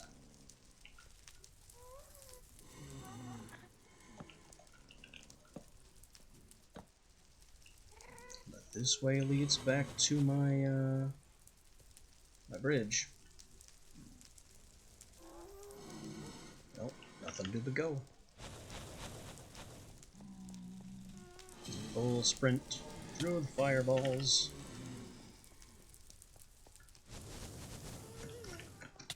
Ah, crap. Burning. Don't like it. Pain. Oh no. Oh no. Well, there's gonna be something. Good news. I did spell keep inventory right when we first started.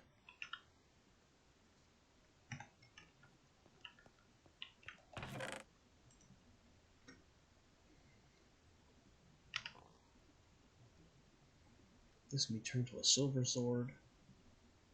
Also does other things. I guess we keep it for now. The gold horse armor, though, it's gonna be shredded.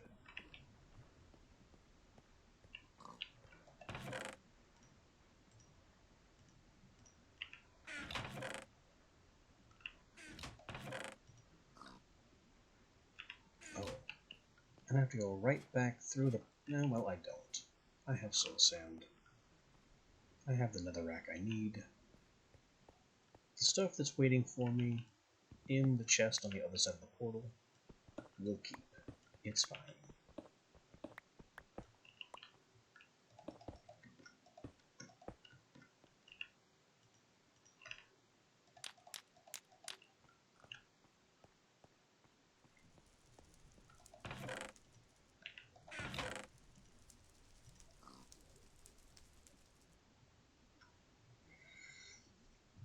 Now we need 3 more cauldrons.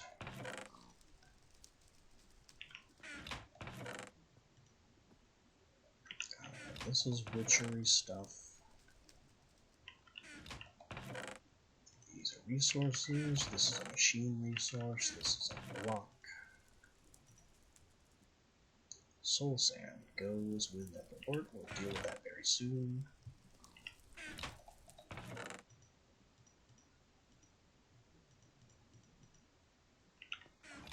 And mushrooms. Is it daytime? I don't know. Maybe we need a clock. It's a weird thing to say that we could need. Well, literally made that skylight so I would be able to tell.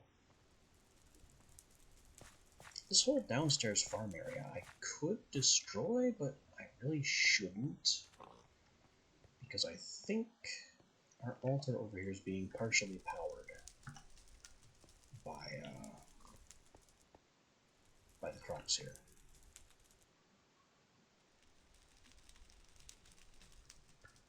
But anyway, more iron, more cauldron. I don't have more iron.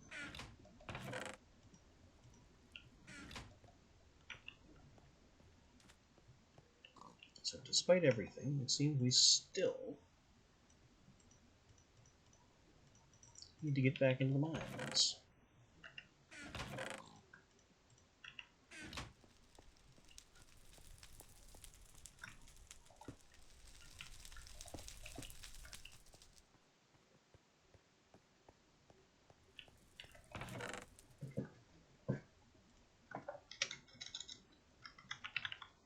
Annoying is Wartichoke, Mandrake, Belladonna, Snowbell.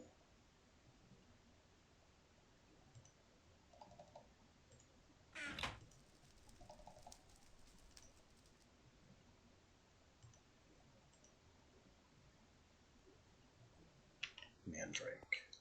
Is it dark? No, it's morning.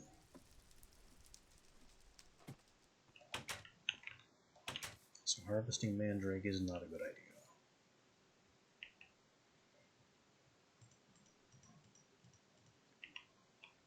I do need to do some more farm things. Don't want to, but here we are.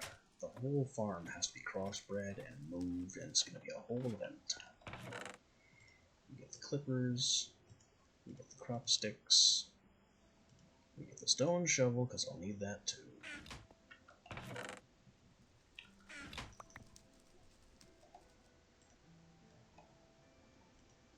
And get another stone hoe ready.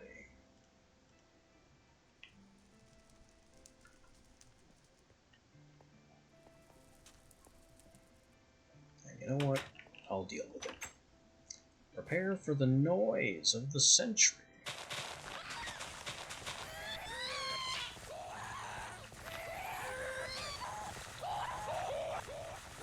Mandrake Madness!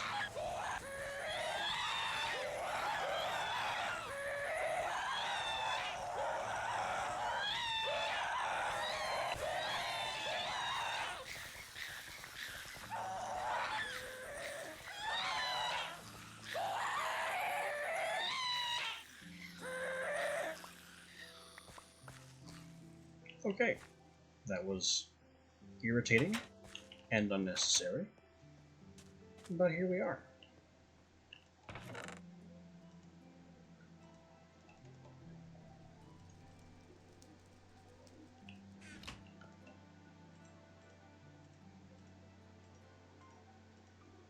I did all that so I could do this.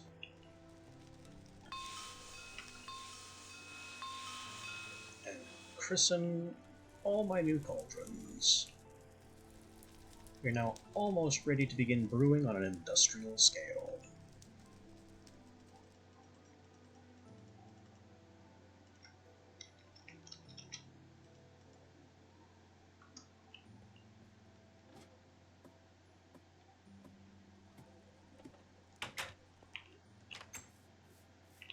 The farm needs to be modified.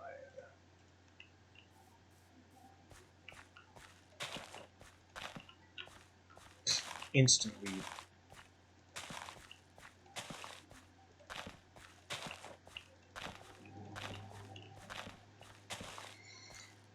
One row at a time, every crop needs to be moved.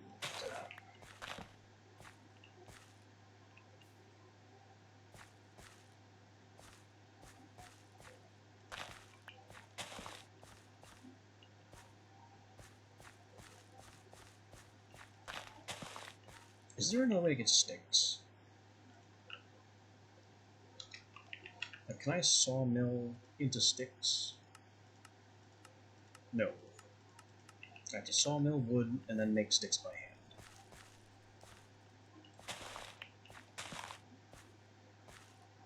But that's okay. The sawmilling of wood does give me access to more sticks than normal, which is fine. It's a start. Okay, 3 of my crops are already ready for transplanting.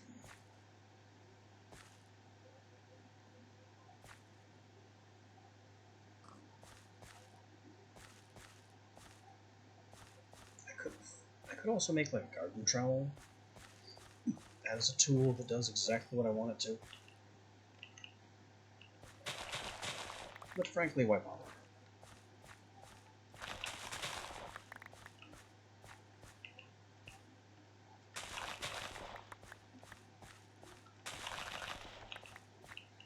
Why bother when everything I need to happen is already happening?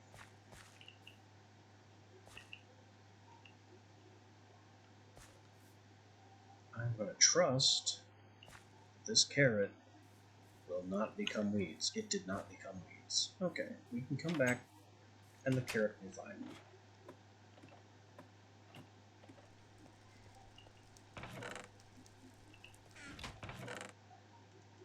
We've got crops. We have seeds to study.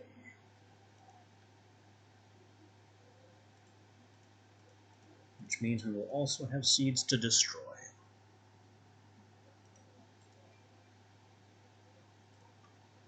Potato seeds have standardized 9, 10, 6. That's really nice. As for Cereblossom, I don't like that 4. We'll keep this Cereblossom, we'll keep these potatoes. This is all to be destroyed. Pumpkin. Show me pumpkin progress. 442, 332. Yep. Melons. Show me melon progress. 955, 965. Can I just put another word in there? I can. It's a dumb idea, but I can do it. The problem with netherwort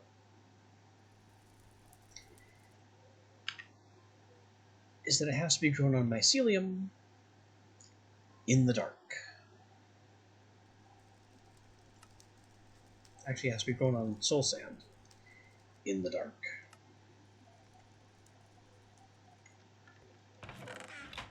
And I don't really have... Okay, this has to be grown in the dark. Tarma root has to be grown in the dark.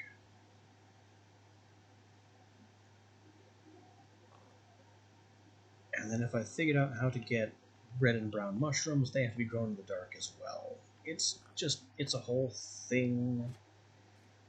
I don't want to make a specific dark area and then figure out how to get a sprinkler in it. It's just a mess.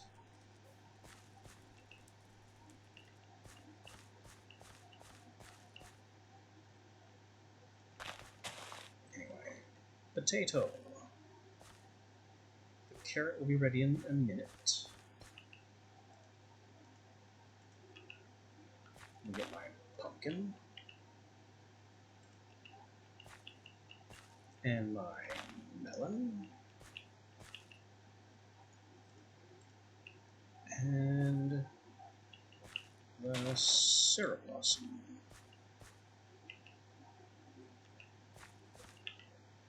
All of these are junk.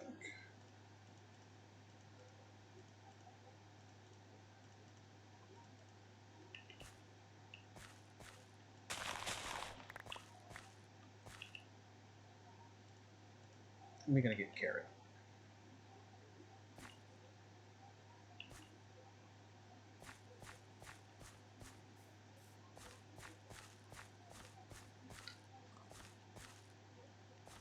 And you know, I'm just gonna put my soul sand and my nether wart right here.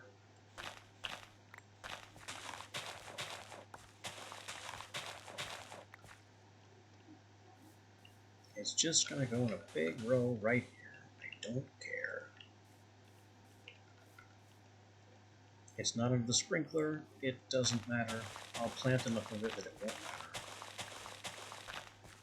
Now I do need to go into the nether to get the rest of the soul sand. Oh, but look what I can clip already. That's what happens when you have a growth stat of 9.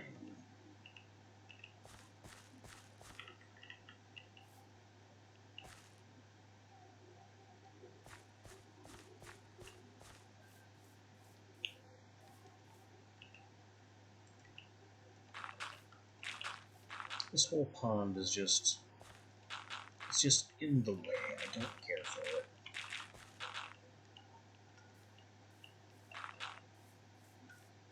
I'll be taking pains to fill in that pond because it sucks.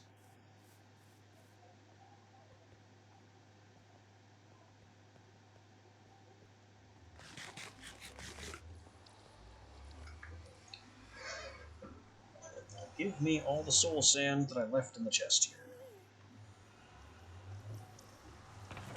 That is all I want.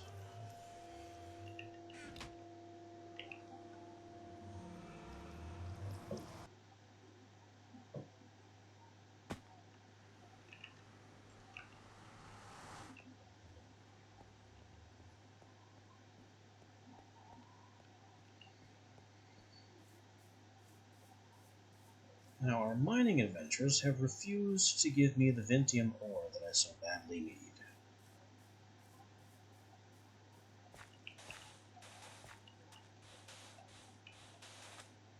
In vindictive retaliation for this, we have gone to hell instead and collected necessary crops for other purposes.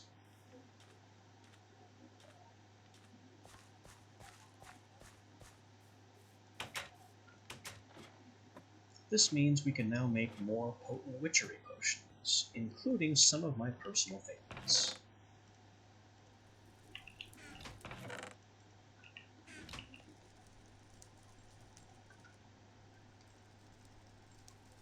Seven, 7, 10, 7, 8, 10. You're the winner.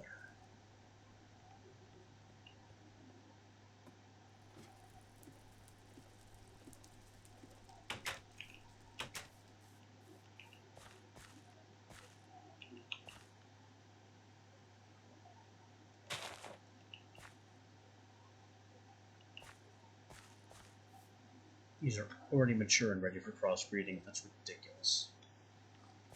And this whole row of the garden hasn't moved up as well. We'll get to that another time. that can be a later issue. Wait.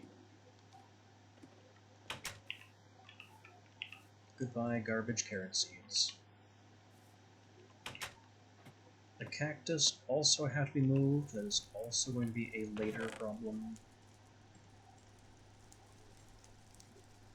These are issues I am leaving for future Joao.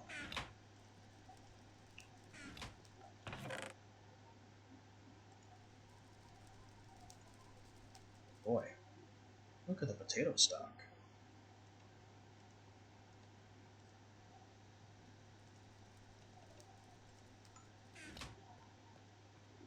I could use some potatoes to eat.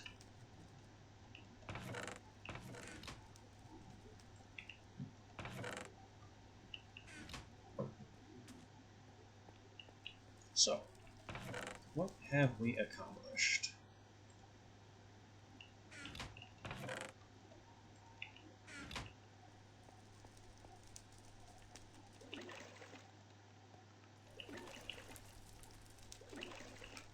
A few things.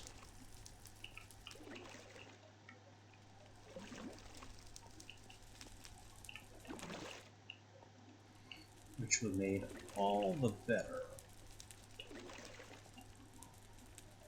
once I start making some chalk.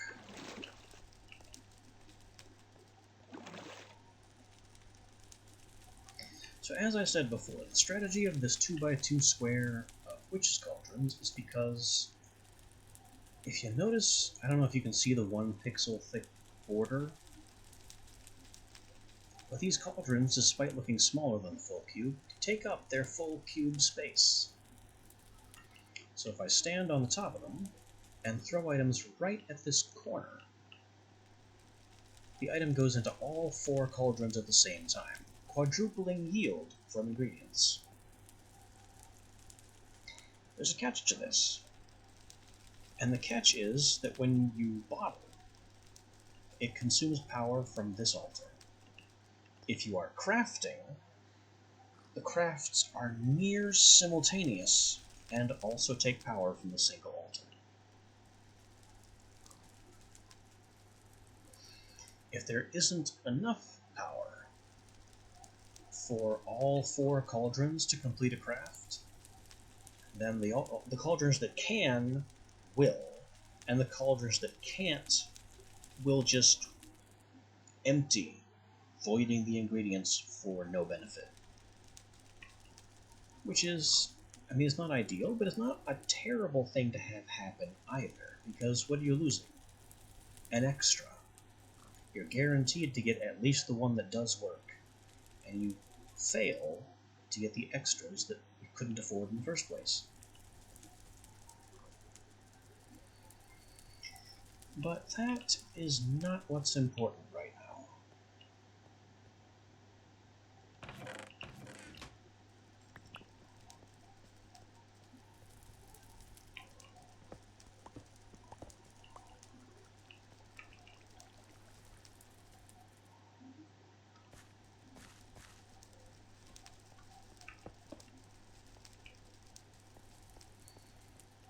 What's important right now is that we now have access to higher level brews. Maybe. Our altar is still very weak, so I'm not entirely sure.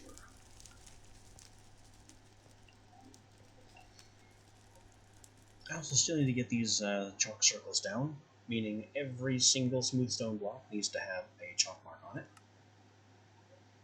Crafting. Use ritual circles to reduce costs. Golden chalk. Need regular chalk. Where is regular chalk? We can also boil meat. That's always entertaining. Mutandis, we can now definitely quadruple, I should say. Because Mutandis does not cost altar power.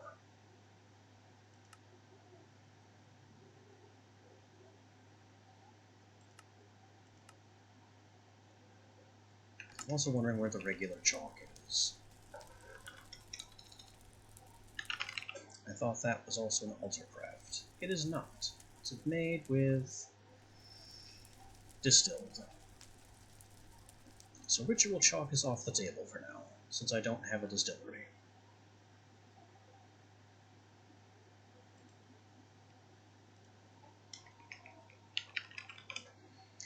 The distillery is made with an attuned stone, which is made with whiff of magic and lava. Whiff of magic coming from Rowan saplings. It's a whole thing. Oh. Oh! But we've been to the Nether, so I can put fume filters on this thing and increase its efficiency. That'll be fantastic. But that's not what I'm excited about right now. We have 4 bubbling cauldrons. We have netherwort. Which means we can now go up to tier 3 potions. And if I mean, this one with the distillery, this one with the distillery, and also costs diamonds, and then diamonds, and so theoretically we can go higher. We just need to do more stuff. But anyway, we now have access to not just tier 1 effects, but tier 2 and 3. Tier 3 doesn't exist. We have 1, 2, and 4. So we can technically do a tier 2 and a tier 1 effect in the same potion, or 3 tier 1 effects.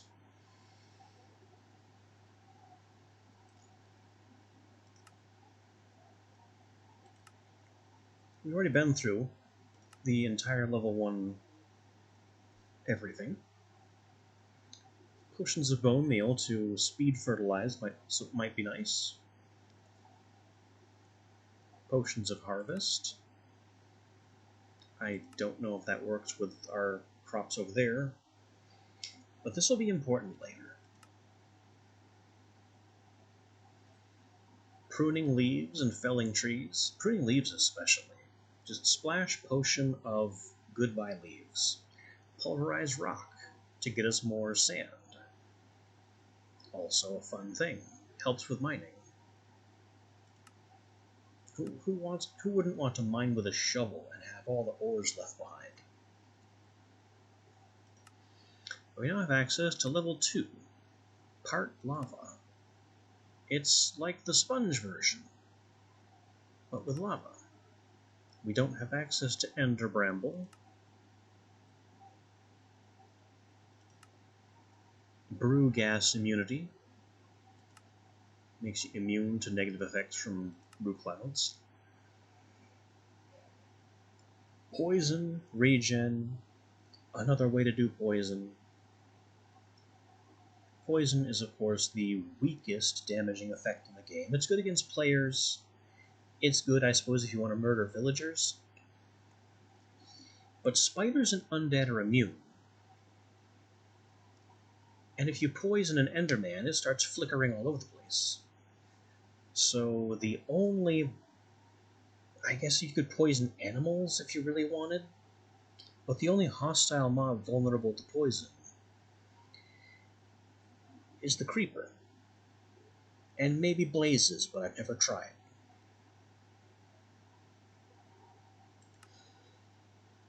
Speed, slow, water breathing, fire resist.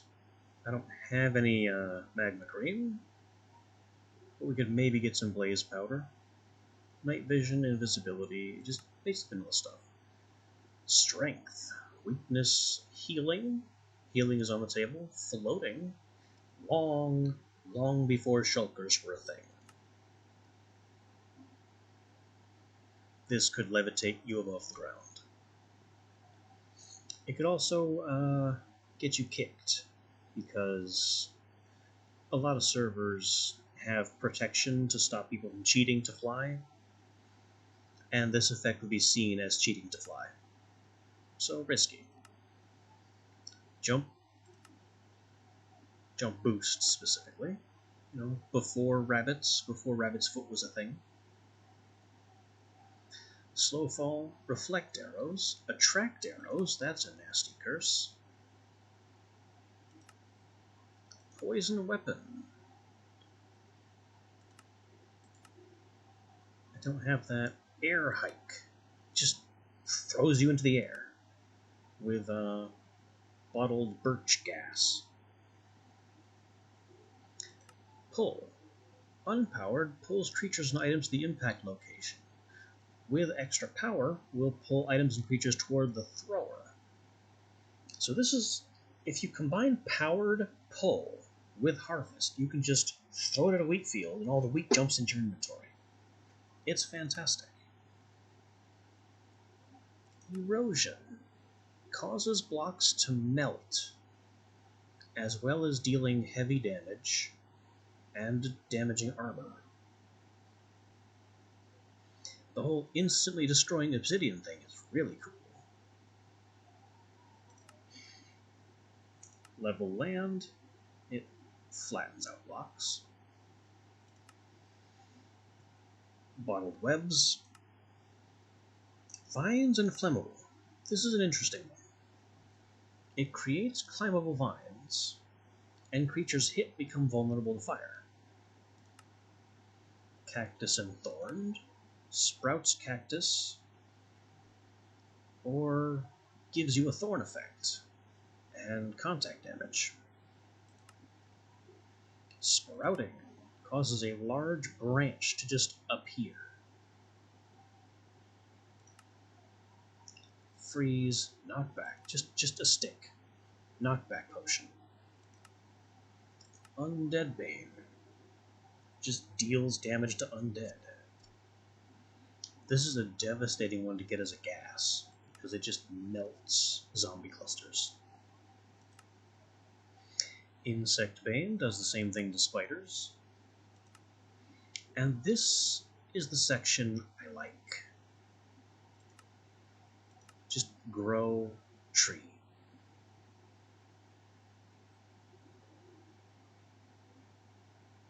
And it's only 200 altar power per.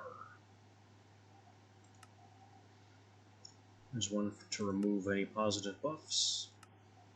And I hit the wrong button. Remove debuffs, and endless water with a snow block. That's a high cost though. 3,000?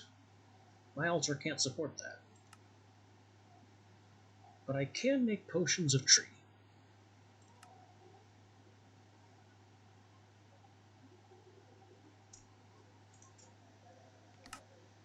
So, we need to upgrade the altar so it has more capacity. I need potions of tree. And I need to shovel some snow. So we can eventually make potions of endless water to make filling this faster. We also need tons more iron. So we can make the fume filters. I don't have nearly enough iron for that.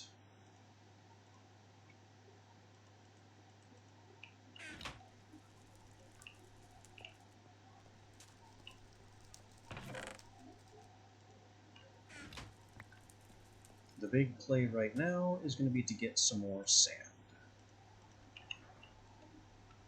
So we can make some more glass, and therefore bottles, and be ready to bottle all of the potions in the world.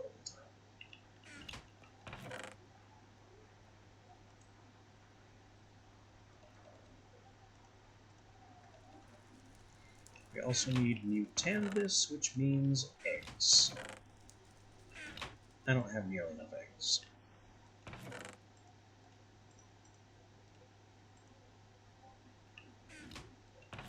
So maybe I need to grab some seeds and make... I got to make the chicken farm.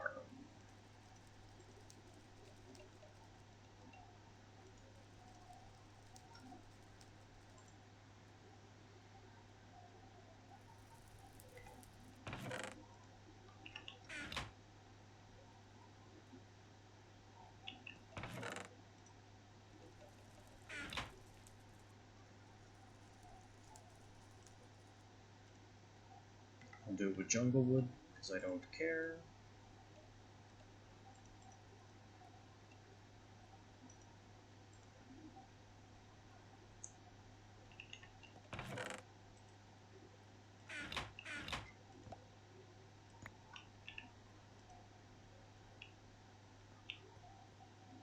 And daylight. Perfect.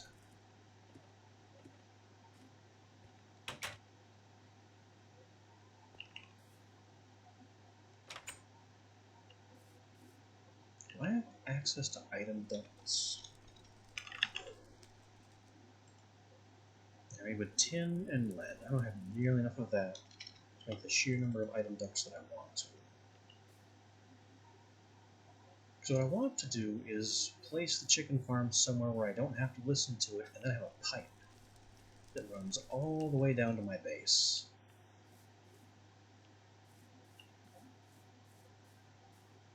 And we can collect the eggs and things from there.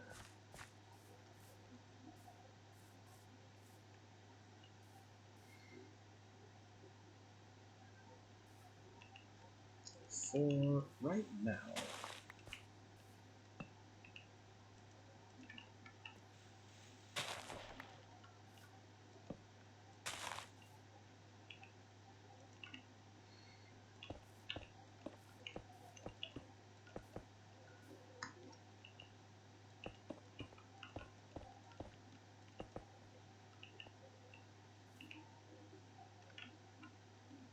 this will be the chicken thing.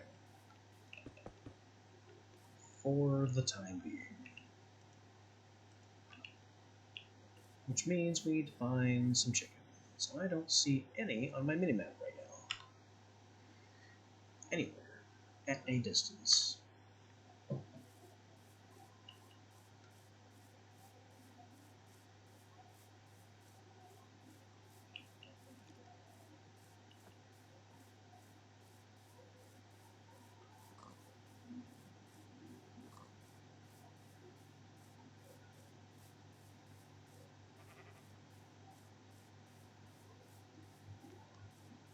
I can hear sheep.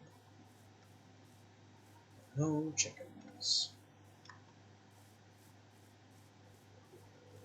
The good news is, due to the way chickens work, once I have one, just the one is a start. We can get infinite chickens from there. Here we have chicken number 1.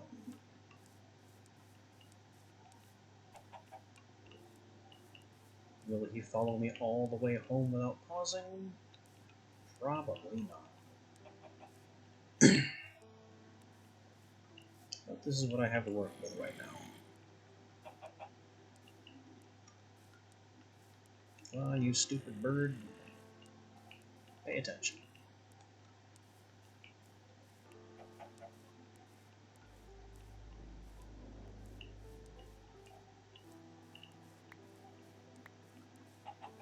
Oh, no, oh, oh no. I don't want you following me too. Get lost. And the chicken has lost interest. Oh, look what I got. Yep, right this way. That's the trouble with leading animals by their bait. They lose interest. Oh no. Why are there so many creepers?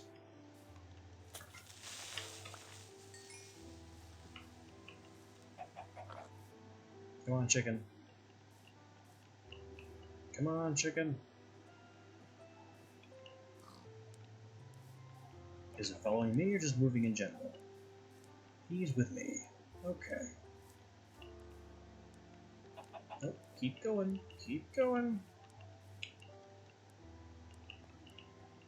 Almost there. Now I just have to kick you into this hole. Get in the hole. Perfect.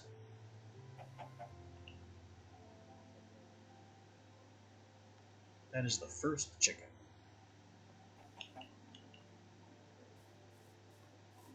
Now we have infinite eggs.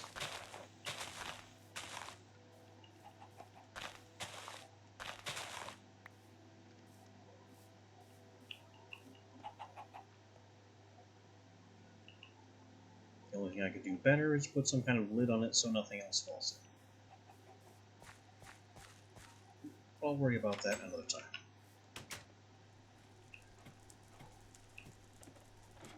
For now, we're in a pretty good place.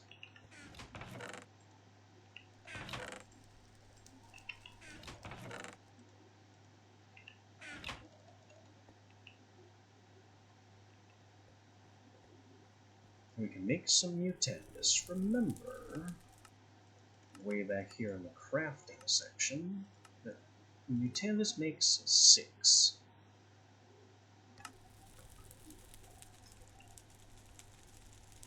Well, I'm going to sneak up here, aim directly at the intersection, and 1, 2, 3.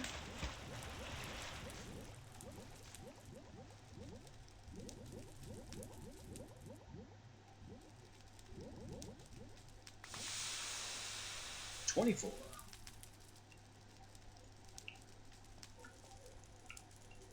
Just a casual quadrupled output.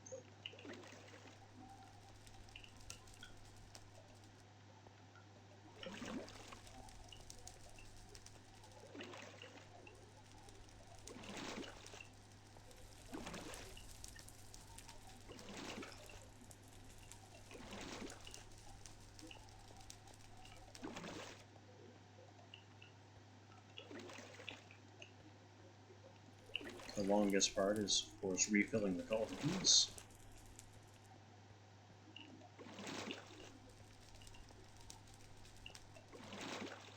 There. And now we do it again.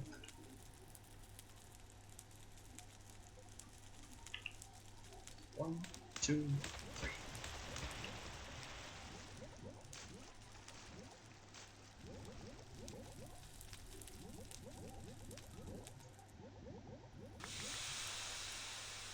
Whop. 48 mutandis. That is all the exotic species I could ask for. Hopefully. There is a lot of RNG involved, which I am less than happy with.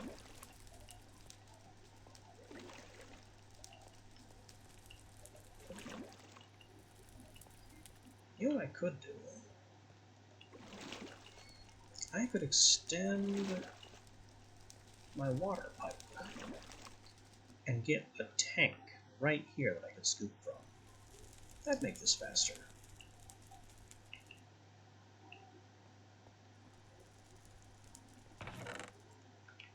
But I don't think that's such a big deal right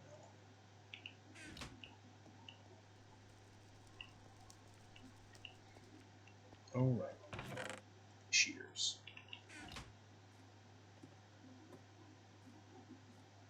Alright. Let's see what the mutandis roll does for us now. I still need Hawthorn, the third tree. That's not it, but that's something. And we will actually leave that right there. That's perfectly fine.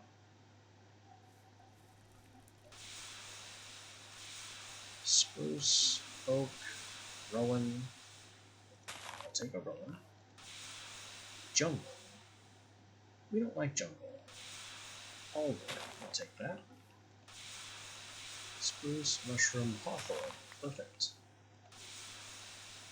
Another hawthorn. Don't need acacia. I'll take a rowan. Glintweed. Lovely stuff. Let me take this and put it way over here. Glintweed is a plant that is also a torch. It's fantastic, and it spreads like mushrooms all by itself. This ember moss over here also spreads. It sets things on fire that step on it, making it a decent trap plant for wildlife. Also sets you on fire if you step on it, which is less fun. But similar to glintweed, it will just propagate on its own. Ooh, Spanish moss. We're gonna need that later. Let's put that there. That can grow like that grows like vines. Another glintweed, fabulous. The ember moss is already propagating. There's another one.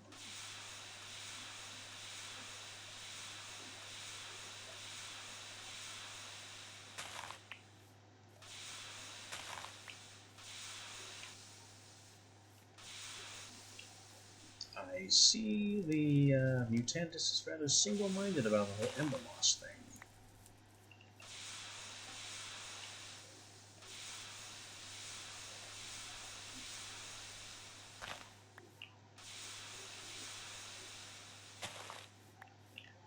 We're doing very nicely on the saplings, though.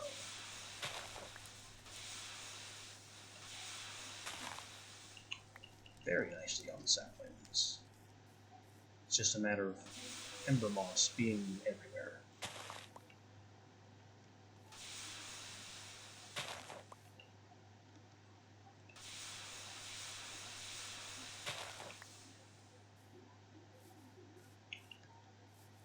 Two Mutantis left. Good enough.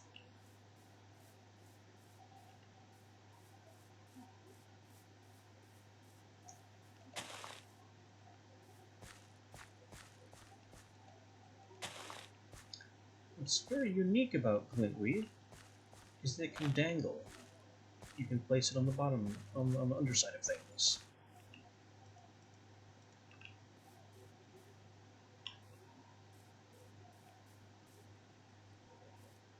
I have more ember moss that I can just stick around. Sorry, Spanish moss. Also useful in several later kinds of crafts. Oh, I can't put some on the tank. I want to put some on the tank.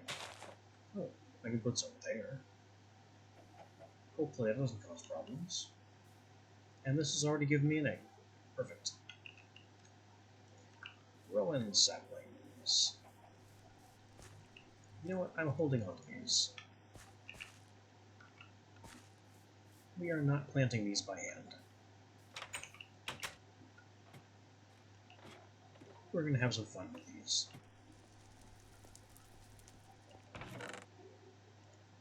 I've got glass. I've got my potatoes to eat. We've got sand. Sand can go in this thing.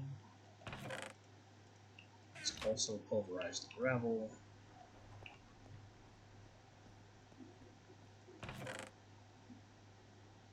Glass needs to make bottles. I need more bottles than this.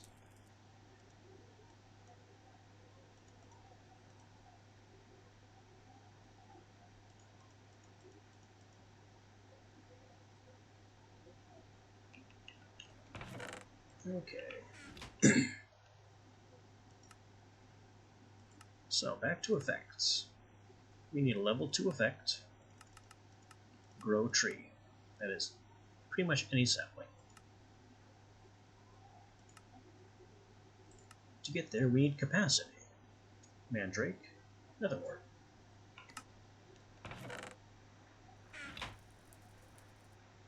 I plan to make one of each type.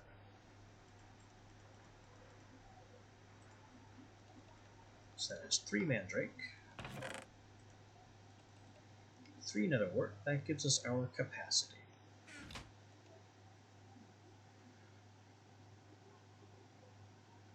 In order to add an effect, we also need to add power and duration. Duration doesn't matter, because growing a tree is instantaneous. Power, I'm not convinced it matters. I've tried most levels and they don't seem to make a difference. So we just won't. So no power, no duration. Modifiers, also nothing really valuable there.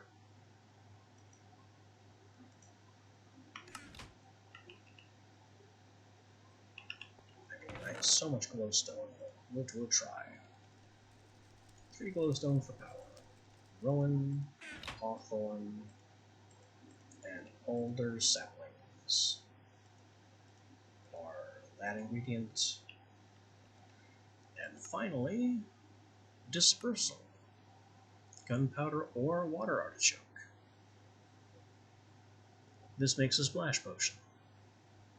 The other options are gas and liquid, but we don't have wormwood. It doesn't exist yet.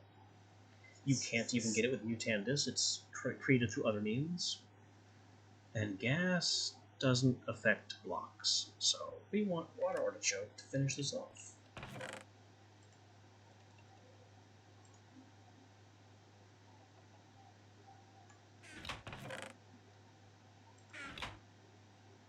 Rowan, alder, hawthorn. I'll have to sort this chest at some point too.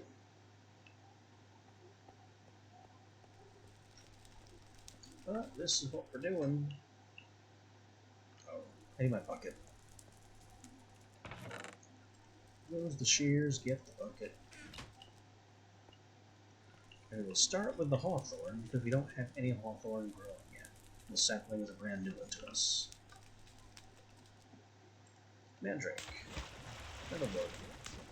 Glowstone for power. Hawthorn. Water artichoke for dispersal type.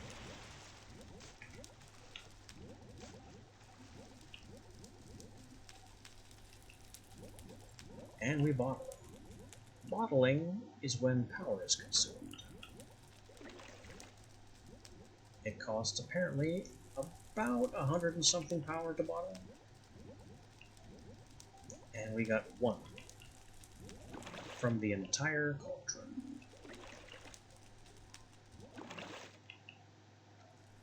But at the end of the day, since we have the 4 cauldron formation, we got 4. This is good. This is very good. Because Witchery also has another hidden feature. I don't know how actually hidden it is, but it's not really talked about in any of the game documentation books, and it's barely mentioned on the author's wiki. The player character has a hidden experience value. Bottling potions gives you a hidden leveling mechanic.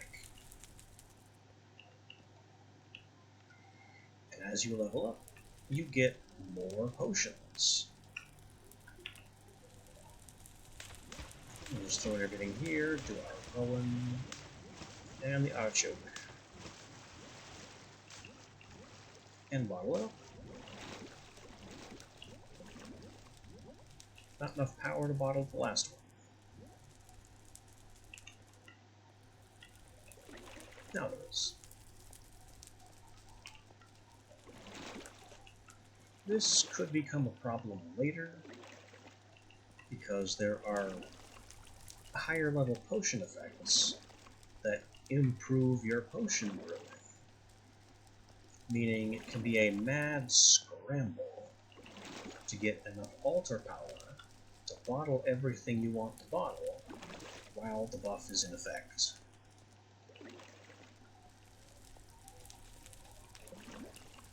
Because the buff running out is kind of a pain.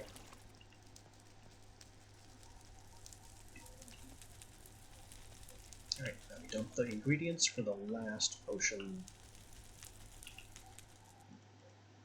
Just everything in this neatly row.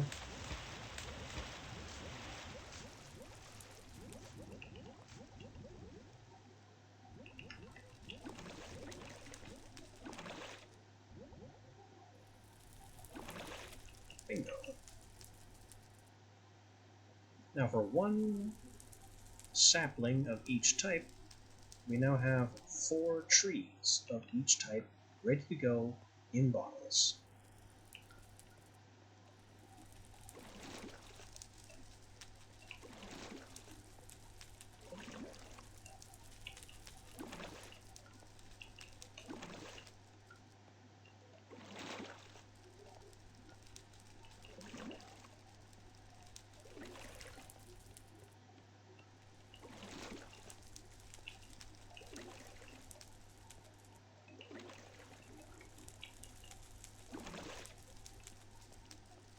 And our cauldrons are full again.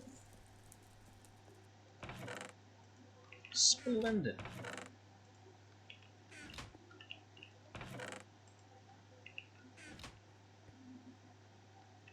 Now to have a nap.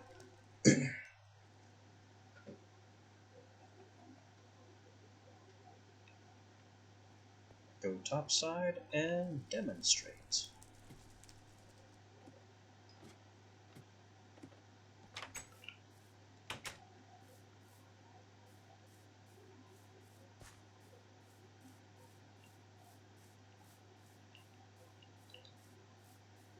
Blasted creepers poking around my estate all the time.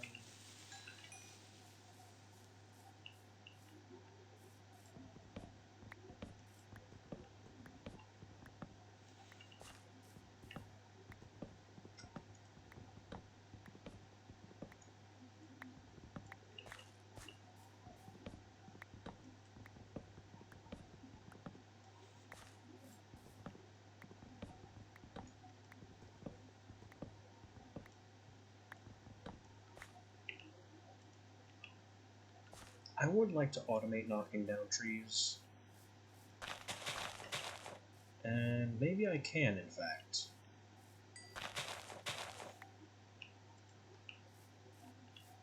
I mean, the MFR harvester planter might be possible. If not right away, soon. Just a matter of probably iron again, honestly. It's almost always iron.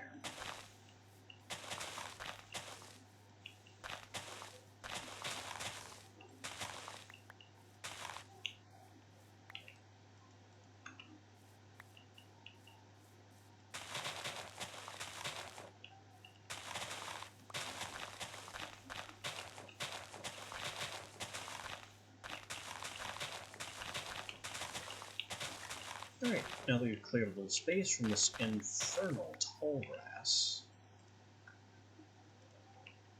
Hawthorn. Poof.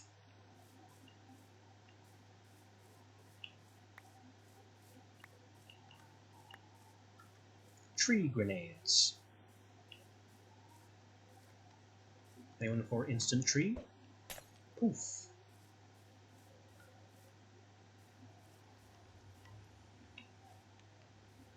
I don't know why it says rowan leaves. This is definitely a hawthorn.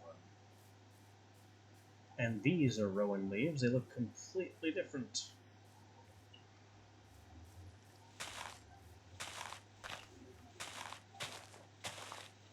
I guess Wyla just can't cope.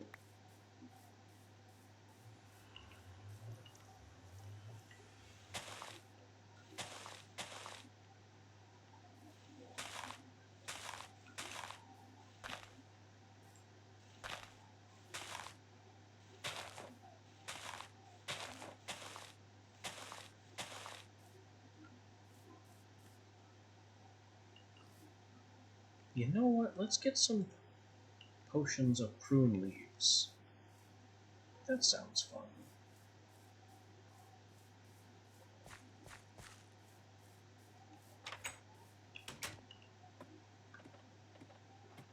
I'd say fell tree, but I remember that was made with string, and I'm having string problems.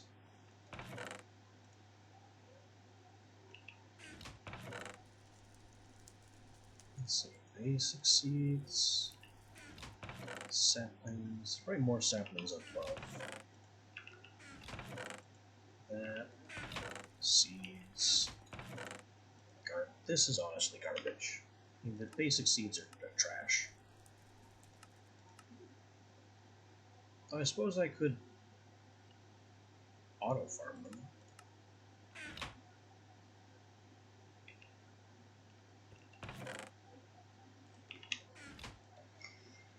Okay. Effects. Level 2, I believe, is destroy leaves. Yes, no, no, that's level 1. It is level 1. Even cheaper.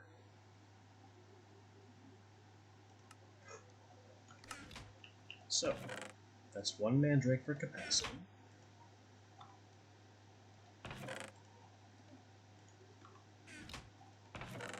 A brown mushroom for the effect.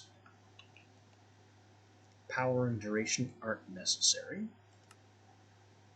We need dispersal. Splash.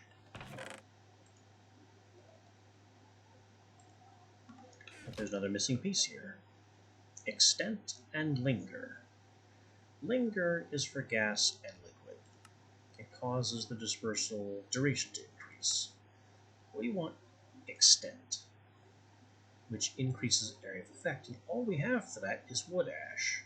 I need to go looking for a jungle for cocoa beans. But wood ash is cheap as free.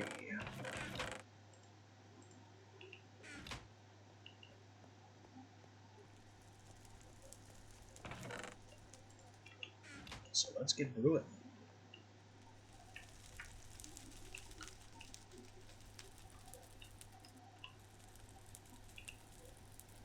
One, 2, 3, 4. Get the bottles ready. And you see that there are particles dancing and sputtering out. Like you've got the cauldron, you've got the bubbles, which are just a sign that it's high enough temperature. And then there are these sparkle particles that are leaping out of the cauldron. That tells you that you have enough altar power to bottle. If these sparkles go away, then you no longer have enough power to bottle a dose.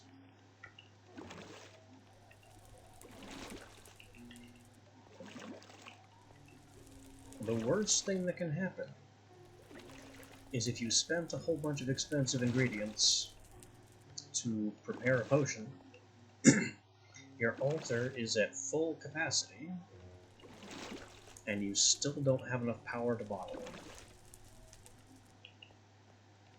This can also happen with crafting.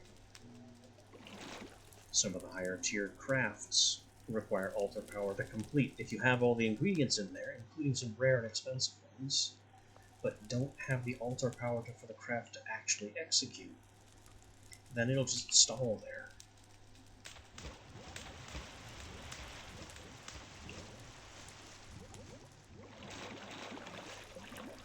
And your potion is, and your whole cauldron is just stuck. The only thing you can do at that point is there's an ingredient you can add which empties the cauldron. That's all it does.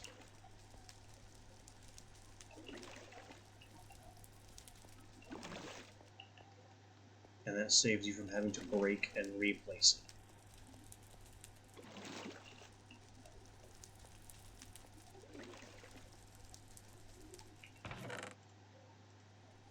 So we have 8 splash brews of pruning. They are splashed 2 because we augmented that with wood ash. And I'm going to throw these at the hawthorns.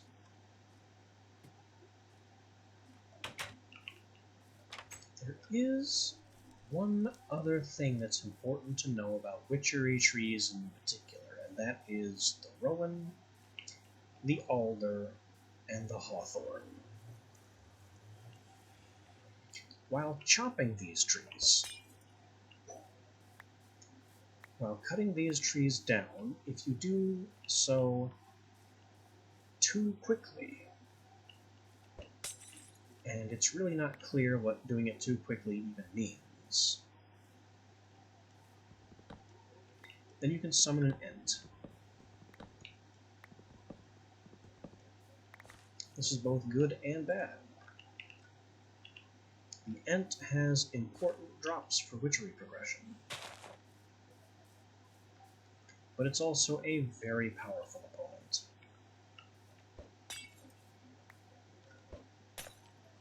Ah!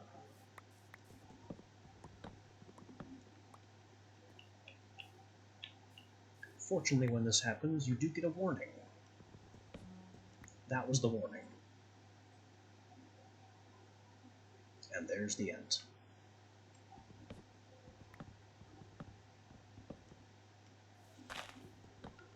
The Q is a low piano note, and the block that you were breaking will sparkle.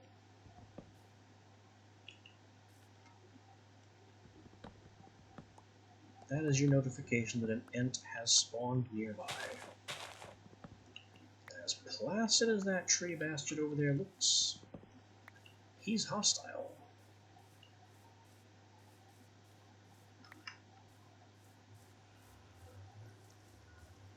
They are tricky buggers, as they are. Basically, they're iron golems. That's the easiest way to think about them. But faster.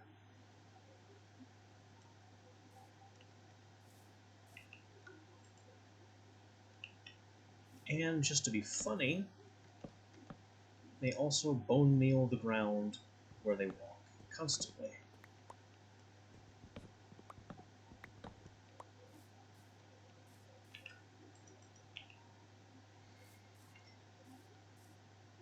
You can attack them with swords. It's recommended use an axe, though. They take increased damage from axes. And what I like to do is treat them kind of like Endermen.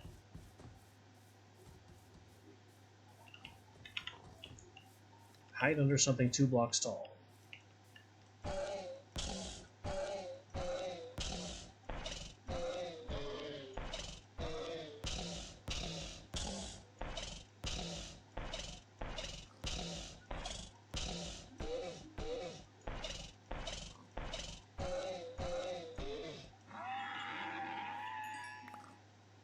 There you go. And twig. They also tend to drop witchery saplings as well. Often hawthorn, but I think they can drop any witchery sapling.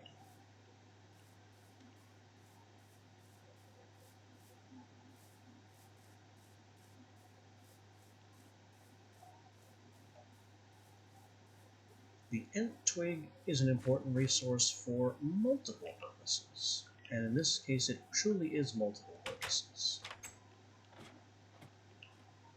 So we'll need a few of these.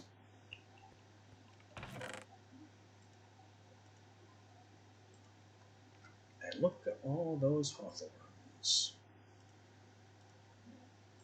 It's almost a good idea to burn them in the oven. Why is that there? That's not where that goes. That's the wrong mod. Wake Bloom is this mod.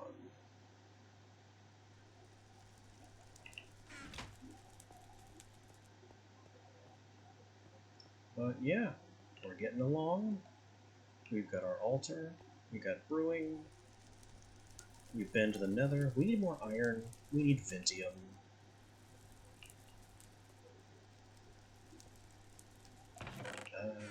I'm going to put my potions of tree in here.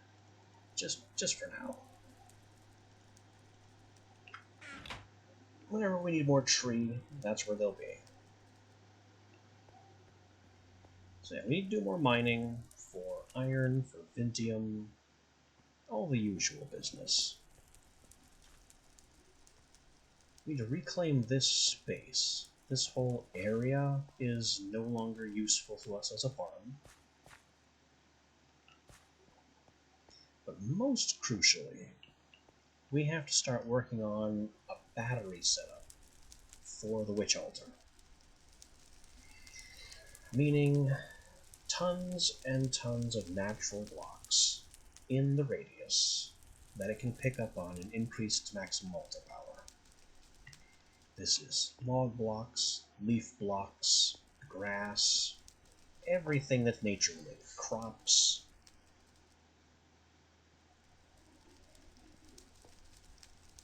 That's going to be a whole undertaking. You're probably involved tearing this whole wall out and going for, I don't know, 8 blocks back behind the altar at least, and then below it, and some above it, and just stuffing that whole space with pumpkins and melons and logs, whatever else I can think of and cram in there.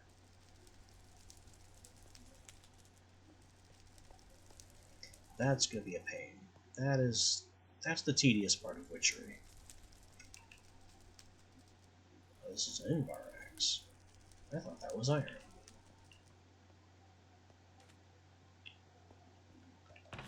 All the same, I think I'd rather repair it than let it break.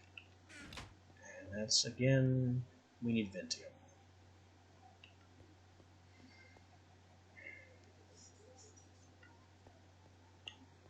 Let me grab our eggs before signing off. But yeah, it's about that time. I know I spent most of the time fussing about my farm, and there is more of that on the horizon. There's definitely more of that on the horizon.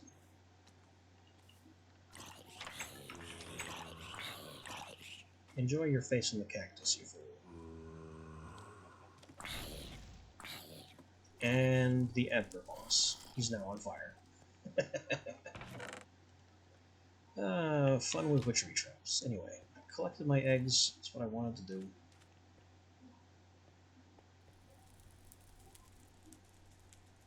Maybe I can do something with a small farm down here, because we will need basic seeds, I think, for the witchery plant specifically.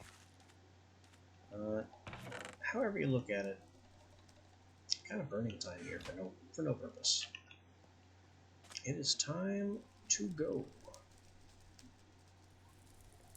Potions are online. This needs Vintium. I also need to replace this with the nether brick. Maybe I'll grab that. Make the dozen stair blocks.